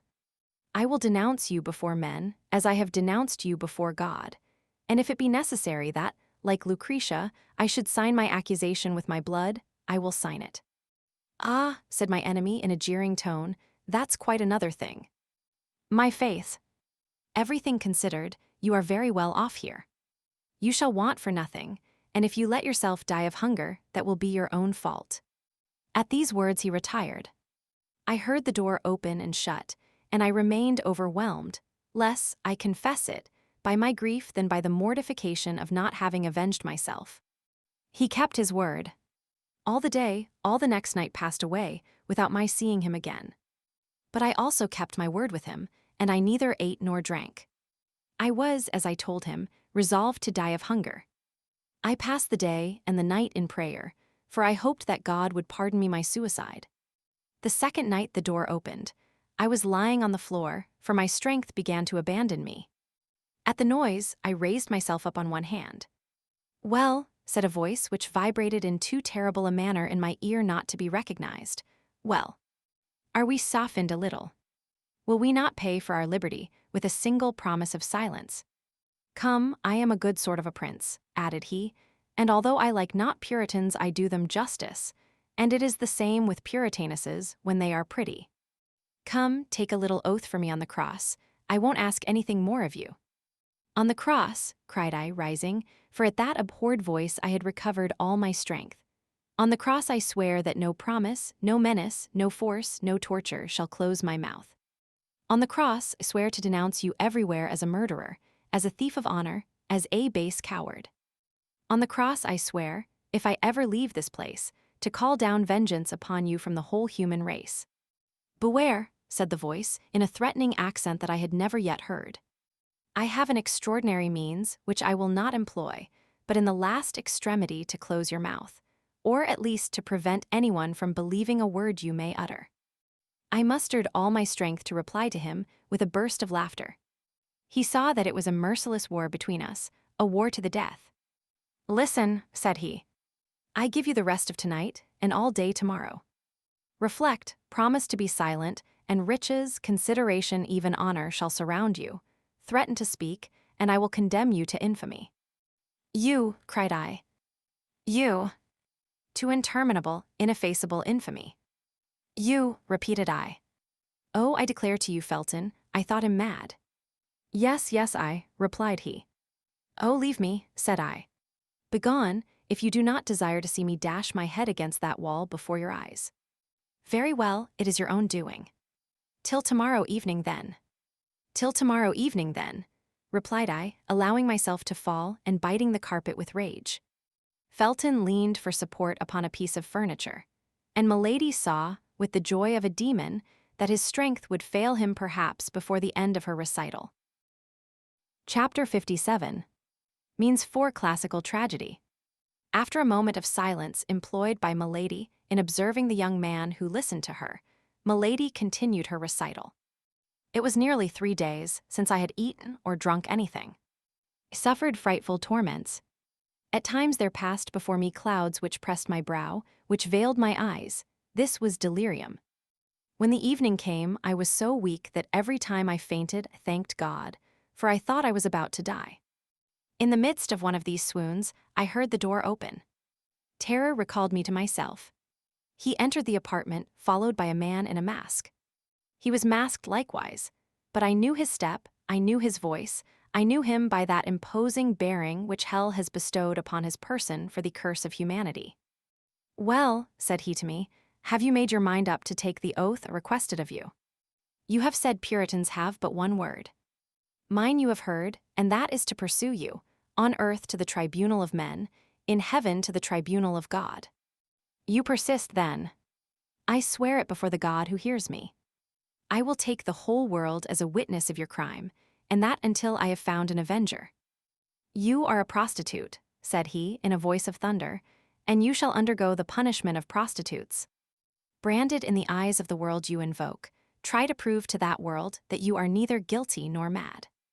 Then, addressing the man who accompanied him, "Executioner," said he, "do your duty." "Oh, his name," cried Felton. "His name, tell it me."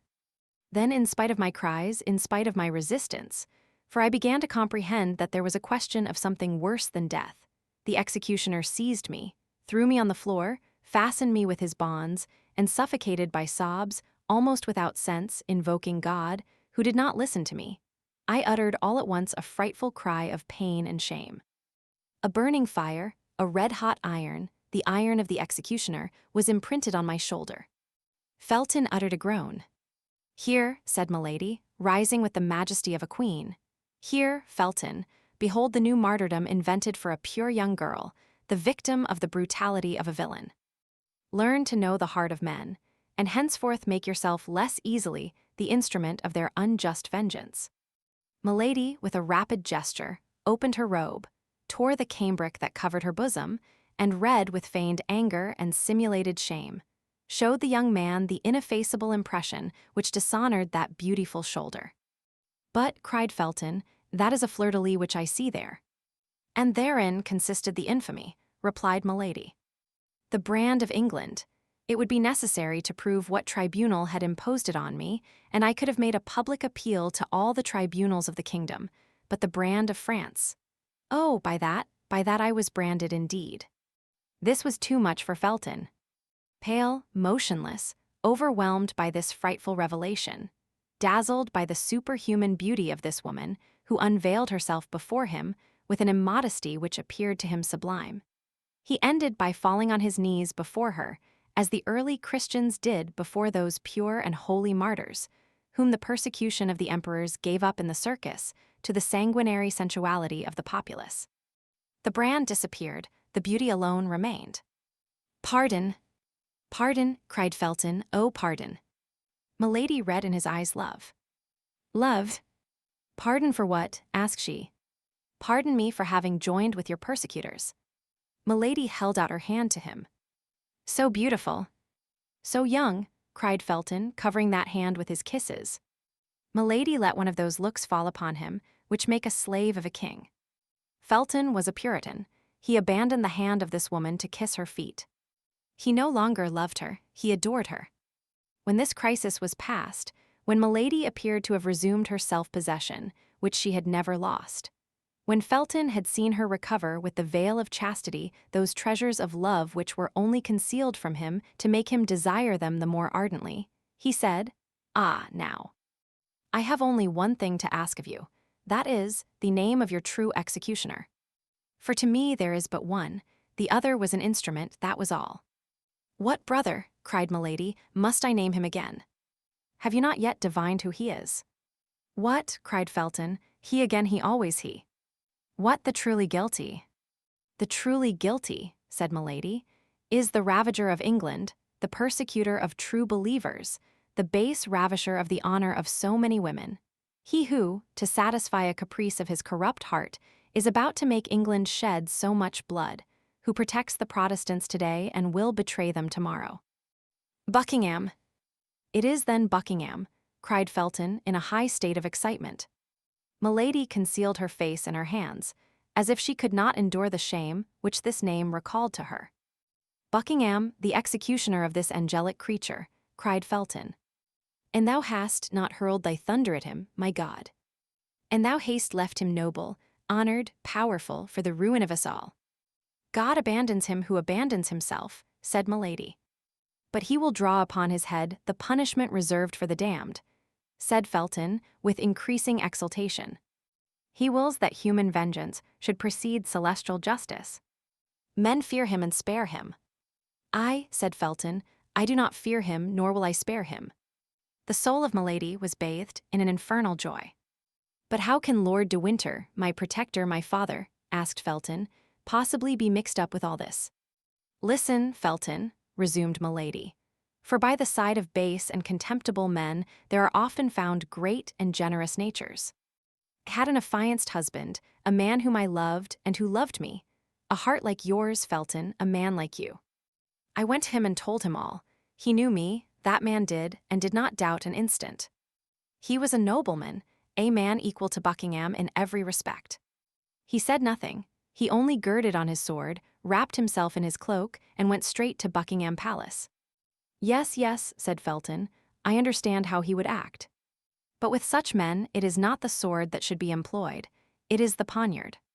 Buckingham had left England the day before, sent as ambassador to Spain, to demand the hand of the Infanta for King Charles I, who was then only Prince of Wales. My affianced husband returned. Hear me, said he. This man has gone, and for the moment has consequently escaped my vengeance. But let us be united, as we were to have been, and then leave it to Lord de Winter to maintain his own honor and that of his wife. Lord de Winter, cried Felton. Yes, said Milady, Lord de Winter, and now you can understand it all, can you not? Buckingham remained nearly a year absent. A week before his return Lord de Winter died, leaving me his sole heir. Whence came the blow? God who knows all knows without doubt, but as for me, I accuse nobody. Oh, what an abyss, cried Felton. Lord de Winter died without revealing anything to his brother. The terrible secret was to be concealed till it burst, like a clap of thunder, over the head of the guilty. Your protector had seen with pain this marriage of his elder brother with a portionless girl. I was sensible that I could look for no support from a man disappointed in his hopes of an inheritance. I went to France with a determination to remain there for the rest of my life. But all my fortune is in England. Communication being closed by the war, I was in want of everything. Was then obliged to come back again. 6 days ago, I landed at Portsmouth. Well, said Felton. Well, Buckingham heard by some means, no doubt, of my return. He spoke of me to Lord de Winter, already prejudiced against me, and told him that his sister-in-law was a prostitute, a branded woman. The noble and pure voice of my husband was no longer here to defend me. Lord de Winter believed all that was told him, with so much the more ease that it was his interest to believe it. He caused me to be arrested, had me conducted hither, and placed me under your guard. You know the rest. The day after tomorrow he banishes me, he transports me. The day after tomorrow he exiles me among the infamous. Oh, the train is well laid, the plot is clever. My honor will not survive it. You see then, Felton, I can do nothing but die. Felton, give me that knife. And at these words, as if all her strength was exhausted, Milady sank, weak and languishing, into the arms of the young officer, who, intoxicated with love, anger, and voluptuous sensations hitherto unknown, received her with transport, pressed her against his heart, all trembling at the breath from that charming mouth, bewildered by the contact with that palpitating bosom. No, no, said he. No, you shall live honored and pure. You shall live to triumph over your enemies.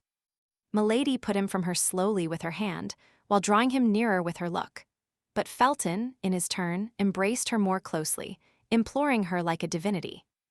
"Oh, death, death," said she, lowering her voice and her eyelids. "Oh, death rather than shame. Felton, my brother, my friend, I conjure you." "No," cried Felton, No, you shall live and you shall be avenged. Felton, I bring misfortune to all who surround me. Felton, abandon me.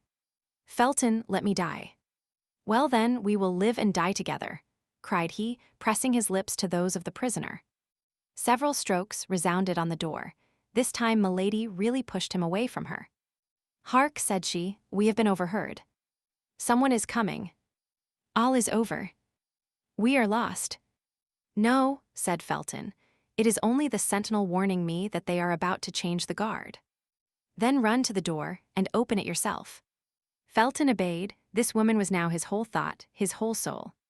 He found himself face to face with a sergeant commanding a watch patrol.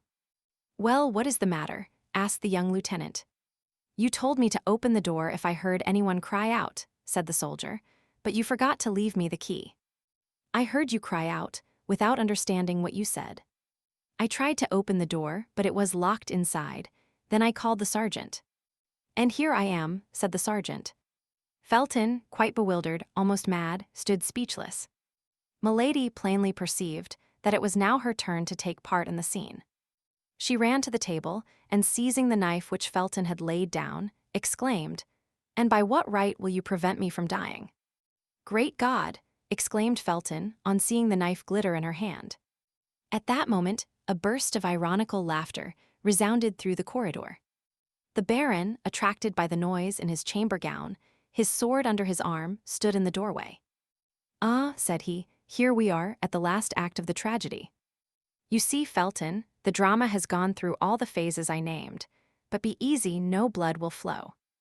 Milady perceived that all was lost, unless she gave Felton an immediate and terrible proof of her courage. You are mistaken, my lord, blood will flow, and may that blood fall back on those who cause it to flow. Felton uttered a cry and rushed toward her. He was too late, Milady had stabbed herself.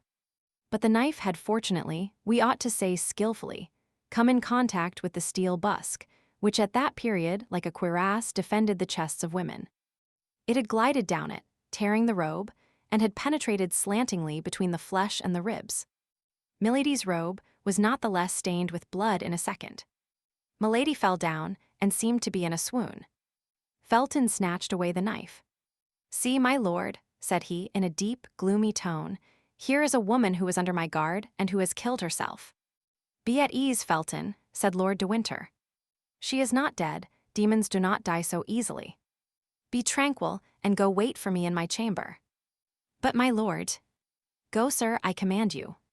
At this injunction from his superior, Felton obeyed, but in going out, he put the knife into his bosom.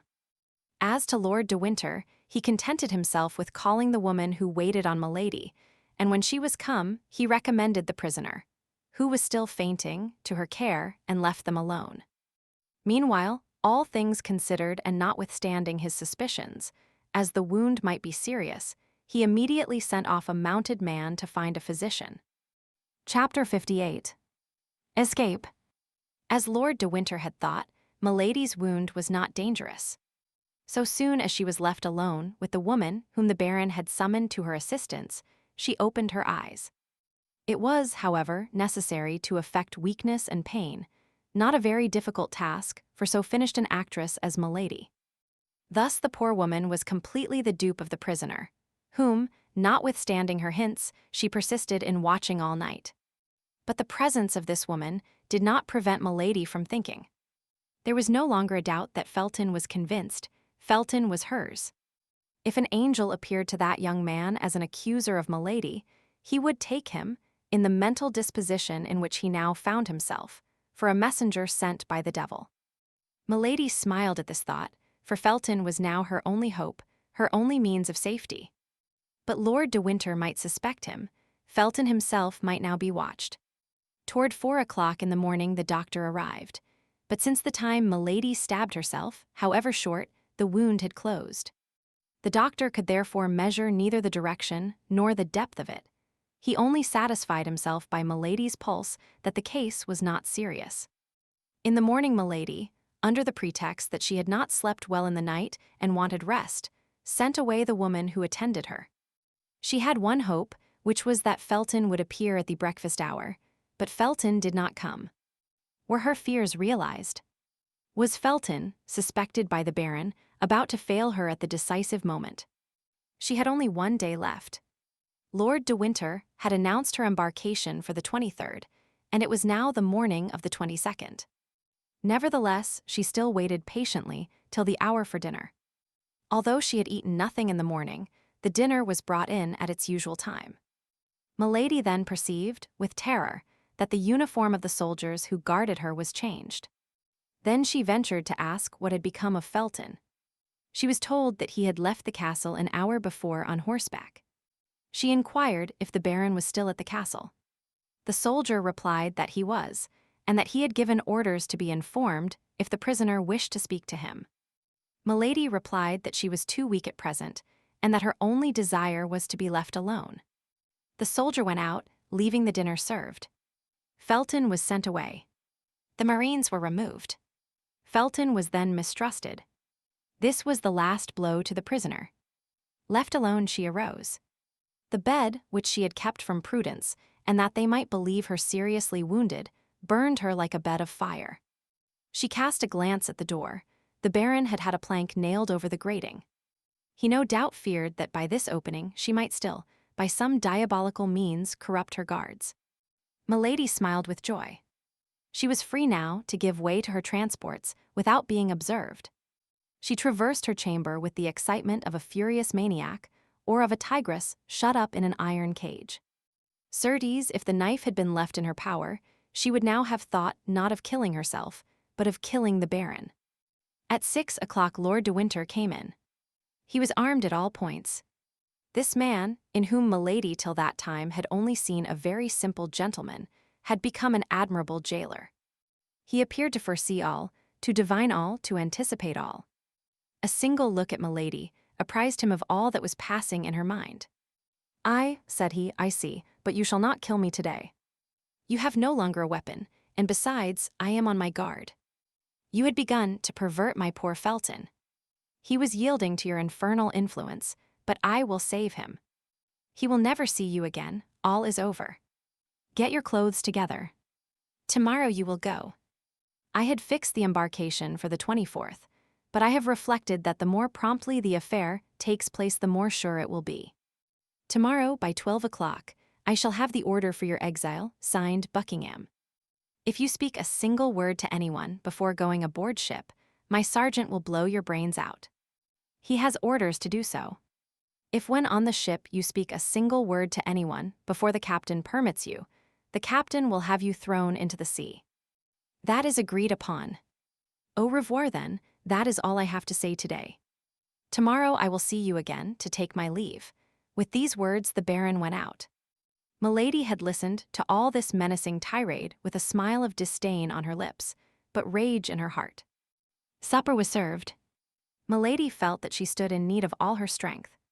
She did not know what might take place during this night, which approached so menacingly, for large masses of cloud rolled over the face of the sky, and distant lightning announced a storm. The storm broke about 10 o'clock. Milady felt a consolation in seeing nature partake of the disorder of her heart. The thunder growled in the air like the passion and anger in her thoughts. It appeared to her that the blast as it swept along disheveled her brow, as it bowed the branches of the trees and bore away their leaves. She howled as the hurricane howled, and her voice was lost in the great voice of nature, which also seemed to groan with despair. All at once she heard a tap at her window, and by the help of a flash of lightning she saw the face of a man appear behind the bars. She ran to the window and opened it. "Felton," cried she. "I am saved." "Yes," said Felton, "but silence, silence. I must have time to file through these bars. Only take care that I am not seen through the wicket." "Oh, it is a proof that the Lord is on our side, Felton," replied Milady. "They have closed up the grating with a board." "That is well, God has made them senseless," said Felton. "But what must I do?" asked Milady. "Nothing, nothing, only shut the window. Go to bed, or at least lie down in your clothes. As soon as I have done, I will knock on one of the panes of glass. But will you be able to follow me?" "Oh, yes." "Your wound gives me pain, but will not prevent my walking. Be ready, then, at the first signal." Milady shut the window, extinguished the lamp, and went, as Felton had desired her, to lie down on the bed. Amid the moaning of the storm, she heard the grinding of the file upon the bars, and by the light of every flash she perceived the shadow of Felton through the panes. She passed an hour without breathing, panting, with a cold sweat upon her brow, and her heart oppressed by frightful agony at every movement she heard in the corridor. There are hours which last a year. At the expiration of an hour, Felton tapped again. Milady sprang out of bed and opened the window. 2 bars removed formed an opening for a man to pass through. "Are you ready?" asked Felton. "Yes." "Must I take anything with me?" "Money, if you have any." "Yes, fortunately they have left me all I had." "So much the better, for I have expended all mine in chartering a vessel." "Here," said Milady, placing a bag full of louis in Felton's hands. Felton took the bag and threw it to the foot of the wall. "Now," said he, "will you come?" "I am ready." Milady mounted upon a chair and passed the upper part of her body through the window. She saw the young officer suspended over the abyss by a ladder of ropes. For the first time, an emotion of terror reminded her that she was a woman. The dark space frightened her. "I expected this," said Felton. It's nothing," said Milady. "I will descend with my eyes shut." "Have you confidence in me?" said Felton. "You ask that? Put your 2 hands together. Cross them, that's right." Felton tied her 2 wrists together with his handkerchief, and then with a cord over the handkerchief. "What are you doing?" asked Milady with surprise. "Pass your arms around my neck and fear nothing. But I shall make you lose your balance, and we shall both be dashed to pieces. Don't be afraid. I am a sailor." Not a second was to be lost. Milady passed her 2 arms round Felton's neck and let herself slip out of the window. Felton began to descend the ladder slowly, step by step. Despite the weight of 2 bodies, the blast of the hurricane shook them in the air. All at once Felton stopped. "What is the matter?" asked Milady. "Silence," said Felton, "I hear footsteps." "We are discovered." There was a silence of several seconds. "No," said Felton, "it is nothing." "But what then is the noise?" "That of the patrol going their rounds." "Where is their road?" "Just under us." "They will discover us." "No, if it does not light. But they will run against the bottom of the ladder. Fortunately, it is too short by 6 feet. Here they are." "My God!" Silence. Both remained suspended, motionless and breathless, within 20 paces of the ground, while the patrol passed beneath them laughing and talking. This was a terrible moment for the fugitives. The patrol passed. The noise of their retreating footsteps and the murmur of their voices soon died away. "Now," said Felton, "we are safe." Milady breathed a deep sigh and fainted. Felton continued to descend. Near the bottom of the ladder, when he found no more support for his feet, he clung with his hands. At length, arrived at the last step, he let himself hang by the strength of his wrists and touched the ground. He stooped down, picked up the bag of money, and placed it between his teeth. Then he took Milady in his arms and set off briskly in the direction opposite to that which the patrol had taken. He soon left the pathway of the patrol, descended across the rocks, and when arrived on the edge of the sea, whistled. A similar signal replied to him, and 5 minutes after a boat appeared, rowed by 4 men. The boat approached as near as it could to the shore, but there was not depth enough of water for it to touch land. Felton walked into the sea up to his middle, being unwilling to trust his precious burden to anybody.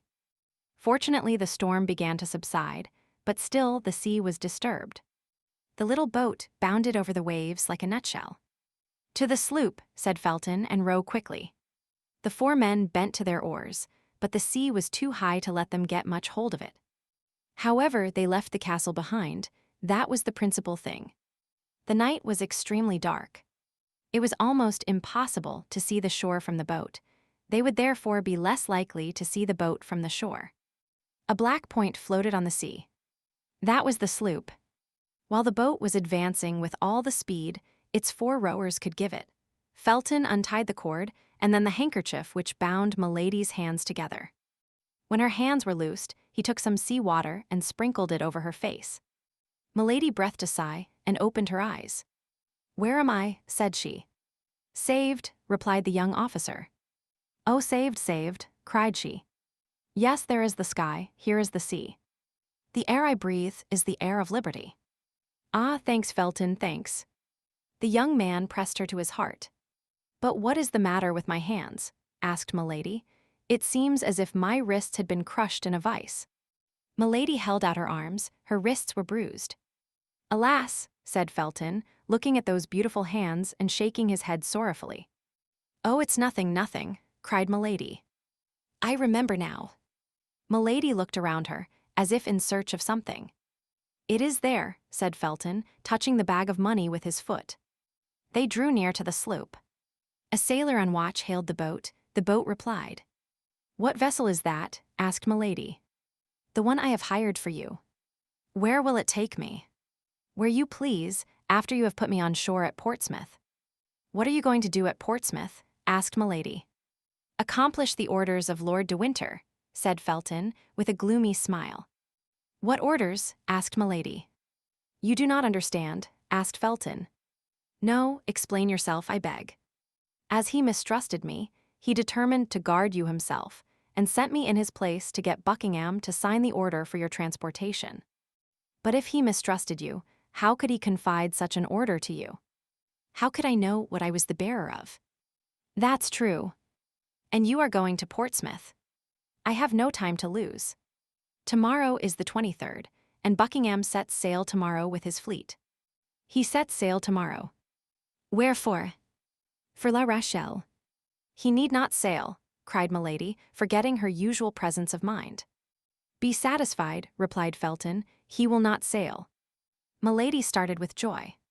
She could read to the depths of the heart of this young man. The death of Buckingham was written there at full length. "Felton," cried she, "you are as great as Judas Maccabeus. If you die, I will die with you. That is all I can say to you." "Silence," cried Felton, "we are here." In fact, they touched the sloop. Felton mounted the ladder first and gave his hand to Milady, while the sailors supported her, for the sea was still much agitated. An instant after they were on the deck. "Captain," said Felton, "this is the person of whom I spoke to you, and whom you must convey safe and sound to France." "For 1,000 pistoles," said the captain. "I have paid you 500 of them." "That's correct," said the captain. "And here are the other 500, replied Milady, placing her hand upon the bag of gold. "No," said the captain, "I make but one bargain, and I have agreed with this young man that the other 500 shall not be due to me till we arrive at Boulogne." "And shall we arrive there?"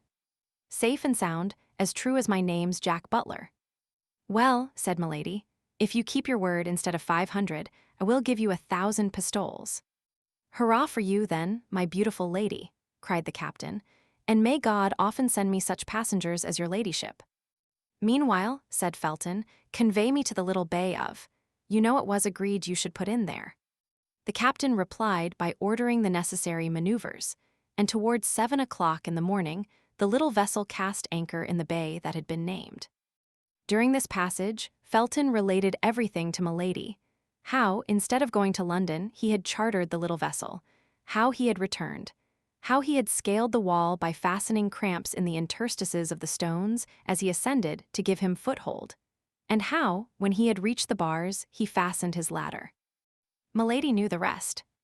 On her side, Milady tried to encourage Felton in his project, but at the first words which issued from her mouth, she plainly saw that the young fanatic stood more in need of being moderated than urged.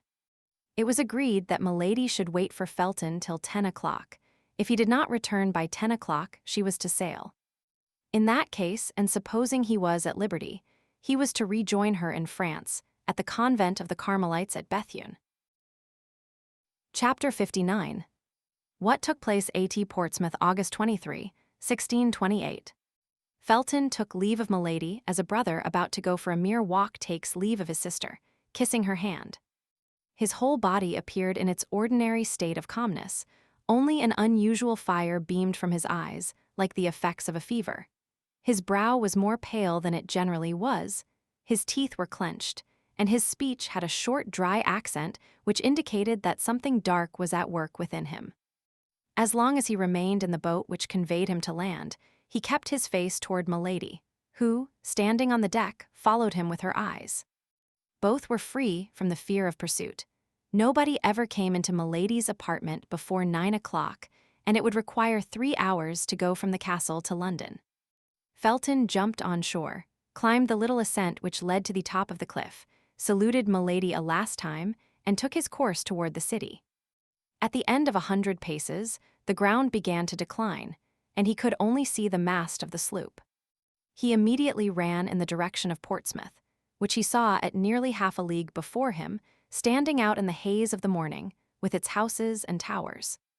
Beyond Portsmouth, the sea was covered with vessels whose masts, like a forest of poplars despoiled by the winter, bent with each breath of the wind. Felton, in his rapid walk, reviewed in his mind all the accusations against the favorite of James I. and Charles I, furnished by 2 years of premature meditation and a long sojourn among the Puritans. When he compared the public crimes of this minister, startling crimes, European crimes, if so we may say, with the private and unknown crimes with which Milady had charged him, Felton found that the more culpable of the 2 men which formed the character of Buckingham was the one of whom the public knew not the life. This was because his love, so strange, so new, and so ardent, made him view the infamous and imaginary accusations of Milady de Winter as, through a magnifying glass, one views as frightful monsters atoms in reality imperceptible by the side of an ant. The rapidity of his walk heated his blood still more. The idea that he left behind him, exposed to a frightful vengeance, the woman he loved, or rather whom he adored as a saint, the emotion he had experienced, present fatigue, altogether exalted his mind above human feeling. He entered Portsmouth about 8 o'clock in the morning. The whole population was on foot, drums were beating in the streets and in the port.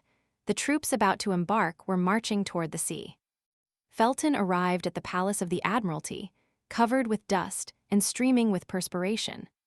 His countenance, usually so pale, was purple with heat and passion. The sentinel wanted to repulse him, but Felton called to the officer of the post, and drawing from his pocket the letter of which he was the bearer, he said, "A pressing message from Lord de Winter." At the name of Lord de Winter, who was known to be one of his Grace's most intimate friends, the officer of the post gave orders to let Felton pass, who, besides, wore the uniform of a naval officer. Felton darted into the palace. At the moment he entered the vestibule, another man was entering likewise, dusty, out of breath, leaving at the gate a post-horse, which, on reaching the palace, tumbled on his fork-knees. Felton and he addressed Patrick, the Duke's confidential lackey, at the same moment. Felton named Lord de Winter. The unknown would not name anybody, and pretended that it was to the Duke alone he would make himself known. Each was anxious to gain admission before the other. Patrick, who knew Lord de Winter was in affairs of the service, and in relations of friendship with the Duke, gave the preference to the one who came in his name. The other was forced to wait, and it was easily to be seen how he cursed the delay. The valet led Felton through a large hall in which waited the deputies from La Rochelle, headed by the Prince de Soubise, and introduced him into a closet where Buckingham, just out of the bath, was finishing his toilet, upon which, as at all times, he bestowed extraordinary attention. "Lieutenant Felton, from Lord de Winter," said Patrick. "From Lord de Winter," repeated Buckingham, "let him come in." Felton entered. At that moment Buckingham was throwing upon a couch a rich toilet robe, worked with gold, in order to put on a blue velvet doublet embroidered with pearls. "Why didn't the Baron come himself?" demanded Buckingham. "I expected him this morning." "He desired me to tell your Grace," replied Felton, "that he very much regretted not having that honor, but that he was prevented by the guard he is obliged to keep at the castle." "Yes, I know that," said Buckingham. "He has a prisoner." "It is of that prisoner that I wish to speak to your Grace," replied Felton. "Well then, speak." "That which I have to say of her can only be heard by yourself, my lord." "Leave us, Patrick," said Buckingham, "but remain within sound of the bell." "I shall call you presently." Patrick went out. "We are alone, sir," said Buckingham. "Speak." "My lord," said Felton, "the Baron de Winter wrote to you the other day to request you to sign an order of embarkation relative to a young woman named Charlotte Backson." "Yes, sir, and I answered him to bring or send me that order, and I would sign it." "Here it is, my lord." "Give it to me," said the Duke. And taking it from Felton, he cast a rapid glance over the paper, and perceiving that it was the one that had been mentioned to him, he placed it on the table, took a pen, and prepared to sign it. "Pardon, my lord," said Felton, stopping the Duke, "but does your grace know that the name of Charlotte Backson is not the true name of this young woman?" "Yes, sir, I know it," replied the Duke, dipping the quill in the ink. "Then your grace knows her real name?" asked Felton in a sharp tone. "I know it," and the Duke put the quill to the paper. Felton grew pale. "And knowing that real name, my lord," replied Felton, "will you sign it all the same?" "Doubtless," said Buckingham, and rather twice than once. "I cannot believe," continued Felton, in a voice that became more sharp and rough, "that your grace knows that it is to Milady de Winter this relates." "I know it perfectly, although I am astonished that you know it." "And will your grace sign that order without remorse?" Buckingham looked at the young man haughtily. "Do you know, sir, that you are asking me very strange questions, and that I am very foolish to answer them?" "Reply to them, my lord," said Felton. "The circumstances are more serious than you perhaps believe."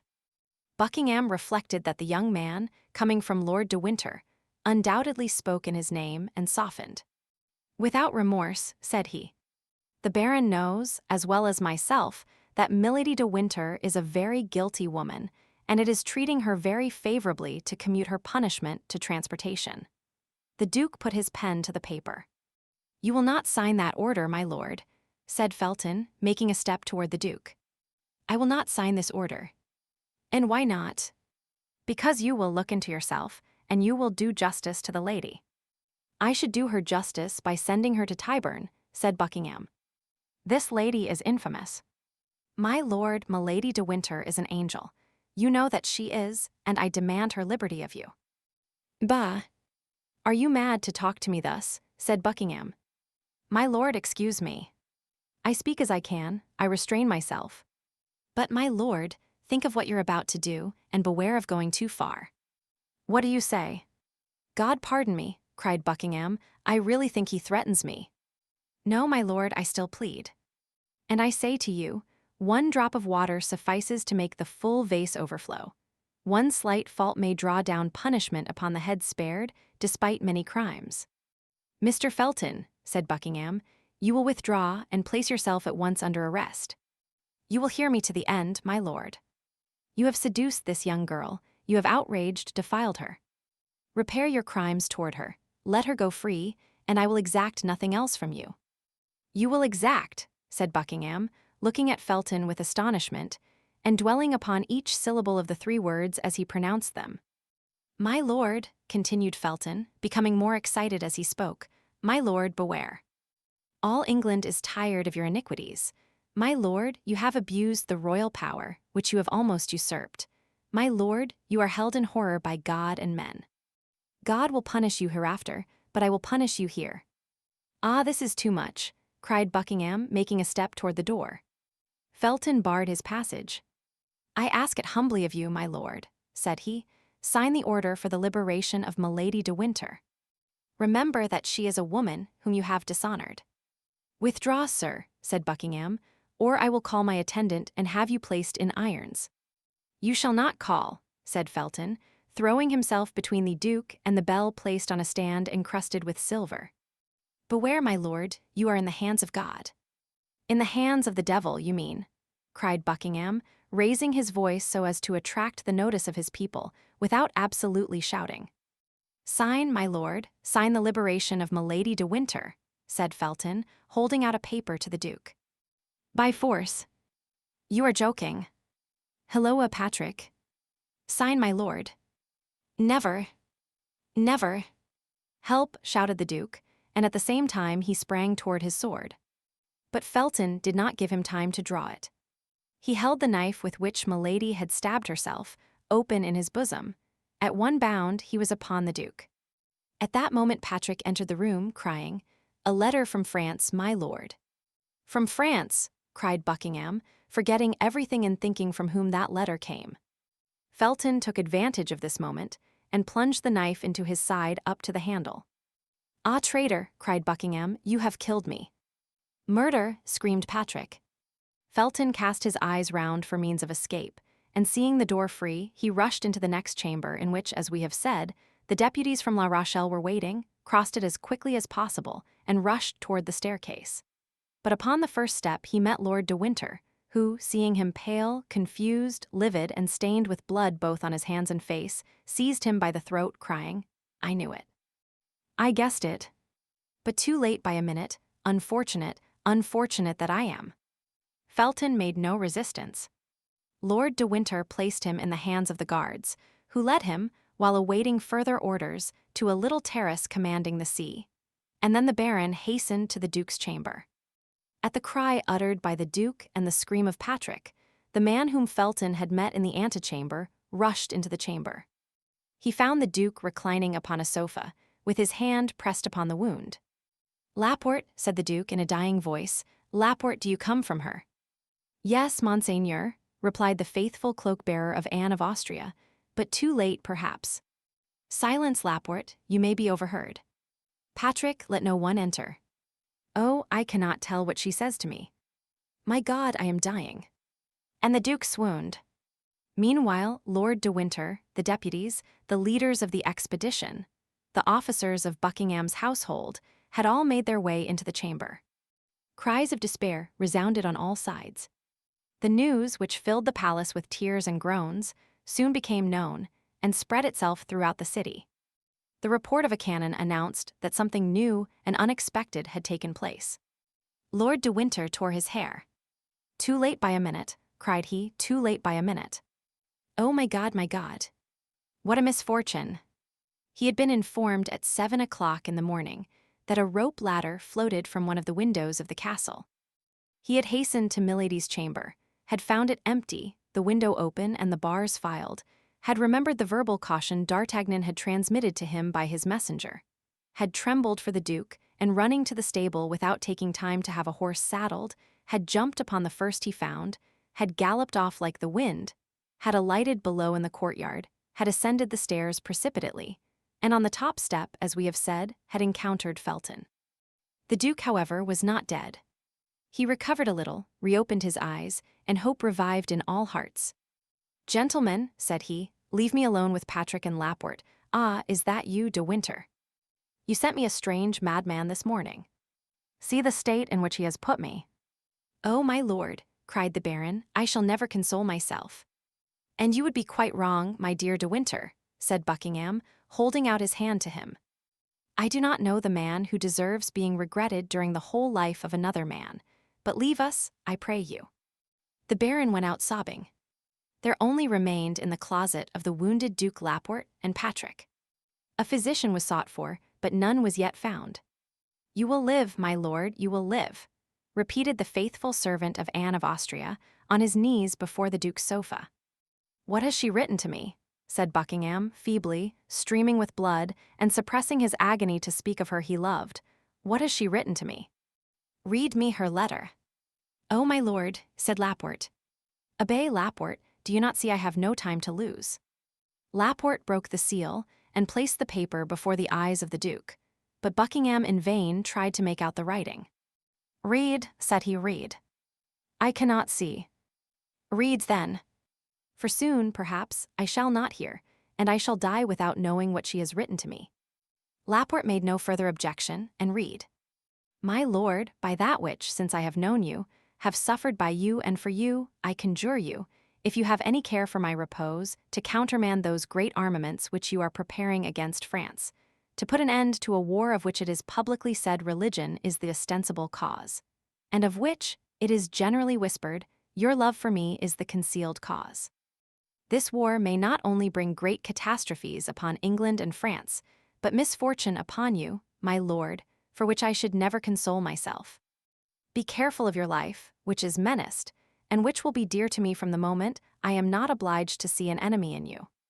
Your affectionate Anne. Buckingham collected all his remaining strength to listen to the reading of the letter. Then, when it was ended, as if he had met with a bitter disappointment, he asked, "Have you nothing else to say to me by the living voice, Laporte?" "The Queen charged me to tell you to watch over yourself, for she had advice that your assassination would be attempted." "And is that all, is that all?" replied Buckingham impatiently. "She likewise charged me to tell you that she still loved you." "Ah," said Buckingham, "God be praised. My death, then, will not be to her as the death of a stranger." Laporte burst into tears. "Patrick," said the Duke, "bring me the casket in which the diamond studs were kept." Patrick brought the object desired, which Laporte recognized as having belonged to the Queen. Now the sent bag of white satin, on which her cipher is embroidered in pearls. Patrick again obeyed. "Here, Laporte," said Buckingham, "these are the only tokens I ever received from her, this silver casket and these 2 letters. You will restore them to her Majesty, and as a last memorial," he looked round for some valuable object, "you will add." He still sought, but his eyes, darkened by death, encountered only the knife which had fallen from the hand of Felton, still smoking with the blood spread over its blade. "And you will add to them this knife," said the Duke, pressing the hand of Laporte. He had just strength enough to place the scent bag at the bottom of the silver casket, and to let the knife fall into it, making a sign to Laporte that he was no longer able to speak. Then, in a last convulsion, which this time he had not the power to combat, he slipped from the sofa to the floor. Patrick uttered a loud cry. Buckingham tried to smile a last time, but death checked his thought, which remained engraved on his brow like a last kiss of love. At this moment the Duke's surgeon arrived, quite terrified. He was already on board the Admiral's ship, where they had been obliged to seek him. He approached the Duke, took his hand, held it for an instant in his own, and letting it fall, "All is useless," said he. "He is dead." "Dead, dead," cried Patrick. At this cry all the crowd re-entered the apartment, and throughout the palace and town there was nothing but consternation and tumult. As soon as Lord de Winter saw Buckingham was dead, he ran to Felton, whom the soldiers still guarded on the terrace of the palace. "Wretch," said he to the young man, who since the death of Buckingham had regained that coolness and self-possession which never after abandoned him. "Wretch, what have you done?" "I have avenged myself," said he. "Avenged yourself," said the Baron. "Rather say that you have served as an instrument to that accursed woman, but I swear to you that this crime shall be her last." "I don't know what you mean," replied Felton quietly, "and I am ignorant of whom you are speaking, my lord. I killed the Duke of Buckingham because he twice refused yourself to appoint me captain. I have punished him for his injustice, that is all." De Winter, stupefied, looked on while the soldiers bound Felton, and could not tell what to think of such insensibility. One thing alone, however, threw a shade over the pallid brow of Felton. At every noise he heard, the simple Puritan fancied he recognized the step and voice of Milady coming to throw herself into his arms, to accuse herself, and die with him. All at once he started. His eyes became fixed upon a point of the sea, commanded by the terrace where he was. With the eagle glance of a sailor he had recognized there, where another would have seen only a gull hovering over the waves, the sail of a sloop which was directed toward the coast of France. He grew deadly pale, placed his hand upon his heart, which was breaking, and at once perceived all the treachery. "One last favor, my lord," said he to the Baron. "What?" asked his lordship. "What o'clock is it?" The Baron drew out his watch. "It wants 10 minutes to 9, said he. Milady had hastened her departure by an hour and a half. As soon as she heard the cannon which announced the fatal event, she had ordered the anchor to be weighed. The vessel was making way under a blue sky, at great distance from the coast. "God has so willed it," said he, with the resignation of a fanatic, but without, however, being able to take his eyes from that ship, on board of which he doubtless fancied he could distinguish the white outline of her to whom he had sacrificed his life. De Winter followed his look, observed his feelings, and guessed all. "Be punished alone for the first miserable man," said Lord de Winter to Felton, who was being dragged away with his eyes turned toward the sea. "But I swear to you by the memory of my brother whom I have loved so much that your accomplice is not saved." Felton lowered his head, without pronouncing a syllable.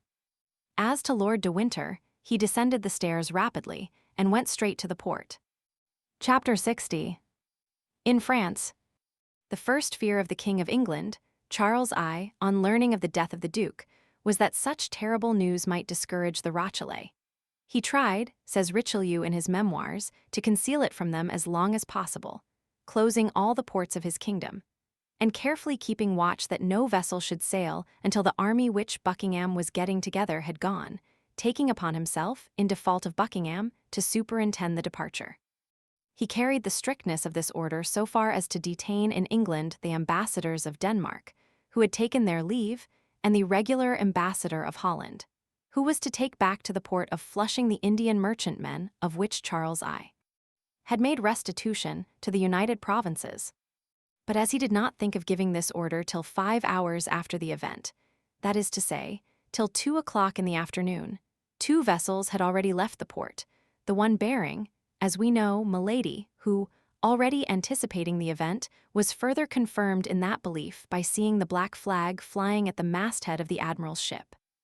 As to the second vessel, we will tell hereafter whom it carried, and how it set sail.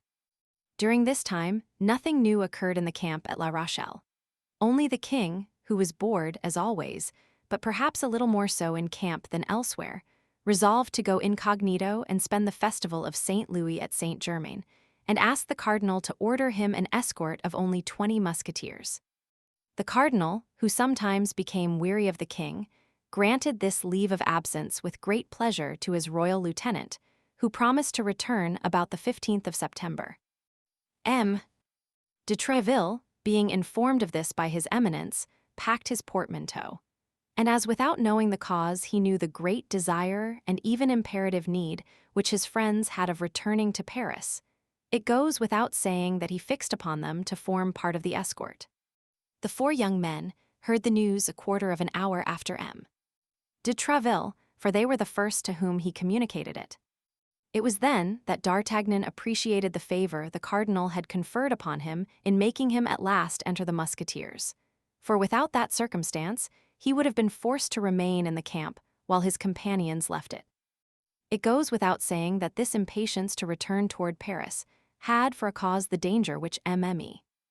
Bonacieux would run of meeting at the convent of Bethune with Milady, her mortal enemy. Aramis therefore had written immediately to Marie Michon, the seamstress at Tours who had such fine acquaintances, to obtain from the queen authority for Mme.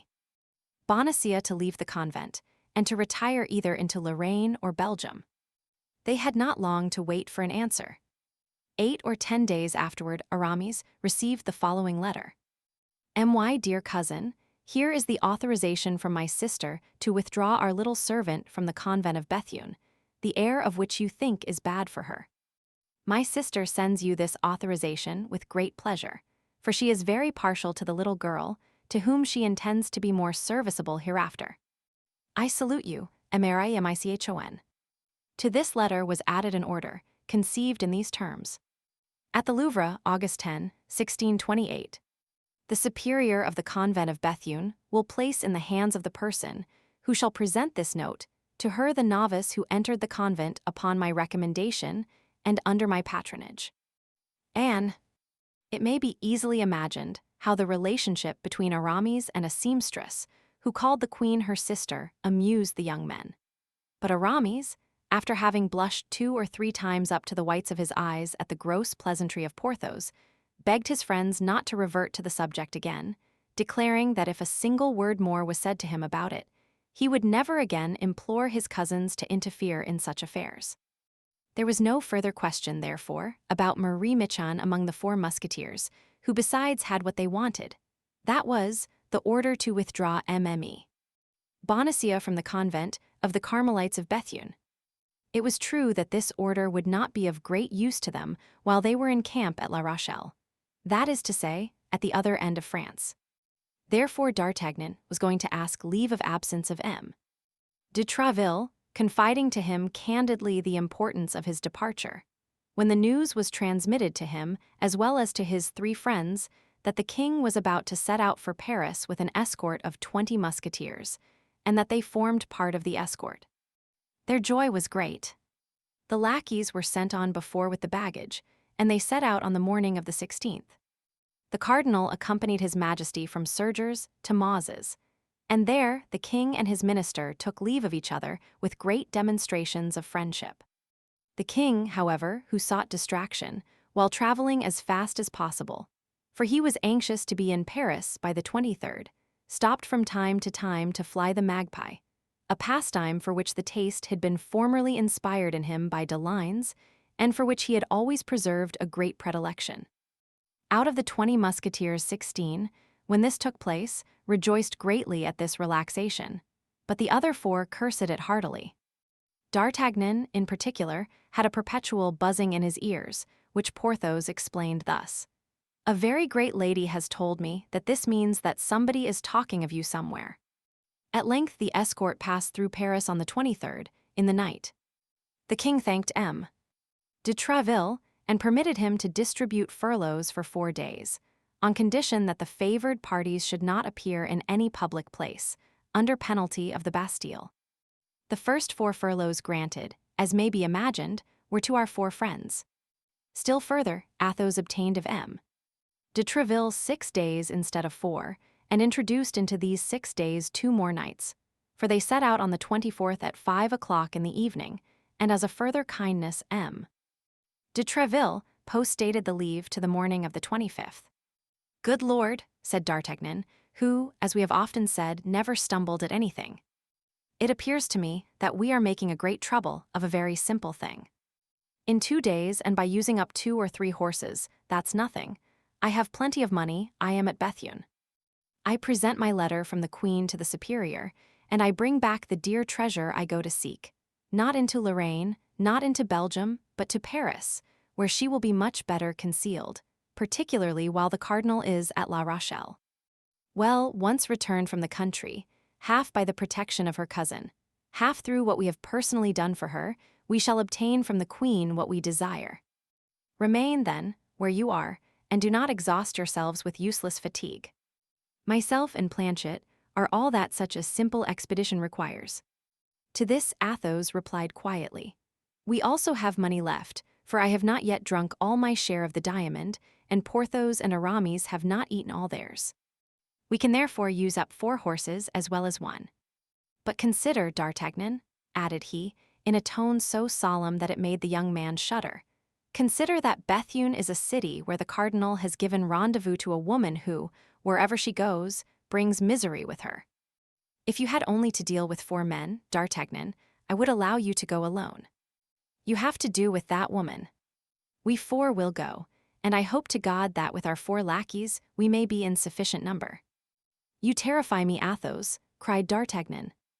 "My God! What do you fear?" "Everything," replied Athos. D'Artagnan examined the countenances of his companions, which, like that of Athos, wore an impression of deep anxiety, and they continued their route as fast as their horses could carry them, but without adding another word. On the evening of the 25th, as they were entering Arras, and as D'Artagnan was dismounting at the Inn of the Golden Harrow to drink a glass of wine, a horseman came out of the post-yard, where he had just had a relay, started off at a gallop, and with a fresh horse took the road to Paris. At the moment he passed through the gateway into the street, the wind blew open the cloak in which he was wrapped, although it was in the month of August, and lifted his hat, which the traveler seized with his hand the moment it had left his head, pulling it eagerly over his eyes. D'Artagnan, who had his eyes fixed upon this man, became very pale, and let his glass fall. "What is the matter, monsieur?" said Planchet. "Oh, come, gentlemen, my master is ill." The 3 friends hastened toward D'Artagnan, who, instead of being ill, ran toward his horse. They stopped him at the door. "Well, where the devil are you going now?" cried Athos. "It is he," cried D'Artagnan, pale with anger and with the sweat on his brow. "It is he. Let me overtake him." "He? What he?" asked Athos. "He, that man." "What man?" "That cursed man, my evil genius, whom I have always met with when threatened by some misfortune, he who accompanied that horrible woman when I met her for the first time, he whom I was seeking when I offended our Athos, he whom I saw on the very morning Madame Bonacieux was abducted. I have seen him, that is he." I recognized him when the wind blew upon his cloak. The devil, said Athos musingly. To saddle, gentlemen. To saddle. Let us pursue him, and we shall overtake him. My dear friend, said Aramis, remember that he goes in an opposite direction from that in which we are going, that he has a fresh horse, and ours are fatigued, so that we shall disable our own horses without even a chance of overtaking him. Let the man go, D'Artagnan, let us save the woman. Monsieur, monsieur, cried a hostler, running out and looking after the stranger. Monsieur, here is a paper which dropped out of your hat.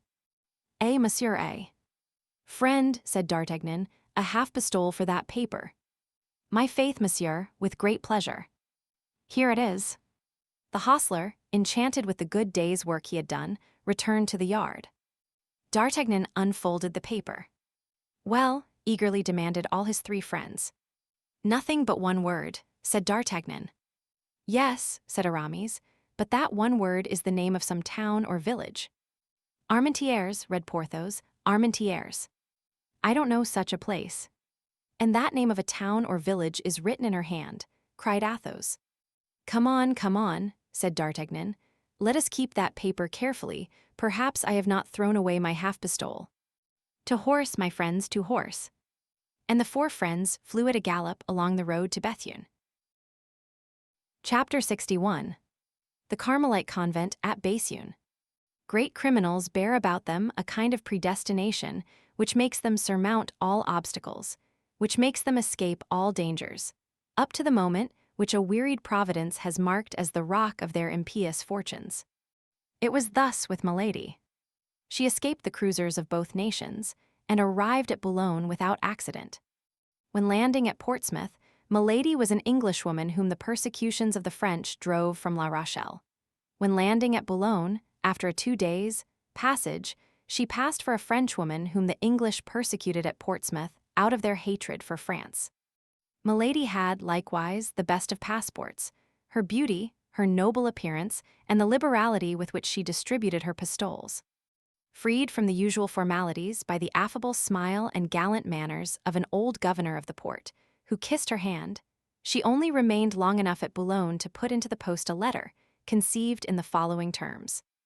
To His Eminence, Monseigneur the Cardinal Richelieu, in his camp before La Rochelle. Monseigneur, let your Eminence be reassured. His Grace the Duke of Buckingham will not set out for France. Milady D.A.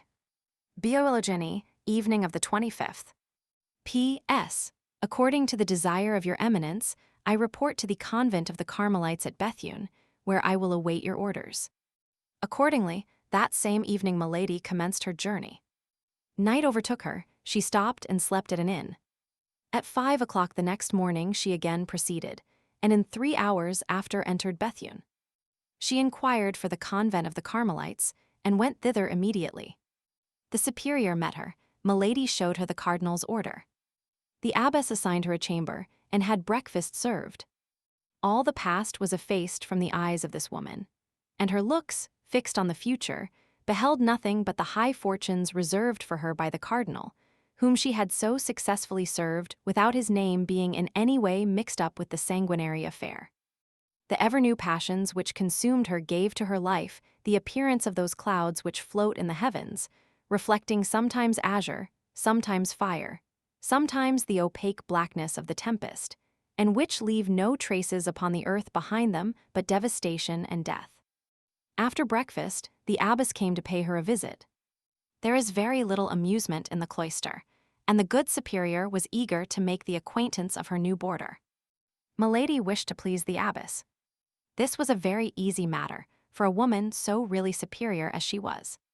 She tried to be agreeable, and she was charming, winning the good superior by her varied conversation and by the graces of her whole personality.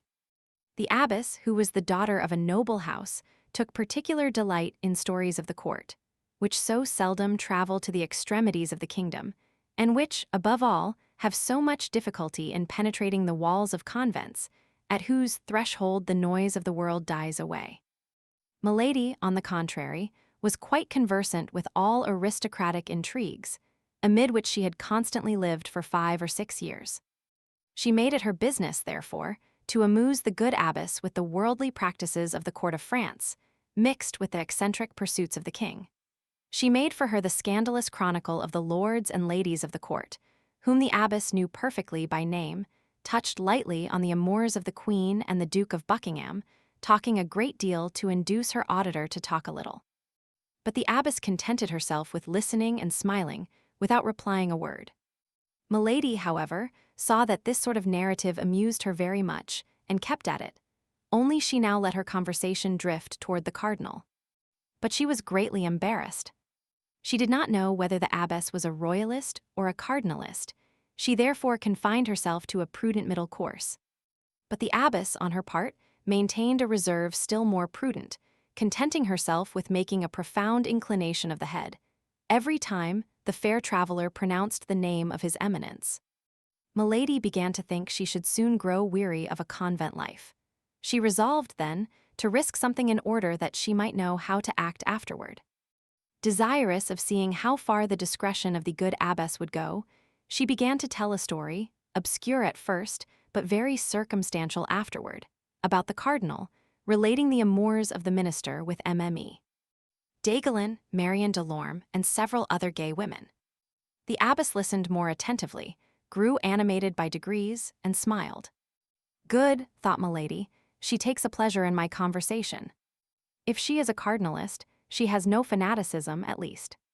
She then went on to describe the persecutions exercised by the cardinal upon his enemies. The abbess only crossed herself, without approving or disapproving.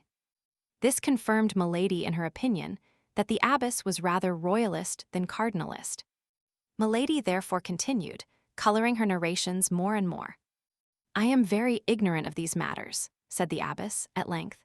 "But however distant from the court we may be, however remote from the interests of the world we may be placed, we have very sad examples of what you have related.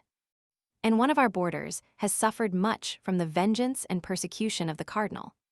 "One of your boarders," said Milady. "Oh, my God! Poor woman! I pity her then. And you have reason, for she is much to be pitied. Imprisonment, menaces, ill treatment, she has suffered everything. But after all," resumed the abbess, "Monsieur Cardinal has perhaps plausible motives for acting thus, and though she has the look of an angel, we must not always judge people by the appearance." "Good," said Milady to herself, "who knows? I am about perhaps to discover something here. I am in the vein." She tried to give her countenance an appearance of perfect candor. "Alas," said Milady, "I know it is so. It is said that we must not trust to the face. But in what, then, shall we place confidence, if not in the most beautiful work of the Lord? As for me, I shall be deceived all my life perhaps, but I shall always have faith in a person whose countenance inspires me with sympathy." "You would, then, be tempted to believe," said the abbess, "that this young person is innocent." "The cardinal pursues not only crimes," said she. "There are certain virtues which he pursues more severely than certain offenses." "Permit me, madame, to express my surprise," said the abbess. "At what?" said Milady, with the utmost ingenuousness. "At the language you use."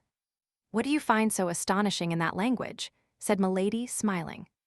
"You are the friend of the cardinal, for he sends you hither, and yet—" "And yet I speak ill of him," replied Milady, finishing the thought of the superior.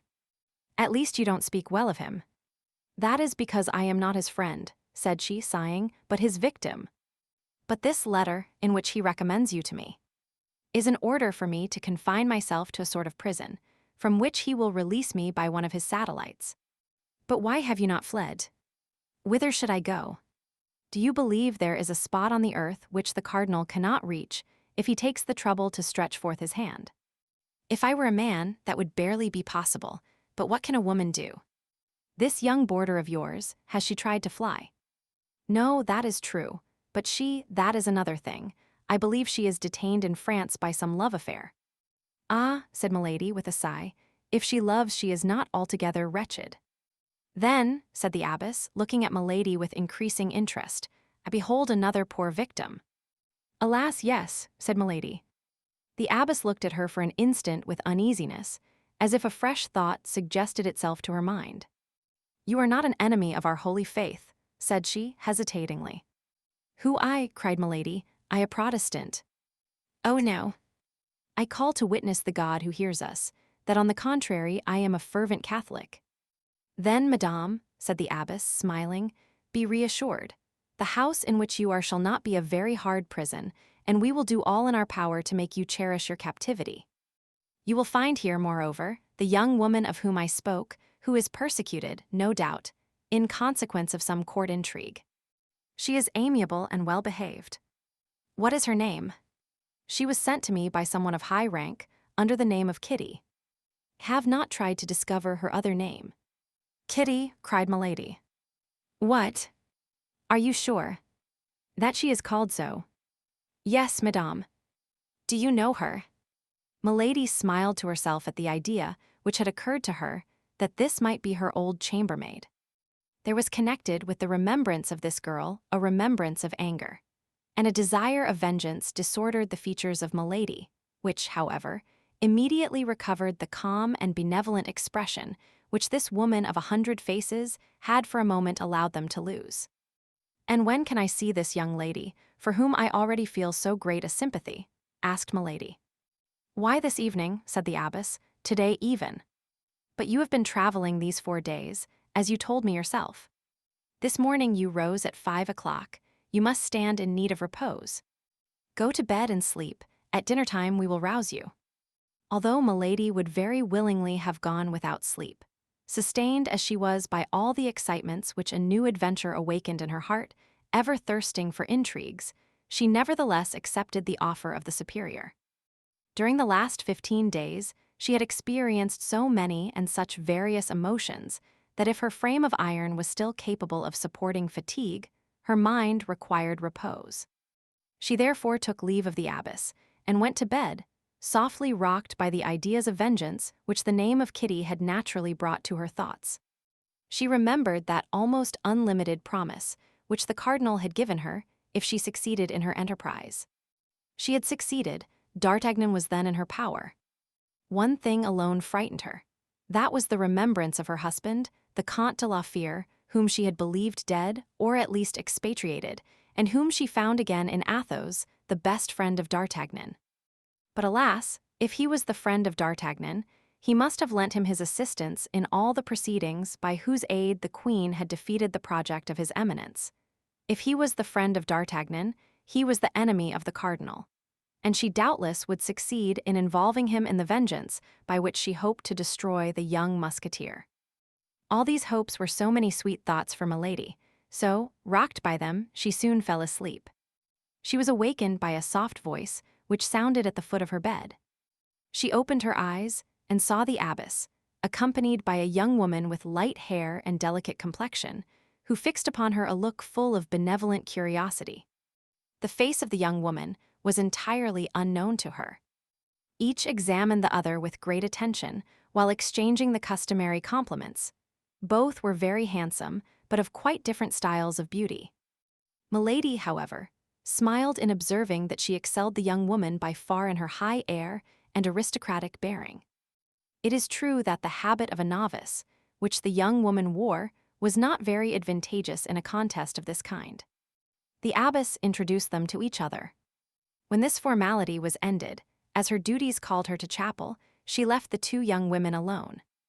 The novice, seeing Milady in bed, was about to follow the example of the superior, but Milady stopped her. "How, madame," said she, "I have scarcely seen you, and you already wish to deprive me of your company, upon which I had counted a little, I must confess, for the time I have to pass here." "No, madame," replied the novice, "only I thought I had chosen my time ill. You were asleep, you are fatigued." "Well," said Milady, "what can those who sleep wish for? A happy awakening. This awakening you have given me. Allow me, then, to enjoy it at my ease." And taking her hand, she drew her toward the armchair by the bedside. The novice sat down. "How unfortunate I am," said she. "I have been here 6 months without the shadow of recreation. You arrive, and your presence was likely to afford me delightful company. Yet I expect, in all probability, to quit the convent at any moment." "How, you are going soon?" asked Milady. "At least I hope so," said the novice, with an expression of joy which she made no effort to disguise.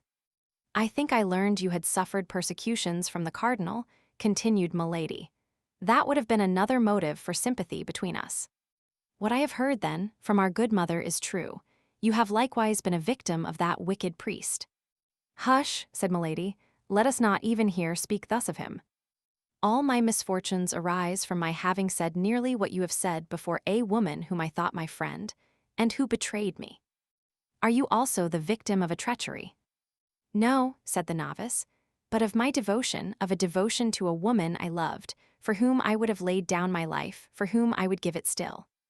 And who has abandoned you, is that it? I have been sufficiently unjust to believe so, but during the last 2 or 3 days I have obtained proof to the contrary, for which I thank God, for it would have cost me very dear to think she had forgotten me. But you, madame, you appear to be free, continued the novice, and if you were inclined to fly, it only rests with yourself to do so. Whither would you have me go, without friends, without money, in a part of France with which I am unacquainted, and where I have never been before? Oh, cried the novice, as to friends, you would have them wherever you want, you appear so good and are so beautiful. That does not prevent, replied Milady, softening her smile so as to give it an angelic expression, my being alone or being persecuted. Hear me, said the novice, we must trust in heaven. There always comes a moment when the good you have done pleads your cause before God. And see, perhaps it is a happiness for you, humble and powerless as I am, that you have met with me, for if I leave this place, well, have powerful friends, who, after having exerted themselves on my account, may also exert themselves for you. Oh, when I said I was alone, said Milady, hoping to make the novice talk by talking of herself, it is not for want of friends in high places, but these friends themselves tremble before the cardinal. The queen herself does not dare to oppose the terrible minister. I have proof that her majesty, notwithstanding her excellent heart, has more than once been obliged to abandon to the anger of his eminence persons who had served her. Trust me, madame, the queen may appear to have abandoned those persons, but we must not put faith in appearances. The more they are persecuted, the more she thinks of them, and often, when they least expect it, they have proof of a kind remembrance. Alas, said Milady, I believe so, the queen is so good. Oh, you know her then, that lovely and noble queen, that you speak of her thus, cried the novice with enthusiasm. That is to say, replied Milady, driven into her entrenchment, that I have not the honor of knowing her personally, but I know a great number of her most intimate friends. I am acquainted with Monsieur de Putin. I met Monsieur Dujart in England. I know Monsieur de Treville. Monsieur de Treville, exclaimed the novice, do you know Monsieur de Treville? Yes, perfectly well, intimately even. The captain of the King's Musketeers. The captain of the King's Musketeers. Why then only see, cried the novice, we shall soon be well acquainted, almost friends. If you know Monsieur de Treville, you must have visited him. Often, said Milady, who, having entered this track, and perceiving that falsehood succeeded, was determined to follow it to the end. With him, then, you must have seen some of his musketeers. All those he is in the habit of receiving, replied Milady, for whom this conversation began to have a real interest. Name a few of those whom you know, and you will see if they are my friends. Well, said Milady, embarrassed, I know Monsieur de Louvigny, Monsieur de Cordovran, Monsieur de Fersac. The novice let her speak, then seeing that she paused, she said, Don't you know a gentleman named Athos? Milady became as pale as the sheets in which she was lying, and mistress as she was of herself, could not help uttering a cry, seizing the hand of the novice, and devouring her with looks. What is the matter? Good God, asked the poor woman, have I said anything that has wounded you? No, but the name struck me, because I also have known that gentleman, and it appeared strange to me to meet with a person who appears to know him well. Oh yes, very well, not only him, but some of his friends, Messieurs Porthos and Aramis. Indeed. You know them likewise. I know them, cried Milady, who began to feel a chill penetrate her heart. Well, if you know them, you know that they are good and free companions. Why do you not apply to them, if you stand in need of help? That is to say, stammered Milady, I am not really very intimate with any of them. I know them from having heard one of their friends, Monsieur d'Artagnan, say a great deal about them. You know Monsieur d'Artagnan, cried the novice, in her turn seizing the hands of Milady and devouring her with her eyes. Then, remarking the strange expression of Milady's countenance, she said, "Pardon me, madame, you know him by what title?" "Why," replied Milady, embarrassed, "why, by the title of friend." "You deceive me, madame," said the novice. "You have been his mistress." "It is you who have been his mistress, madame," cried Milady in her turn. "I," said the novice. "Yes, you. I know you now. You are Madame Bonacieux." The young woman drew back, filled with surprise and terror. "Oh, do not deny it." "Answer," continued Milady. "Well, yes, madame," said the novice. "Are we rivals?" The countenance of Milady was illumined by so savage a joy that under any other circumstances, Bonacieux would have fled in terror, but she was absorbed by jealousy. "Speak, madame," resumed Bonacieux, with an energy of which she might not have been believed capable. "Have you been, or are you, his mistress?" "Oh, no," cried Milady, with an accent that admitted no doubt of her truth. "Never, never." "I believe you," said Bonacieux, "but why then did you cry out so?" "Do you not understand?" said Milady, who had already overcome her agitation and recovered all her presence of mind. "How can I understand? I know nothing. Can you not understand that Monsieur d'Artagnan, being my friend, might take me into his confidence? Truly, do you not perceive that I know all, your abduction from the little house at Saint-Germain, his despair, that of his friends, and their useless inquiries up to this moment? How could I help being astonished when, without having the least expectation of such a thing, I meet you face to face? You, of whom we have so often spoken together, you whom he loves with all his soul, you whom he had taught me to love before I had seen you. Ah, dear Constance, I have found you then, I see you at last." And Milady stretched out her arms to Bonacieux, who, convinced by what she had just said, saw nothing in this woman whom an instant before she had believed her rival, but a sincere and devoted friend. "Oh, pardon me," cried she, sinking upon the shoulders of Milady. "Pardon me, I love him so much." These two women held each other for an instant in a close embrace. Certainly, if Milady's strength had been equal to her hatred, Bonacieux would never have left that embrace alive. But not being able to stifle her, she smiled upon her. "Oh, you beautiful, good little creature," said Milady. "How delighted I am to have found you. Let me look at you." And while saying these words, she absolutely devoured her by her looks. "Oh, yes, it is you indeed. From what he has told me, I know you now. I recognize you perfectly." The poor young woman could not possibly suspect what frightful cruelty was behind the rampart of that pure brow, behind those brilliant eyes in which she read nothing but interest and compassion. "Then you know what I have suffered," said Bonacieux, "since he has told you what he has suffered, but to suffer for him is happiness." Milady replied mechanically, "Yes, that is happiness." She was thinking of something else. "And then," continued Bonacieux, "my punishment is drawing to a close. Tomorrow, this evening, perhaps, I shall see him again, and then the past will no longer exist." "This evening?" asked Milady, roused from her reverie by these words. "What do you mean? Do you expect news from him?" "I expect himself." "Himself? D'Artagnan here?" "Himself? But that's impossible. He is at the siege of La Rochelle with the cardinal. He will not return till after the taking of the city." "Ah, you fancy so. But is there anything impossible for my D'Artagnan, the noble and loyal gentleman?" "Oh, I cannot believe you." "Well, read then," said the unhappy young woman, in the excess of her pride and joy, presenting a letter to Milady.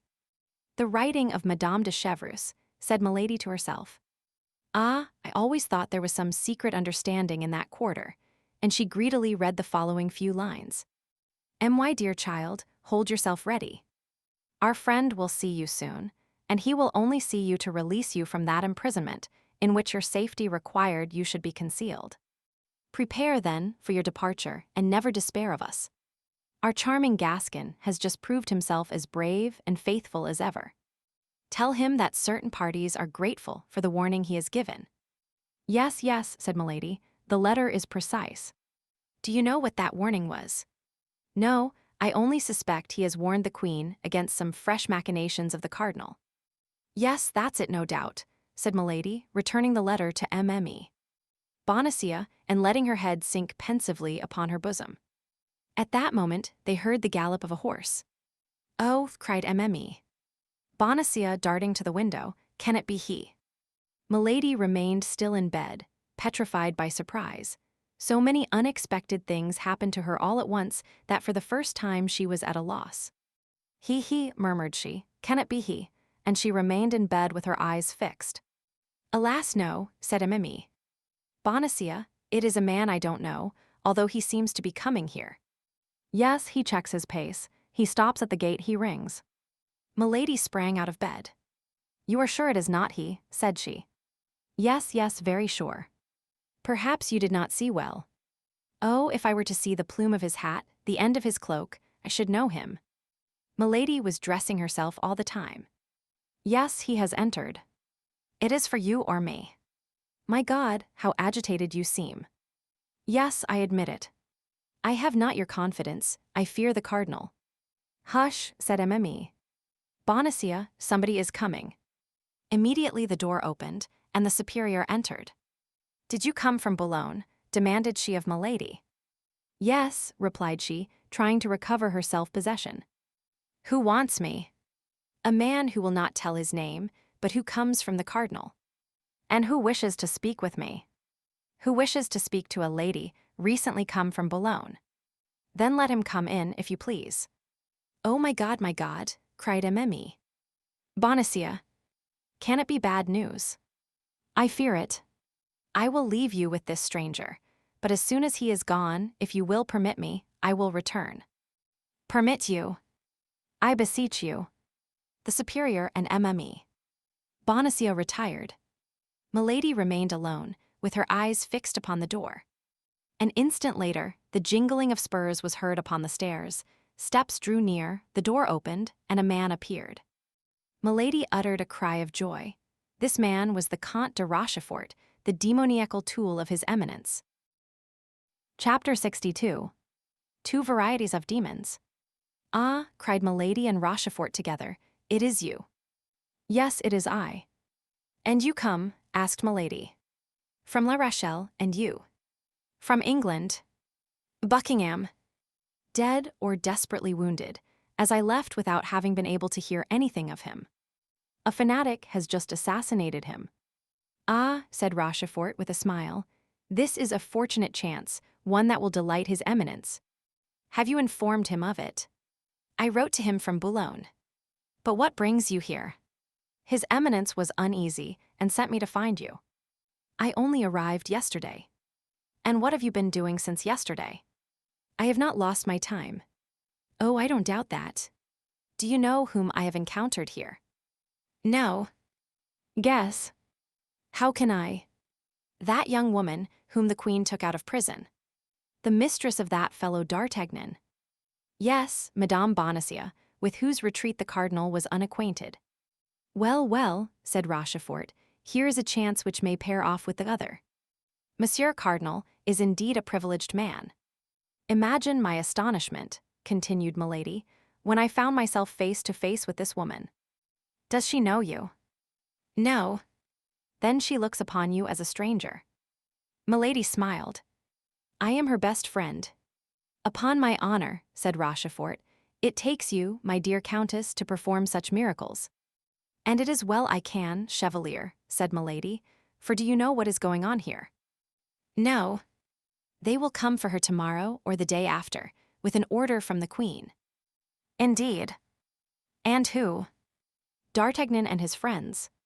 Indeed, they will go so far that we shall be obliged to send them to the Bastille. Why is it not done already? What would you? The cardinal has a weakness for these men, which I cannot comprehend. Indeed. Yes. Well then, tell him this, Rochefort. Tell him that our conversation at the Inn of the Red Dovecot was overheard by these four men.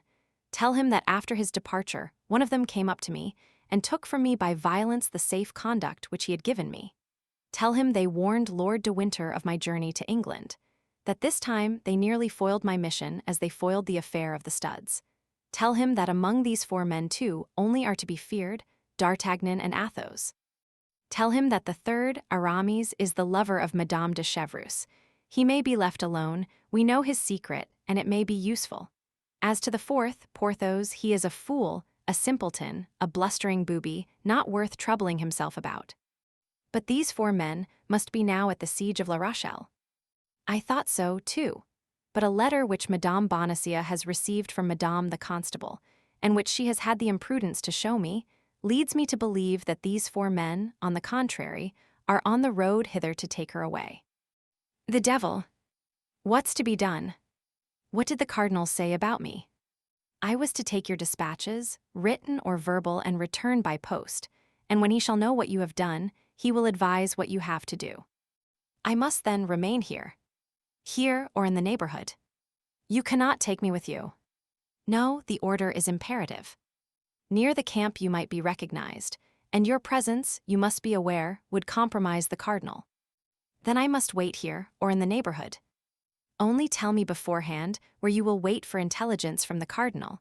Let me know always where to find you. Observe, it is probable that I may not be able to remain here. Why? You forget that my enemies may arrive at any minute. That's true, but is this little woman, then, to escape his eminence? Bah, said Milady, with a smile that belonged only to herself, you forget that I am her best friend. Ah, that's true.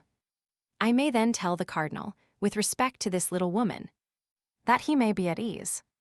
Is that all? He will know what that means. He will guess, at least. Now then, what had I better do? Return instantly.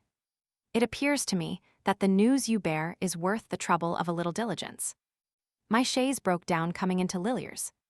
Capital. What capital? Yes, I want your chaise. And how shall I travel then? On horseback. You talk very comfortably, 180 leagues. What's that? One can do it. Afterward. Why, in passing through Lilliers, you will send me your chaise, with an order to your servant to place himself at my disposal. Well, you have, no doubt, some order from the cardinal about you. I have my full power. Show it to the abbess, and tell her that someone will come and fetch me, either today or tomorrow, and that I am to follow the person who presents himself in your name. Very well. Don't forget to treat me harshly in speaking of me to the abbess. To what purpose? I am a victim of the cardinal. It is necessary to inspire confidence in that poor little Madame Bonacieux. That's true. Now, will you make me a report of all that has happened? Why, I have related the events to you. You have a good memory, repeat what I have told you. A paper may be lost. You are right, only let me know where to find you that I may not run needlessly about the neighborhood. That's correct, wait. Do you want a map? Oh, I know this country marvelously. You? When were you here? I was brought up here. Truly. It is worth something, you see, to have been brought up somewhere. You will wait for me then. Let me reflect a little. That will do, at Armentières. Where is that Armentières? A little town on the Lys. I shall only have to cross the river, and I shall be in a foreign country. Capital. But it is understood, you will only cross the river in case of danger. That is well understood. And in that case, how shall I know where you are? You do not want your lackey. Is he a sure man? To the proof. Give him to me. Nobody knows him. I will leave him at the place à quit, and he will conduct you to me. And you say you will wait for me at Armentières. At Armentières. Write that name on a bit of paper, lest I should forget it. There is nothing compromising in the name of a town. Is it not so? Who knows? Never mind, said Milady, writing the name on half a sheet of paper. I will compromise myself. Well, said Rochefort, taking the paper from Milady, folding it, and placing it in the lining of his hat, you may be easy. I will do as children do, for fear of losing the paper, repeat the name along the route. Now is that all? I believe so. Let us see, Buckingham dead or grievously wounded, your conversation with the cardinal overheard by the 4 Musketeers, Lord de Winter warned of your arrival at Portsmouth, D'Artagnan and Athos to the Bastille, Aramis the lover of Madame de Chevreuse, Porthos an ass, Madame Bonacieux found again, to send you the chaise as soon as possible, to place my lackey at your disposal, to make you out a victim of the cardinal in order that the abbess may entertain no suspicion Armentières on the banks of the Lys. Is that all then? In truth, my dear Chevalier, you are a miracle of memory. Apropos, add one thing. What? I saw some very pretty woods, which almost touch the convent garden. Say that I am permitted to walk in those woods. Who knows?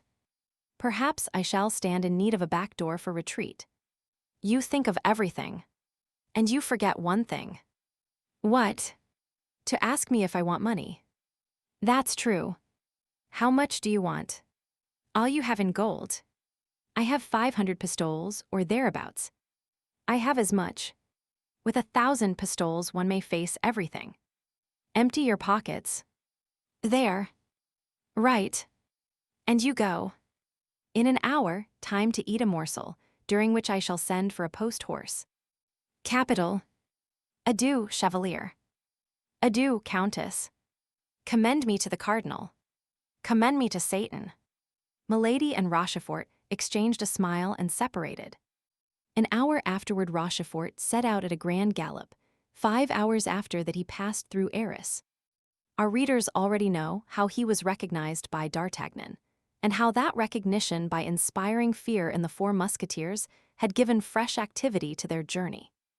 Chapter 63. The Drop of Water. Rochefort had scarcely departed when Mme. Bonacieux re-entered. She found Milady with a smiling countenance. Well, said the young woman, what you dreaded has happened.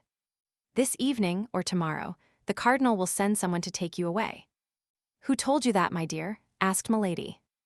I heard it from the mouth of the messenger himself. Come and sit down close to me, said Milady. Here I am. Wait till I assure myself that nobody hears us. Why all these precautions? You shall know. Milady arose, went to the door, opened it, looked in the corridor, and then returned and seated herself close to Mme. Bonacieux. Then, said she, he has well played his part. Who has? He who just now presented himself to the abbess as a messenger from the cardinal. It was, then, a part he was playing. Yes, my child. That man, then, was not. That man, said Milady, lowering her voice, is my brother. Your brother, cried Mme. Bonacieux. No one must know this secret, my dear, but yourself. If you reveal it to anyone in the world, I shall be lost, and perhaps yourself likewise. Oh my God. Listen. This is what has happened. My brother, who was coming to my assistance to take me away by force if it were necessary, met with the emissary of the cardinal, who was coming in search of me. He followed him. At a solitary and retired part of the road he drew his sword, and required the messenger to deliver up to him the papers of which he was the bearer. The messenger resisted, my brother killed him. Oh, said Mme. Bonacieux, shuddering.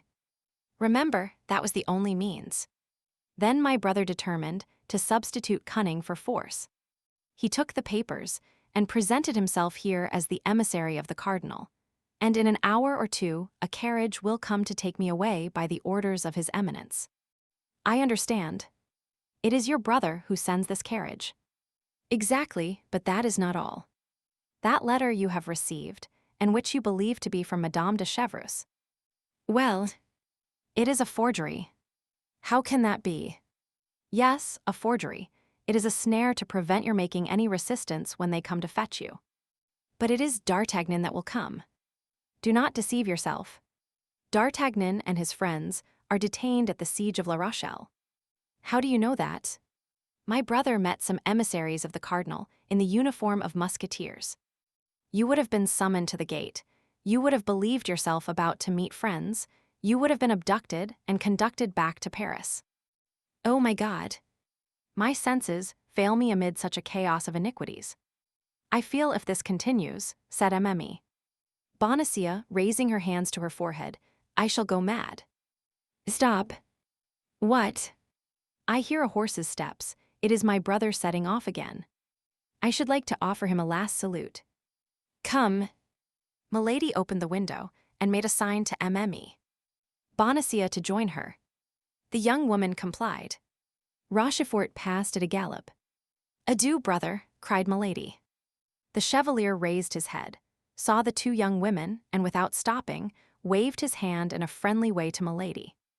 "The good George," said she, closing the window with an expression of countenance full of affection and melancholy. And she resumed her seat, as if plunged in reflections entirely personal. "Dear lady," said Mme. "Bonacieux, pardon me for interrupting you, but what do you advise me to do?" "Good heaven! You have more experience than I have. Speak, I will listen." "In the first place," said Milady, "it is possible I may be deceived, and that D'Artagnan and his friends may really come to your assistance." "Oh, that would be too much," cried Mme. "Bonacieux, so much happiness is not in store for me." "Then you comprehend it would be only a question of time, a sort of race, which should arrive first. If your friends are the more speedy, you are to be saved. If the satellites of the cardinal, you are lost." "Oh, yes, yes, lost beyond redemption." "What then to do?" "What to do? There would be a very simple means, very natural." "Tell me what." "To wait, concealed in the neighborhood, and assure yourself, who are the men who come to ask for you." "But where can I wait?" "Oh, there is no difficulty in that. I shall stop and conceal myself a few leagues hence, until my brother can rejoin me." "Well, I take you with me, we conceal ourselves and wait together." "But I shall not be allowed to go, I am almost a prisoner. As they believe that I go in consequence of an order from the cardinal, no one will believe you anxious to follow me." "Well, well. The carriage is at the door, you bid me adieu, you mount the step to embrace me a last time. My brother's servant, who comes to fetch me, is told how to proceed. He makes a sign to the postilion, and we set off at a gallop." "But D'Artagnan." "D'Artagnan. If he comes, shall we not know it?" "How?" "Nothing easier. We will send my brother's servant back to Bethune, whom, as I told you, we can trust. He shall assume a disguise, and place himself in front of the convent. If the emissaries of the cardinal arrive, he will take no notice. If it is Monsieur d'Artagnan and his friends, he will bring them to us." "He knows them, then?" "Doubtless. Has he not seen Monsieur d'Artagnan at my house?" "Oh, yes, yes, you are right. Thus all may go well, all may be for the best, but we do not go far from this place. 7 or 8 leagues at the most. We will keep on the frontiers, for instance, and at the first alarm we can leave France." "And what can we do there?" "Wait. But if they come, my brother's carriage will be here first. If I should happen to be any distance from you when the carriage comes for you, at dinner or supper, for instance, do one thing." "What is that?"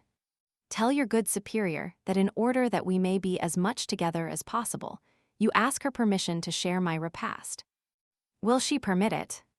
"What inconvenience can it be?" "Oh, delightful. In this way, we shall not be separated for an instant." "Well, go down to her then, to make your request. I feel my head a little confused. I will take a turn in the garden." "Go, and where shall I find you?" "Here in an hour." "Here in an hour." "Oh, you are so kind, and I am so grateful. How can I avoid interesting myself for one who is so beautiful and so amiable? Are you not the beloved of one of my best friends?" "Dear D'Artagnan." "Oh, how he will thank you." "I hope so. Now then, all is agreed, let us go down." "You are going into the garden?" "Yes." "Go along this corridor, down a little staircase, and you are in it." "Excellent, thank you." And the two women parted, exchanging charming smiles. Milady had told the truth. Her head was confused, for her ill-arranged plans clashed one another like chaos. She required to be alone, that she might put her thoughts a little into order. She saw vaguely the future, but she stood in need of a little silence and quiet to give all her ideas, as yet confused, a distinct form and a regular plan. What was most pressing was to get Mme. Bonacieux away and convey her to a place of safety, and there, if matters required, make her a hostage. Milady began to have doubts of the issue of this terrible duel, in which her enemies showed as much perseverance as she did animosity. Besides, she felt as we feel when a storm is coming on, that this issue was near, and could not fail to be terrible. The principal thing for her, then, was, as we have said, to keep Mme. Bonacieux in her power. Mme. Bonacieux was the very life of D'Artagnan. This was more than his life, the life of the woman he loved. This was, in case of ill fortune, a means of temporizing and obtaining good conditions. Now this point was settled, Mme. Bonacieux, without any suspicion, accompanied her. Once concealed with her at Armentières, it would be easy to make her believe that D'Artagnan had not come to Bethune. In 15 days at most, Rochefort would be back. Besides, during that 15 days, she would have time to think how she could best avenge herself on the four friends. She would not be weary, thank God. For she should enjoy the sweetest pastime such events could accord a woman of her character, perfecting a beautiful vengeance. Revolving all this in her mind, she cast her eyes around her, and arranged the topography of the garden in her head. Milady was like a good general who contemplates at the same time victory and defeat, and who is quite prepared, according to the chances of the battle, to march forward or to beat a retreat. At the end of an hour she heard a soft voice calling her. It was Mme. Bonacieux. The good abbess had naturally consented to her request, and as a commencement, they were to sup together. On reaching the courtyard, they heard the noise of a carriage which stopped at the gate. Milady listened. "Do you hear anything?" said she. "Yes, the rolling of a carriage." "It is the one my brother sends for us." "Oh my God!" "Come, come. Courage!" The bell of the convent gate was sounded. Milady was not mistaken. "Go to your chamber," said she to Mme. "Bonacieux, you have perhaps some jewels you would like to take." "I have his letters," said she. "Well, go and fetch them, and come to my apartment.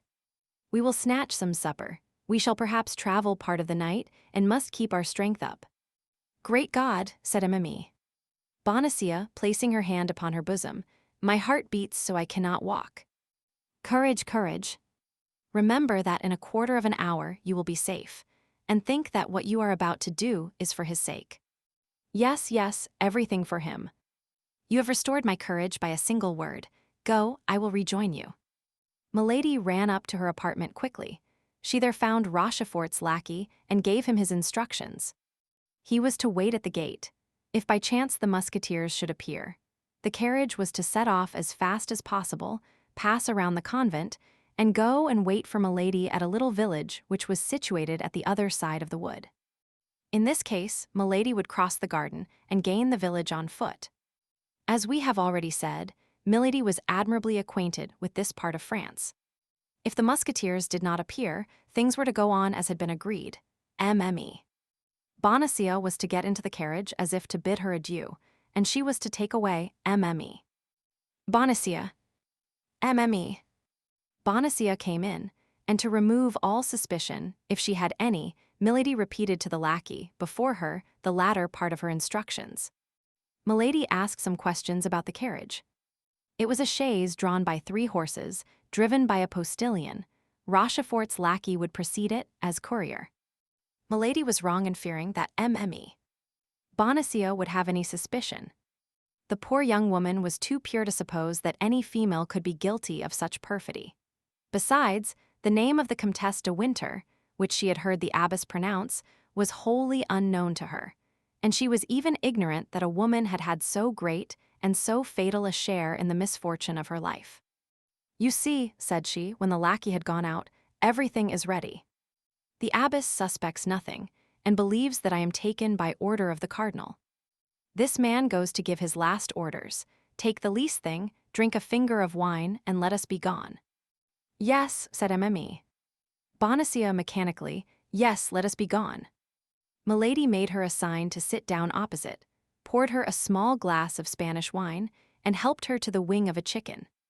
"See," said she, "if everything does not second us. Here is night coming on.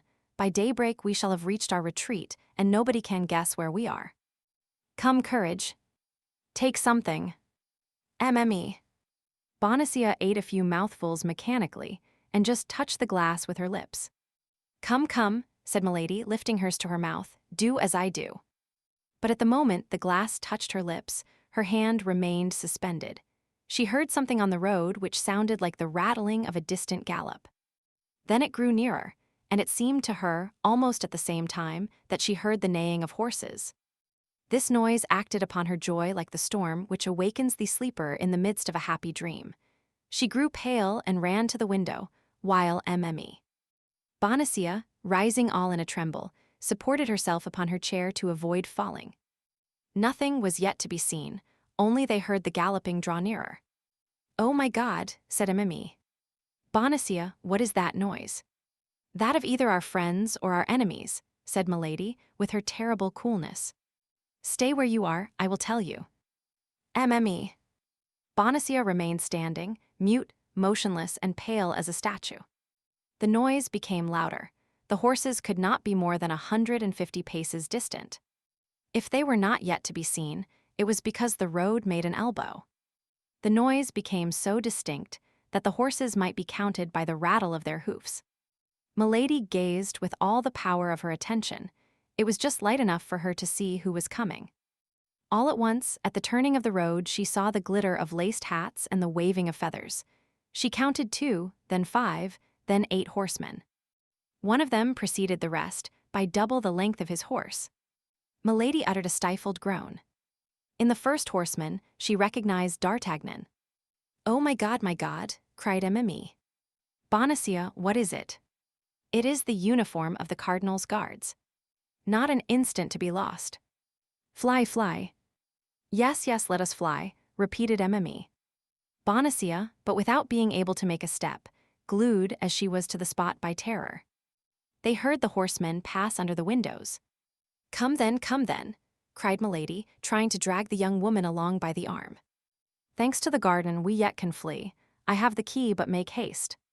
In 5 minutes it will be too late."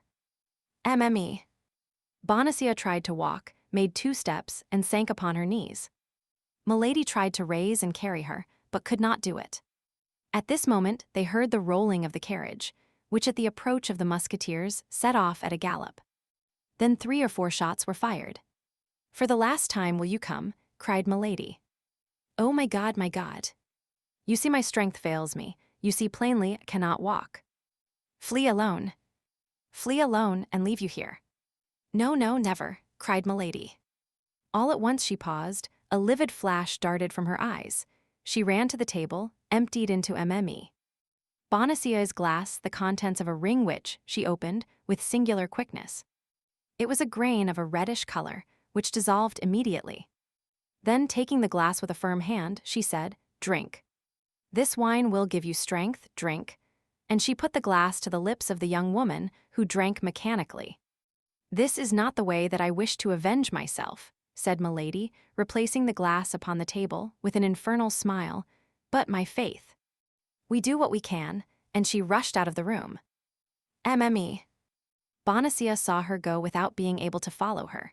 She was like people who dream they are pursued and who in vain try to walk. A few moments passed, a great noise was heard at the gate. Every instant Bonacia expected to see Milady, but she did not return.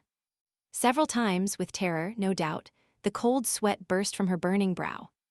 At length, she heard the grating of the hinges of the opening gates. The noise of boots and spurs resounded on the stairs. There was a great murmur of voices, which continued to draw near, amid which she seemed to hear her own name pronounced. All at once, she uttered a loud cry of joy, and darted toward the door. She had recognized the voice of D'Artagnan. "D'Artagnan! D'Artagnan!" cried she, "is it you?" "This way. This way." "Constance." "Constance," replied the young man, "where are you?" "Where are you?" "My God." At the same moment, the door of the cell yielded to a shock, rather than opened. Several men rushed into the chamber. Bonacia had sunk into an armchair, without the power of moving. D'Artagnan threw down a yet smoking pistol which he held in his hand, and fell on his knees before his mistress. Athos replaced his in his belt. Porthos and Aramis, who held their drawn swords in their hands, returned them to their scabbards. "Oh, D'Artagnan, my beloved D'Artagnan! You have come then at last. You have not deceived me."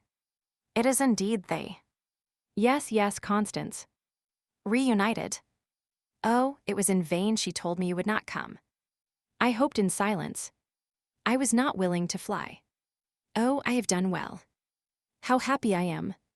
At this word Athos, who had seated himself quietly, started up. What she? Asked D'Artagnan. Why, my companion. She who, out of friendship for me, wished to take me from my persecutors. She who, mistaking you for the cardinal's guards, has just fled away. Your companion, cried D'Artagnan, becoming more pale than the white veil of his mistress. Of what companion are you speaking, dear Constance? Of her whose carriage was at the gate, of a woman who calls herself your friend, of a woman to whom you have told everything. Her name, cried D'Artagnan. My God, can you not remember her name? Yes, it was pronounced in my hearing once. Stop, but it is very strange. Oh my God, my head swims. I cannot see. Help, help, my friends. Her hands are icy cold, cried D'Artagnan. She is ill. Great God, she is losing her senses. While Porthos was calling for help with all the power of his strong voice, Aramis ran to the table to get a glass of water. But he stopped at seeing the horrible alteration that had taken place in the countenance of Athos, who, standing before the table, his hair rising from his head, his eyes fixed in stupor, was looking at one of the glasses, and appeared a prey to the most horrible doubt. Oh, said Athos, oh no, it is impossible. God would not permit such a crime. Water, water, cried D'Artagnan. Water. Oh, poor woman, murmured Athos in a broken voice. MME. Bonacieux opened her eyes under the kisses of D'Artagnan. She revives, cried the young man. Oh, my God, I thank thee. Madame, said Athos, Madame, in the name of heaven, whose empty glass is this? Mine, monsieur, said the young woman in a dying voice. But who poured the wine for you that was in this glass? She. But who is she? Oh, I remember, said MME. Bonacieux, the Comtesse de Winter. The four friends uttered one and the same cry, but that of Athos dominated all the rest. At that moment the countenance of MME. Bonacieux became livid. A fearful agony pervaded her frame, and she sank panting into the arms of Porthos and Aramis.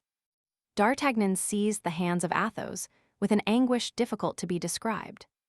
And what do you believe? His voice was stifled by sobs. I believe everything, said Athos, biting his lips till the blood sprang to avoid sighing. D'Artagnan, cried MME. Bonacieux, where art thou? Do not leave me. You see I am dying. D'Artagnan released the hands of Athos, which he still held clasped in both his own, and hastened to her. Her beautiful face was distorted with agony, her glassy eyes had no longer their sight. A convulsive shuddering shook her whole body, the sweat rolled from her brow.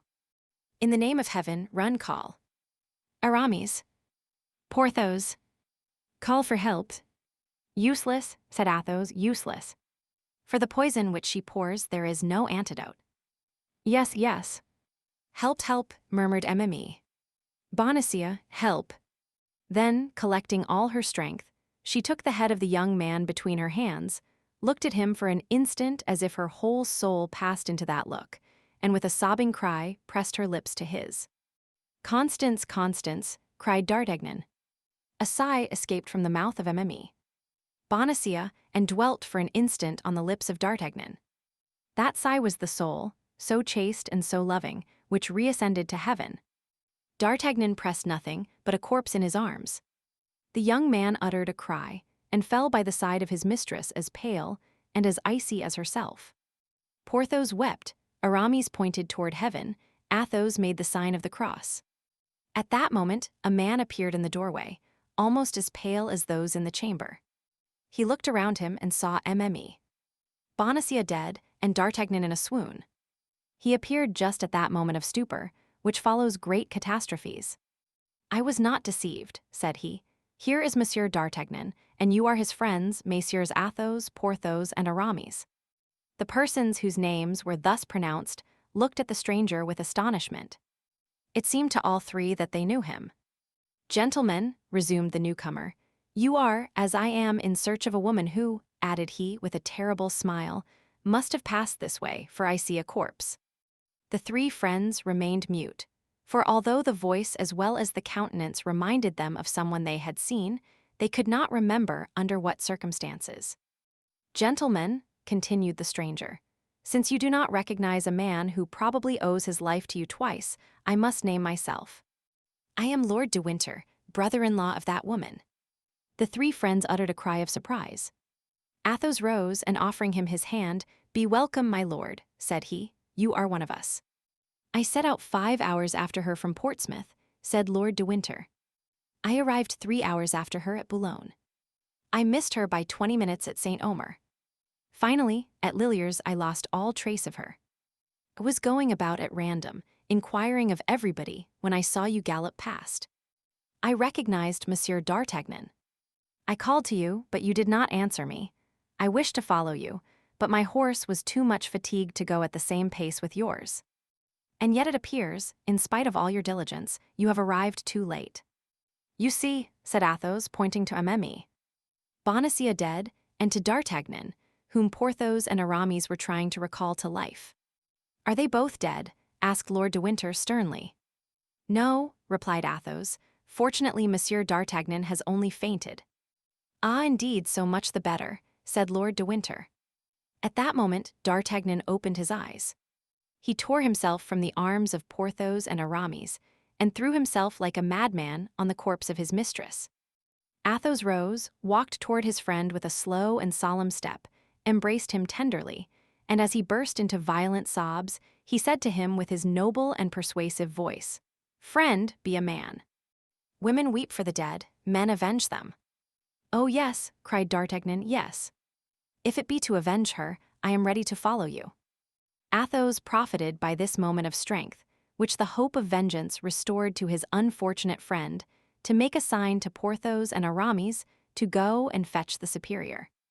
The two friends met her in the corridor, greatly troubled and much upset by such strange events. She called some of the nuns, who against all monastic custom found themselves in the presence of 5 men. "Madame," said Athos, passing his arm under that of D'Artagnan, "we abandon to your pious care the body of that unfortunate woman. She was an angel on earth before being an angel in heaven. Treat her as one of your sisters. We will return some day to pray over her grave." D'Artagnan concealed his face in the bosom of Athos and sobbed aloud. "Weep," said Athos, "weep, heart full of love, youth, and life. Alas, would I could weep like you." And he drew away his friend, as affectionate as a father, as consoling as a priest, noble as a man who has suffered much. All 5, followed by their lackeys leading their horses, took their way to the town of Bethune, whose outskirts they perceived, and stopped before the first inn they came to. "But," said D'Artagnan, "shall we not pursue that woman?" "Later," said Athos. "I have measures to take." "She will escape us," replied the young man. "She will escape us, and it will be your fault, Athos." "I will be accountable for her," said Athos. D'Artagnan had so much confidence in the word of his friend that he lowered his head, and entered the inn without reply. Porthos and Aramis regarded each other, not understanding this assurance of Athos. Lord de Winter believed he spoke in this manner to soothe the grief of D'Artagnan. "Now, gentlemen," said Athos, when he had ascertained there were 5 chambers free in the hotel, "let everyone retire to his own apartment. D'Artagnan needs to be alone, to weep and to sleep. I take charge of everything, be easy." "It appears, however," said Lord de Winter, "if there are any measures to take against the Countess, it concerns me. She is my sister-in-law." "And me," said Athos, "she is my wife." D'Artagnan smiled, for he understood that Athos was sure of his vengeance when he revealed such a secret. Porthos and Aramis looked at each other and grew pale. Lord de Winter thought Athos was mad. "Now retire to your chambers," said Athos, "and leave me to act. You must perceive that in my quality of a husband this concerns me. Only, D'Artagnan, if you have not lost it, give me the paper which fell from that man's hat, upon which is written the name of the village of—" "Ah," said D'Artagnan, "I comprehend. That name writ in her hand. You see then," said Athos, "there is a God in heaven still." Chapter 64. The Man in the Red Cloak. The despair of Athos had given place to a concentrated grief, which only rendered more lucid the brilliant mental faculties of that extraordinary man. Possessed by one single thought, that of the promise he had made and of the responsibility he had taken, he retired last to his chamber, begged the host to procure him a map of the province, bent over it, examined every line traced upon it, perceived that there were 4 different roads from Bethune to Armentières, and summoned the lackeys. Planchet, Grimaud, Bazin, and Mousqueton presented themselves, and received clear, positive, and serious orders from Athos. They must set out the next morning at daybreak and go to Armentières, each by a different route. Planchet, the most intelligent of the 4, was to follow that by which the carriage had gone upon which the 4 friends had fired, and which was accompanied, as may be remembered, by Rochefort's servant. Athos set the lackeys to work first because, since these men had been in the service of himself and his friends, he had discovered in each of them different and essential qualities. Then, lackeys who ask questions inspire less mistrust than masters, and meet with more sympathy among those to whom they address themselves. Besides, Milady knew the masters and did not know the lackeys. On the contrary, the lackeys knew Milady perfectly. All 4 were to meet the next day at 11 o'clock. If they had discovered Milady's retreat, 3 were to remain on guard. The 4th was to return to Bethune in order to inform Athos and serve as a guide to the 4 friends. These arrangements made, the lackeys retired. Athos then arose from his chair, girded on his sword, enveloped himself in his cloak, and left the hotel. It was nearly 10 o'clock. At 10 o'clock in the evening, it is well known, the streets in provincial towns are very little frequented. Athos, nevertheless, was visibly anxious to find someone of whom he could ask a question. At length he met a belated passenger, went up to him, and spoke a few words to him. The man he addressed recoiled with terror, and only answered the few words of the musketeer by pointing. Athos offered the man half a pistole to accompany him, but the man refused. Athos then plunged into the street the man had indicated with his finger, but arriving at 4 crossroads, he stopped again, visibly embarrassed. Nevertheless, as the crossroads offered him a better chance than any other place of meeting somebody, he stood still. In a few minutes, a night watch passed. Athos repeated to him the same question he had asked the first person he met. The night watch evinced the same terror, refused, in his turn, to accompany Athos, and only pointed with his hand to the road he was to take. Athos walked in the direction indicated, and reached the suburbs situated at the opposite extremity of the city from that by which he and his friends had entered it. There he again appeared uneasy and embarrassed, and stopped for the 3rd time. Fortunately, a mendicant passed, who, coming up to Athos to ask charity, Athos offered him half a crown to accompany him where he was going. The mendicant hesitated at first, but at the sight of the piece of silver which shone in the darkness he consented, and walked on before Athos.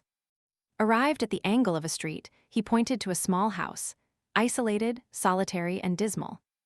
Athos went toward the house, while the mendicant, who had received his reward, left as fast as his legs could carry him. Athos went round the house before he could distinguish the door, amid the red color in which the house was painted. No light appeared through the chinks of the shutters.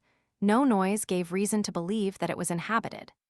It was dark and silent as the tomb. 3 times Athos knocked without receiving an answer. At the 3rd knock, however, steps were heard inside. The door at length was opened, and a man appeared, of high stature, pale complexion, and black hair and beard. Athos and he exchanged some words in a low voice. Then the tall man made a sign to the musketeer that he might come in. Athos immediately profited by the permission, and the door was closed behind him. The man whom Athos had come so far to seek, and whom he had found with so much trouble, introduced him into his laboratory, where he was engaged in fastening together with iron wire the dry bones of a skeleton. All the frame was adjusted except the head, which lay on the table. All the rest of the furniture indicated that the dweller in this house occupied himself with the study of natural science. There were large bottles filled with serpents, ticketed according to their species, dried lizards shone like emeralds set in great squares of black wood, and bunches of wild odoriferous herbs, doubtless possessed of virtues unknown to common men, were fastened to the ceiling and hung down in the corners of the apartment. There was no family, no servant. The tall man alone inhabited this house. Athos cast a cold and indifferent glance upon the objects we have described, and at the invitation of him whom he came to seek sat down near him. Then he explained to him the cause of his visit and the service he required of him. But scarcely had he expressed his request when the unknown, who remained standing before the musketeer, drew back with signs of terror and refused. Then Athos took from his pocket a small paper, on which 2 lines were written, accompanied by a signature and a seal, and presented them to him who had made too prematurely these signs of repugnance. The tall man had scarcely read these lines, seen the signature, and recognized the seal, when he bowed to denote that he had no longer any objection to make, and that he was ready to obey. Athos required no more. He arose, bowed, went out, returned by the same way he came, re-entered the hotel, and went to his apartment. At daybreak D'Artagnan entered the chamber, and demanded what was to be done. "To wait," replied Athos. Some minutes after, the superior of the convent sent to inform the musketeers that the burial would take place at midday. As to the poisoner, they had heard no tidings of her whatever, only that she must have made her escape through the garden, on the sand of which her footsteps could be traced, and the door of which had been found shut. As to the key, it had disappeared. At the hour appointed, Lord de Winter and the 4 friends repaired to the convent. The bells tolled, the chapel was open, the grating of the choir was closed. In the middle of the choir, the body of the victim, clothed in her novitiate dress, was exposed. On each side of the choir and behind the gratings opening into the convent was assembled the whole community of the Carmelites, who listened to the divine service, and mingled their chant with the chant of the priests, without seeing the profane or being seen by them. At the door of the chapel, D'Artagnan felt his courage fall anew, and returned to look for Athos, but Athos had disappeared. Faithful to his mission of vengeance, Athos had requested to be conducted to the garden. And there, upon the sand following the light steps of this woman, who left sharp tracks wherever she went, he advanced toward the gate which led into the wood, and causing it to be opened, he went out into the forest. Then all his suspicions were confirmed. The road by which the carriage had disappeared encircled the forest. Athos followed the road for some time, his eyes fixed upon the ground. Slight stains of blood, which came from the wound inflicted upon the man who accompanied the carriage as a courier, or from one of the horses, dotted the road. At the end of 3/4 of a league, within 50 paces of Festubert, a larger bloodstain appeared. The ground was trampled by horses. Between the forest and this accursed spot, a little behind the trampled ground, was the same track of small feet as in the garden. The carriage had stopped here. At this spot Milady had come out of the wood and entered the carriage.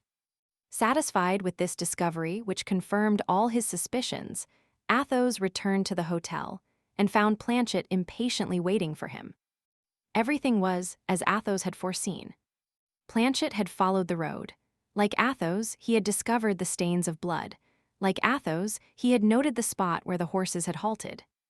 But he had gone farther than Athos, for at the village of Festubert, while drinking at an inn, he had learned without needing to ask a question that the evening before, at 8:30, a wounded man who accompanied a lady traveling in a postchaise had been obliged to stop, unable to go further. The accident was set down to the account of robbers, who had stopped the chaise in the wood. The man remained in the village. The woman had had a relay of horses and continued her journey. Planchet went in search of the postilion who had driven her, and found him. He had taken the lady as far as Fromel's, and from Fromel's she had set out for Armentières. Planchet took the crossroad, and by 7 o'clock in the morning he was at Armentières. There was but one tavern, the Post. Planchet went and presented himself as a lackey out of a place, who was in search of a situation. He had not chatted 10 minutes with the people of the tavern before he learned that a woman had come there alone about 11 o'clock the night before, had engaged a chamber, had sent for the master of the hotel, and told him she desired to remain some time in the neighborhood. Planchet had no need to learn more. He hastened to the rendezvous, found the lackeys at their posts, placed them as sentinels at all the outlets of the hotel, and came to find Athos, who had just received this information when his friends returned. All their countenances were melancholy and gloomy, even the mild countenance of Aramis.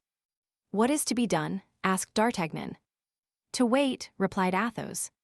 Each retired to his own apartment. At 8 o'clock in the evening Athos ordered the horses to be saddled, and Lord de Winter and his friends notified that they must prepare for the expedition.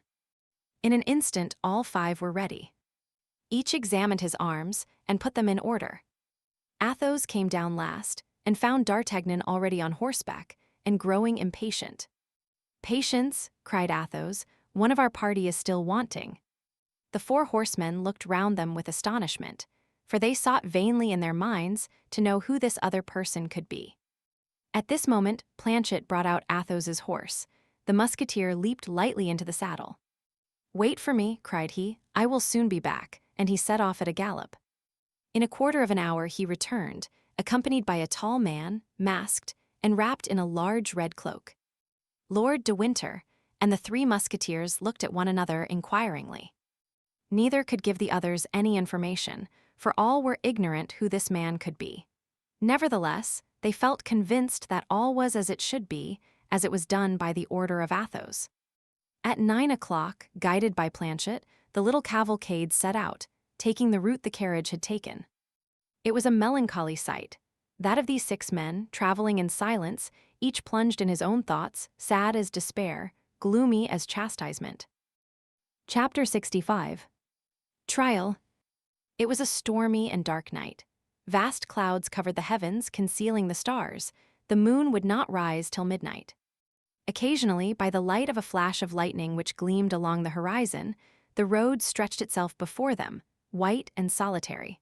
The flash extinct, all remained in darkness. Every minute Athos was forced to restrain D'Artagnan, constantly in advance of the little troop, and to beg him to keep in the line, which in an instant he again departed from. He had but one thought, to go forward, and he went. They passed in silence through the little village of Festubert, where the wounded servant was, and then skirted the wood of Richeberg. At Hurlier, Planchet, who led the column, turned to the left.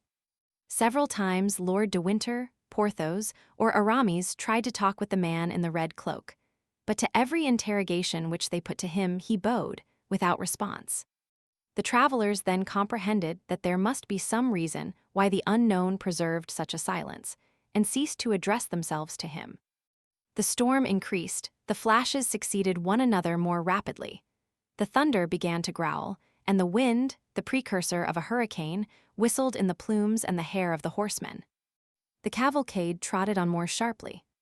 A little before they came to Fromelles the storm burst. They spread their cloaks. There remained 3 leagues to travel, and they did it amid torrents of rain. D'Artagnan took off his hat, and could not be persuaded to make use of his cloak. He found pleasure in feeling the water trickle over his burning brow and over his body, agitated by feverish shudders. The moment the little troop passed Goskell and were approaching the post, a man sheltered beneath a tree detached himself from the trunk with which he had been confounded in the darkness, and advanced into the middle of the road, putting his finger on his lips. Athos recognized Grimaud. "What's the manner?" cried Athos. "Has she left Armentières?" Grimaud made a sign in the affirmative. D'Artagnan ground his teeth. "Silence, D'Artagnan," said Athos. "I have charged myself with this affair. It is for me, then, to interrogate Grimaud." "Where is she?" asked Athos. Grimaud extended his hands in the direction of the lies. "Far from here?" asked Athos. Grimaud showed his master his forefinger bent. "Alone?" asked Athos. Grimaud made the sign yes. "Gentlemen," said Athos, "she is alone within half a league of us, in the direction of the river." "That's well," said D'Artagnan. "Lead us, Grimaud." Grimaud took his course across the country, and acted as guide to the cavalcade. At the end of 500 paces, more or less, they came to a rivulet which they forded. By the aid of the lightning, they perceived the village of Erquinheim. "Is she there, Grimaud?" asked Athos. Grimaud shook his head negatively. "Silence, then," cried Athos. And the troop continued their route. Another flash illuminated all around them. Grimaud extended his arm, and by the bluish splendor of the fiery serpent, they distinguished a little isolated house on the banks of the river, within 100 paces of a ferry. One window was lighted. "Here we are," said Athos. At this moment, a man who had been crouching in a ditch jumped up and came towards them. It was Mousqueton. He pointed his finger to the lighted window. "She is there," said he. "And Bazin?" asked Athos. "While I watched the window, he guarded the door." "Good," said Athos. "You are good and faithful servants." Athos sprang from his horse, gave the bridle to Grimaud, and advanced toward the window, after having made a sign to the rest of the troop to go toward the door. The little house was surrounded by a low, quickset hedge, 2 or 3 feet high. Athos sprang over the hedge and went up to the window, which was without shutters, but had the half-curtains closely drawn. He mounted the skirting stone, that his eyes might look over the curtain. By the light of a lamp he saw a woman, wrapped in a dark mantle, seated upon a stool near a dying fire. Her elbows were placed upon a mean table, and she leaned her head upon her 2 hands, which were white as ivory. He could not distinguish her countenance, but a sinister smile passed over the lips of Athos. He was not deceived, it was she whom he sought. At this moment a horse neighed. Milady raised her head, saw close to the panes the pale face of Athos, and screamed. Athos, perceiving that she knew him, pushed the window with his knee and hand. The window yielded. The squares were broken to shivers, and Athos, like the spectre of vengeance, leaped into the room. Milady rushed to the door and opened it. More pale and menacing than Athos, D'Artagnan stood on the threshold. Milady recoiled, uttering a cry. D'Artagnan, believing she might have means of flight and fearing she should escape, drew a pistol from his belt, but Athos raised his hand. "Put back that weapon, D'Artagnan," said he. "This woman must be tried, not assassinated. Wait an instant, my friend, and you shall be satisfied. Come in, gentlemen." D'Artagnan obeyed, for Athos had the solemn voice and the powerful gesture of a judge sent by the Lord himself. Behind D'Artagnan entered Porthos, Aramis, Lord de Winter, and the man in the red cloak. The 4 lackeys guarded the door and the window. Milady had sunk into a chair, with her hands extended, as if to conjure this terrible apparition. Perceiving her brother-in-law, she uttered a terrible cry. "What do you want?" screamed Milady. "We want," said Athos, "Charlotte Backson, who first was called Comtesse de la Fere, and afterwards Milady de Winter, Baroness of Sheffield." "That is I." "That is I," murmured Milady in extreme terror. "What do you want?" "We wish to judge you according to your crime," said Athos. "You shall be free to defend yourself. Justify yourself if you can." D'Artagnan, it is for you to accuse her first." D'Artagnan advanced. "Before God and before men," said he, "I accuse this woman of having poisoned Constance Bonacieux, who died yesterday evening." He turned towards Porthos and Aramis. "We bear witness to this," said the 2 musketeers with one voice. D'Artagnan continued.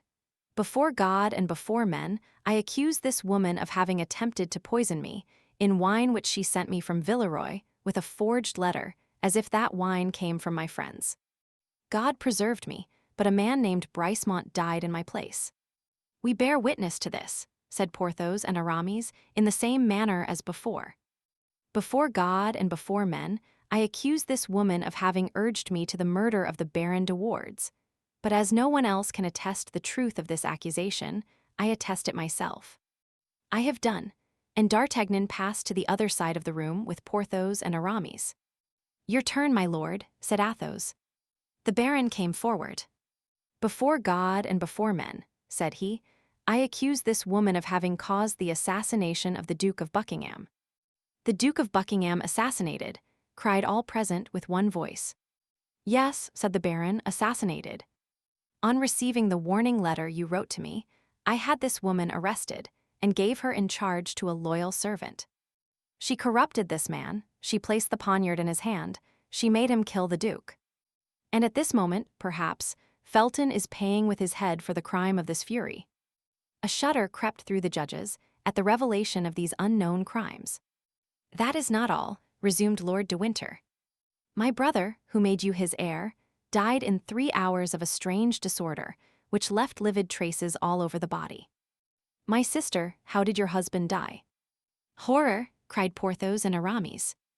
Assassin of Buckingham, assassin of Felton, assassin of my brother, I demand justice upon you, and I swear that if it be not granted to me, I will execute it myself.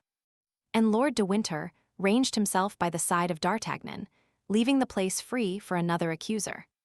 Milady let her head sink between her two hands and tried to recall her ideas, whirling in a mortal vertigo. My turn, said Athos, himself trembling as the lion trembles at the sight of the serpent. My turn. I married that woman when she was a young girl. I married her in opposition to the wishes of all my family. I gave her my wealth, I gave her my name. And one day I discovered that this woman was branded. This woman was marked with a fleur-de-lis on her left shoulder. Oh, said Milady, raising herself, I defy you to find any tribunal which pronounced that infamous sentence against me. I defy you to find him who executed it. Silence, said a hollow voice. It is for me to reply to that, and the man in the red cloak came forward in his turn. What man is that? What man is that? Cried Milady, suffocated by terror, her hair loosening itself and rising above her livid countenance as if alive. All eyes were turned towards this man, for to all except Athos he was unknown. Even Athos looked at him with as much stupefaction as the others, for he knew not how he could in any way find himself mixed up with the horrible drama then unfolded. After approaching Milady with a slow and solemn step, so that the table alone separated them, the unknown took off his mask. Milady for some time examined with increasing terror that pale face, framed with black hair and whiskers, the only expression of which was icy impassibility. Then she suddenly cried, "Oh, no, no," rising and retreating to the very wall. "No, no. It is an infernal apparition. It is not he. Help, help," screamed she, turning towards the wall as if she would tear an opening with her hands. "Who are you, then?" cried all the witnesses of this scene. "Ask that woman," said the man in the red cloak, "for you may plainly see she knows me." "The executioner of Lille, the executioner of Lille," cried Milady, a prey to insensate terror, and clinging with her hands to the wall to avoid falling.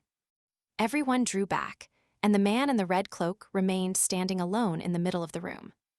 "Oh, grace, grace, pardon," cried the wretch, falling on her knees. The unknown waited for silence, and then resumed, "I told you well that she would know me. Yes, I am the executioner of Lille, and this is my history." All eyes were fixed upon this man, whose words were listened to with anxious attention. That woman was once a young girl, as beautiful as she is today. She was a nun in the convent of the Benedictines of Templemar. A young priest, with a simple and trustful heart, performed the duties of the church of that convent. She undertook his seduction and succeeded. She would have seduced a saint. Their vows were sacred and irrevocable. Their connection could not last long without ruining both. She prevailed upon him to leave the country. But to leave the country, to fly together, to reach another part of France, where they might live at ease because unknown, money was necessary. Neither had any. The priest stole the sacred vases and sold them, but as they were preparing to escape together, they were both arrested. 8 days later she had seduced the son of the jailer and escaped. The young priest was condemned to 10 years of imprisonment and to be branded. I was executioner of the city of Lille, as this woman has said. I was obliged to brand the guilty one, and he, gentleman, was my brother. I then swore that this woman who had ruined him, who was more than his accomplice, since she had urged him to the crime, should at least share his punishment. I suspected where she was concealed. I followed her, I caught her, I bound her, and I imprinted the same disgraceful mark upon her that I had imprinted upon my poor brother. The day after my return to Lille, my brother in his turn succeeded in making his escape. I was accused of complicity and was condemned to remain in his place till he should be again a prisoner. My poor brother was ignorant of this sentence. He rejoined this woman, they fled together into Berry, and there he obtained a little curacy. This woman passed for his sister. The lord of the estate on which the chapel of the curacy was situated saw this pretend sister, and became enamored of her, amorous to such a degree that he proposed to marry her. Then she quitted him, she had ruined for him, she was destined to ruin, and became the Comtesse de la Fere. All eyes were turned towards Athos, whose real name that was, and who made a sign with his head that all was true which the executioner had said. Then, resumed he, mad, desperate, determined to get rid of an existence from which she had stolen everything, honor and happiness, my poor brother returned to Lille, and learning the sentence which had condemned me in his place, surrendered himself, and hanged himself that same night from the iron bar of the loophole of his prison. To do justice to them who had condemned me, they kept their word. As soon as the identity of my brother was proved, I was set at liberty. That is the crime of which I accuse her, that is the cause for which she was branded. Monsieur d'Artagnan, said Athos, what is the penalty you demand against this woman? The punishment of death, replied D'Artagnan. My Lord de Winter, continued Athos, what is the penalty you demand against this woman? The punishment of death, replied Lord de Winter. Messieurs Porthos and Aramis, repeated Athos, you who are her judges, what is the sentence you pronounce upon this woman? The punishment of death, replied the Musketeers in a hollow voice.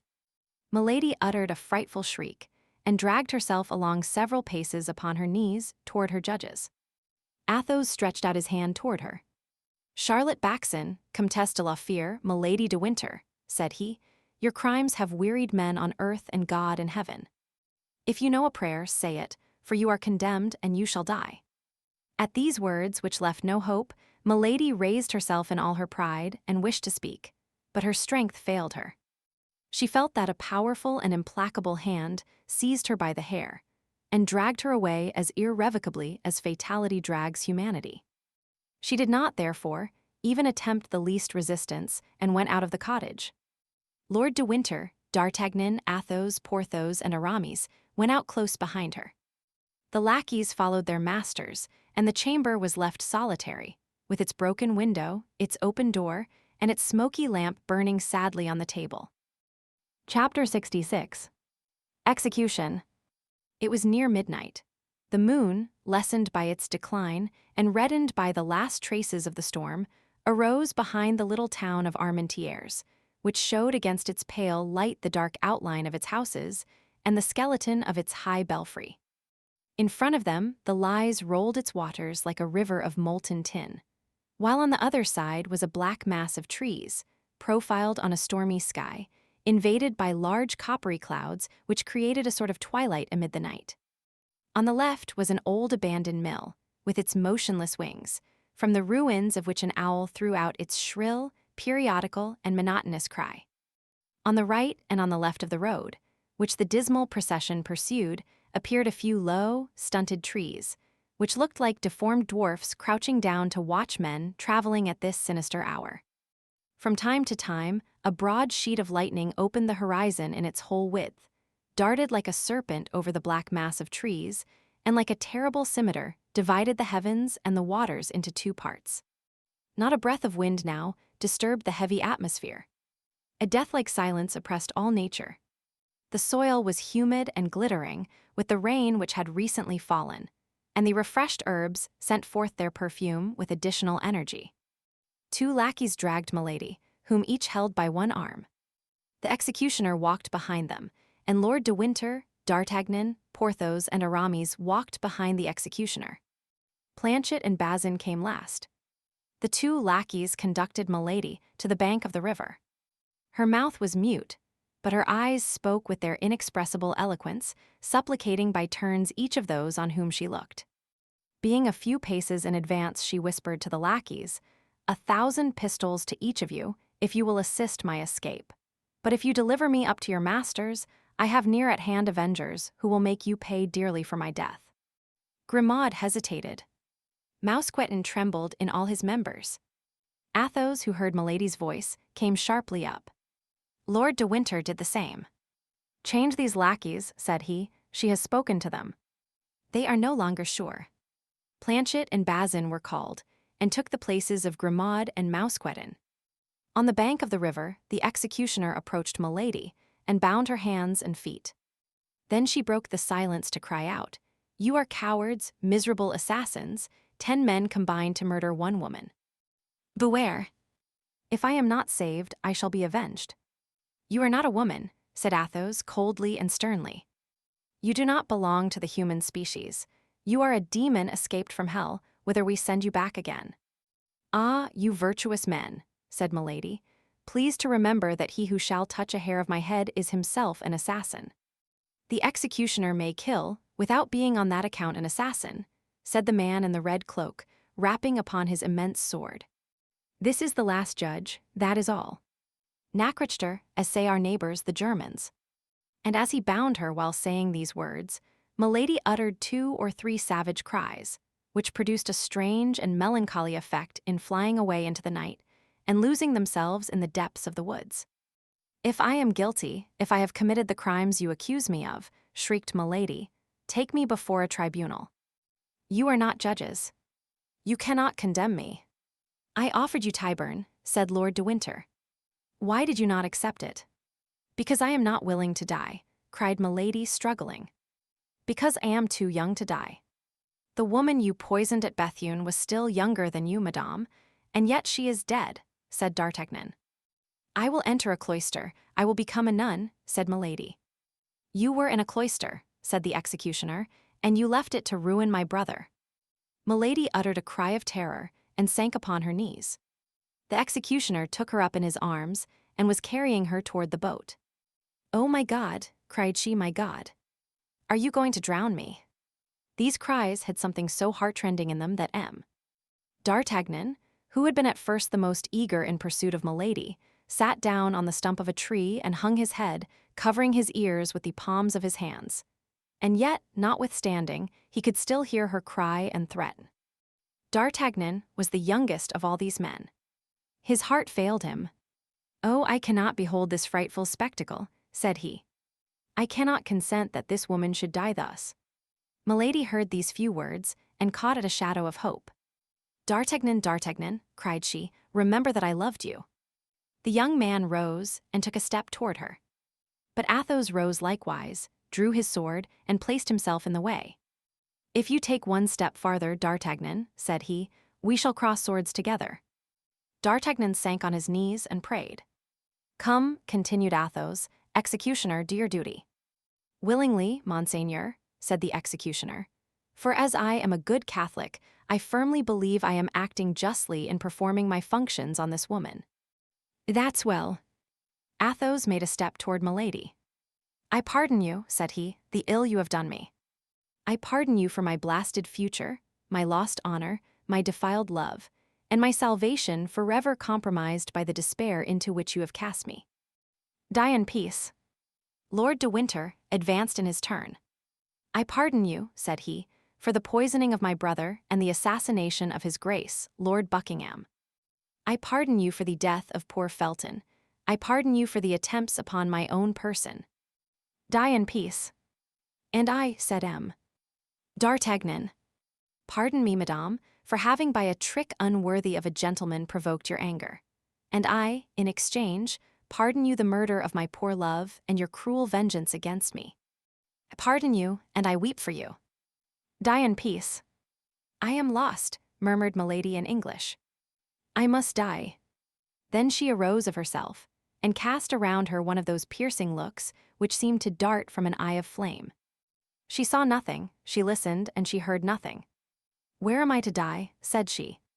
On the other bank, replied the executioner. Then he placed her in the boat, and as he was going to set foot in it himself, Athos handed him a sum of silver. Here, said he, is the price of the execution, that it may be plain we act as judges. That is correct, said the executioner, and now in her turn, let this woman see that I am not fulfilling my trade, but my debt. And he threw the money into the river. The boat moved off toward the left-hand shore of the Lys, bearing the guilty woman and the executioner. All the others remained on the right-hand bank, where they fell on their knees. The boat glided along the ferry rope, under the shadow of a pale cloud which hung over the water at that moment. The troop of friends saw it gain the opposite bank. The figures were defined like black shadows on the red-tinted horizon. Milady, during the passage, had contrived to untie the cord which fastened her feet. On coming near the bank, she jumped lightly on shore and took to flight. But the soil was moist. On reaching the top of the bank, she slipped and fell upon her knees.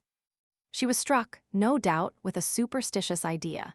She conceived that heaven denied its aid, and she remained in the attitude in which she had fallen, her head drooping and her hands clasped. Then they saw from the other bank the executioner raise both his arms slowly. A moonbeam fell upon the blade of the large sword. The two arms fell with a sudden force. They heard the hissing of the scimitar and the cry of the victim, then a truncated mass sank beneath the blow. The executioner then took off his red cloak, spread it upon the ground, laid the body in it, threw in the head, tied all up by the four corners, lifted it on his back, and entered the boat again. In the middle of the stream, he stopped the boat, and suspending his burden over the water cried in a loud voice, "Let the justice of God be done." And he let the corpse drop into the depths of the waters, which closed over it. 3 days afterward, the four musketeers were in Paris. They had not exceeded their leave of absence, and that same evening they went to pay their customary visit to M. de Treville. "Well, gentlemen," said the brave captain, "I hope you have been well amused during your excursion." "Prodigiously," replied Athos in the name of himself and his comrades. Chapter 67. Conclusion. On the 6th of the following month, the king, in compliance with the promise he had made the cardinal to return to La Rochelle, left his capital still in amazement at the news which began to spread itself of Buckingham's assassination. Although warned that the man she had loved so much was in great danger, the queen, when his death was announced to her, would not believe the fact, and even imprudently exclaimed, "It is false, he has just written to me." But the next day she was obliged to believe this fatal intelligence. Laporte, detained in England, as everyone else had been, by the orders of Charles I, arrived, and was the bearer of the Duke's dying gift to the Queen. The joy of the king was lively. He did not even give himself the trouble to dissemble, and displayed it with affectation before the Queen. Louis XIII, like every weak mind, was wanting in generosity. But the king soon again became dull and indisposed. His brow was not one of those that long remain clear. He felt that in returning to camp he should re-enter slavery. Nevertheless, he did return. The cardinal was for him the fascinating serpent, and himself the bird which flies from branch to branch without power to escape. The return to La Rochelle, therefore, was profoundly dull. Our four friends in particular astonished their comrades. They traveled together, side by side, with sad eyes and heads lowered. Athos alone from time to time raised his expansive brow. A flash kindled in his eyes, and a bitter smile passed over his lips. Then, like his comrades, he sank again into reverie. As soon as the escort arrived in a city, when they had conducted the king to his quarters, the four friends either retired to their own or to some secluded cabaret, where they neither drank nor played. They only conversed in a low voice, looking around attentively to see that no one overheard them. One day, when the king had halted to fly the magpie, and the four friends, according to their custom, instead of following the sport, had stopped at a cabaret on the high road, a man coming from La Rochelle on horseback pulled up at the door to drink a glass of wine, and darted a searching glance into the room where the four musketeers were sitting. "Halloa, Monsieur d'Artagnan," said he, "is not that you whom I see yonder?" D'Artagnan raised his head and uttered a cry of joy. It was the man he called his phantom. It was his stranger of Meung, of the Rue des Fossoyeurs, and of Arras.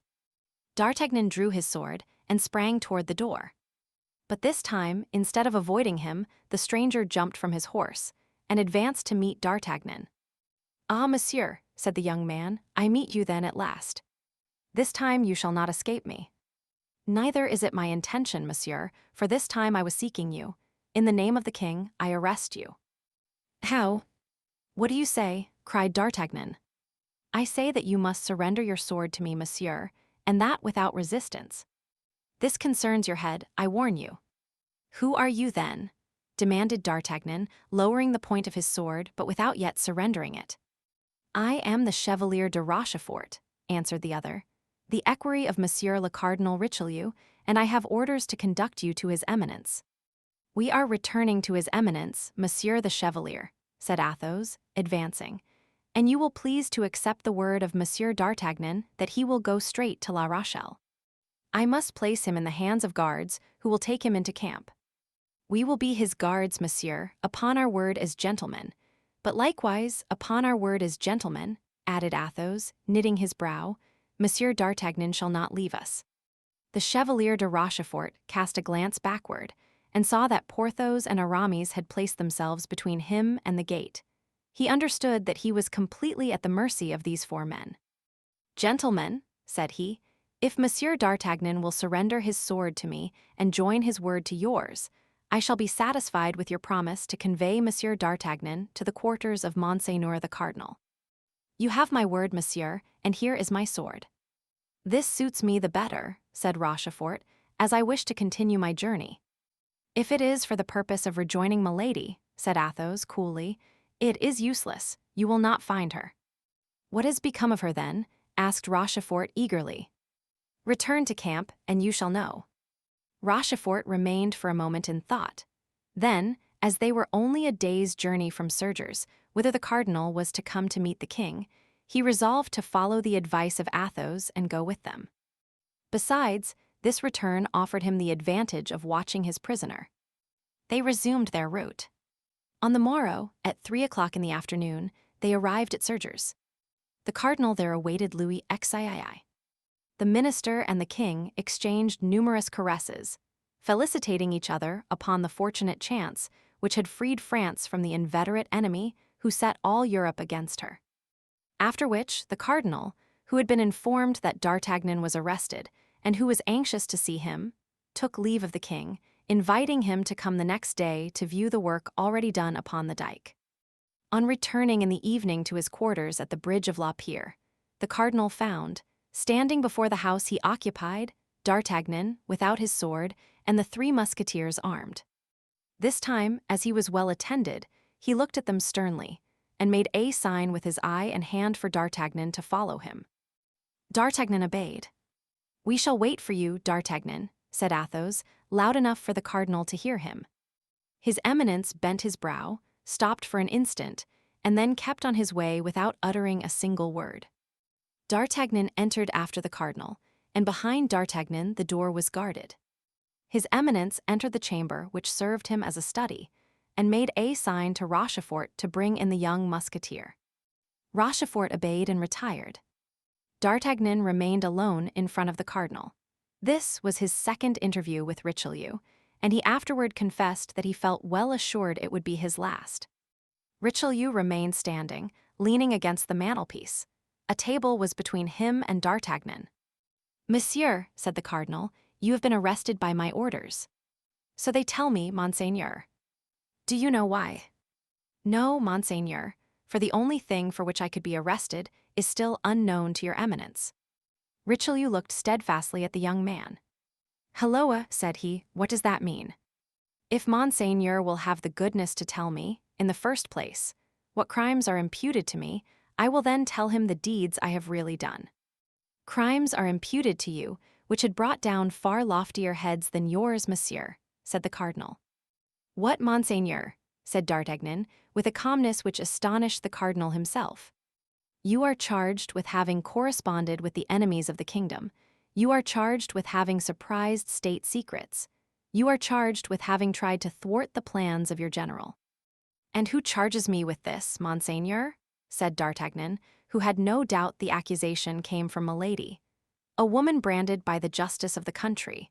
A woman who has espoused one man in France and another in England. A woman who poisoned her second husband, and who attempted both to poison and assassinate me." "What do you say, monsieur?" cried the cardinal, astonished. "And of what woman are you speaking thus?" "Of Milady de Winter," replied d'Artagnan. "Yes, of Milady de Winter, of whose crimes your Eminence is doubtless ignorant, since you have honored her with your confidence." "Monsieur," said the cardinal, "if Milady de Winter has committed the crimes you lay to her charge, she shall be punished." "She has been punished, monseigneur." "And who has punished her?" "Oui." "She is in prison." "She is dead." "Dead," repeated the cardinal, who could not believe what he heard. "Dead. Did you not say she was dead?" 3 times she attempted to kill me, and I pardoned her. but she murdered the woman I loved. Then my friends and I took her, tried her, and condemned her. D'Artagnan then related the poisoning of Mme.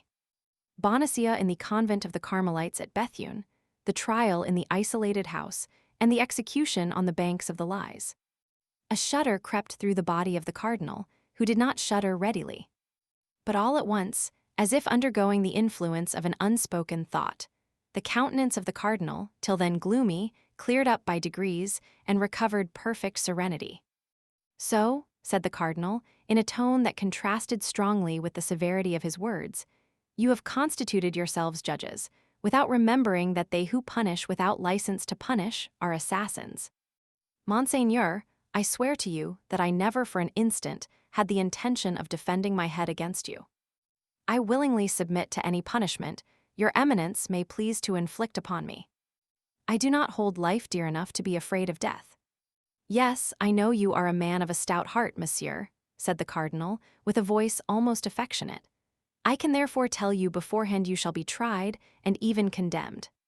Another might reply to your eminence that he had his pardon in his pocket. I content myself with saying, "Command, monseigneur, I am ready." "Your pardon," said Richelieu, surprised.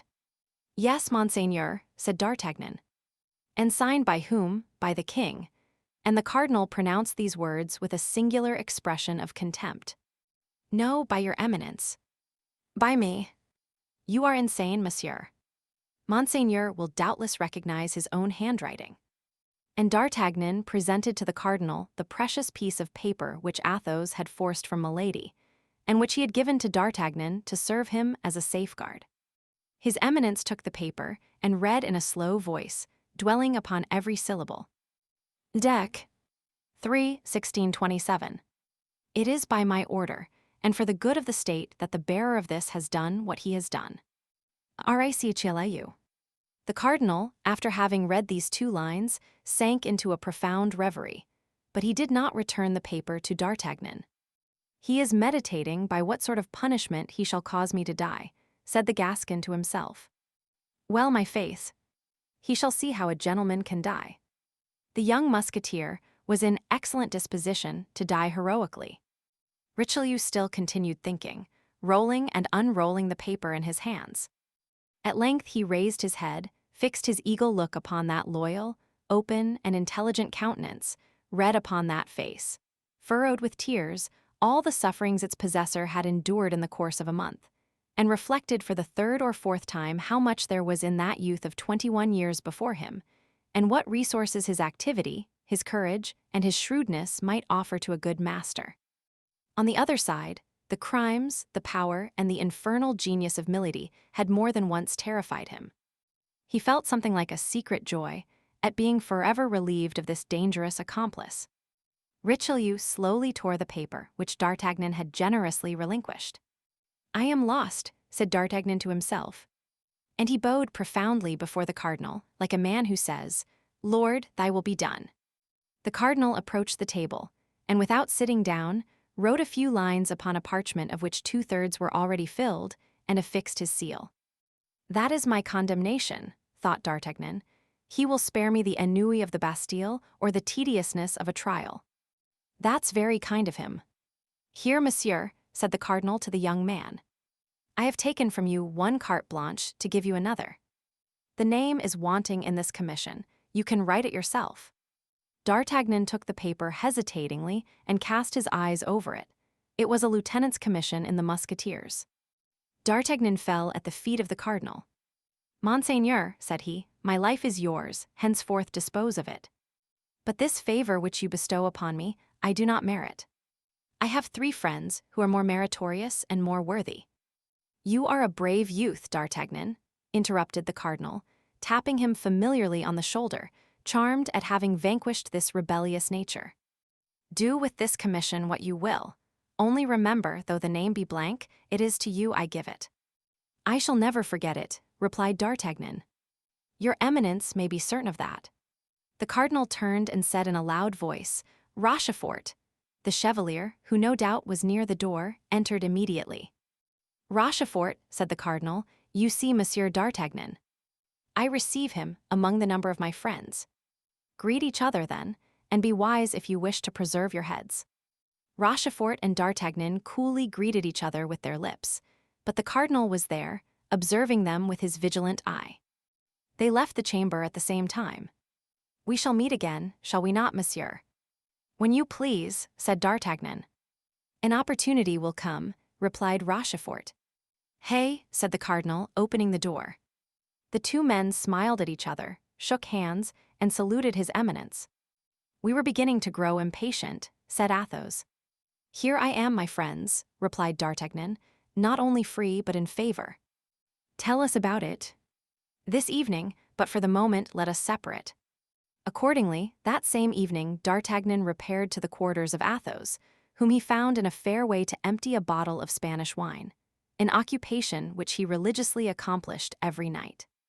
D'Artagnan related what had taken place between the cardinal and himself, and drawing the commission from his pocket, said, "Here, my dear Athos, this naturally belongs to you."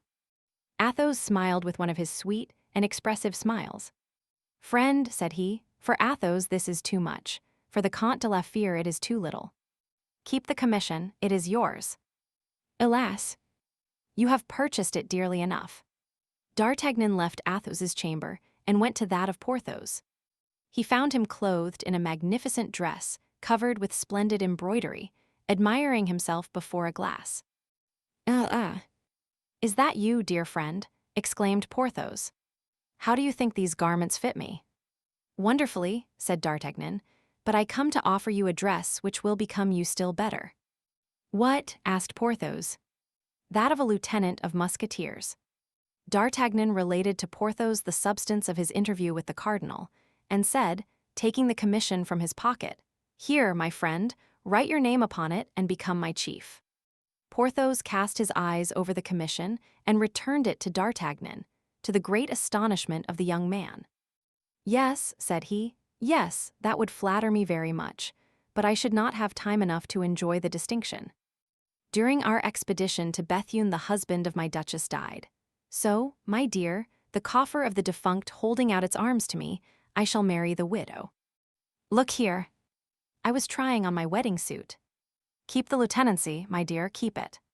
The young man then entered the apartment of Aramis. He found him kneeling before a prie-dieu, with his head leaning on an open prayer book. He described to him his interview with the cardinal, and said, for the third time drawing his commission from his pocket, "You, our friend, our intelligence, our invisible protector, accept this commission.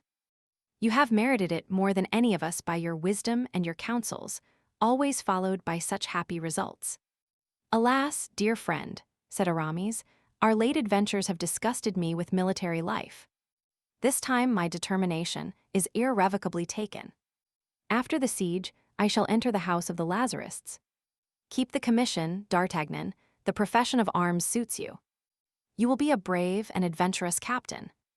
D'Artagnan, his eye moist with gratitude though beaming with joy, went back to Athos, whom he found still at table contemplating the charms of his last glass of Malaga by the light of his lamp. "Well," said he, "they likewise have refused me." "That, dear friend, is because nobody is more worthy than yourself." He took a quill, wrote the name of D'Artagnan in the commission, and returned it to him. "I shall then have no more friends," said the young man. "Alas, nothing but bitter recollections."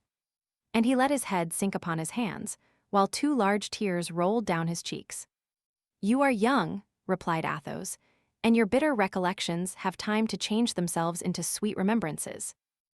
Epilogue. La Rochelle, deprived of the assistance of the English fleet and of the diversion promised by Buckingham, surrendered after a siege of a year. On the 28th of October, 1628, the capitulation was signed. The king made his entrance into Paris on the 23rd of December of the same year.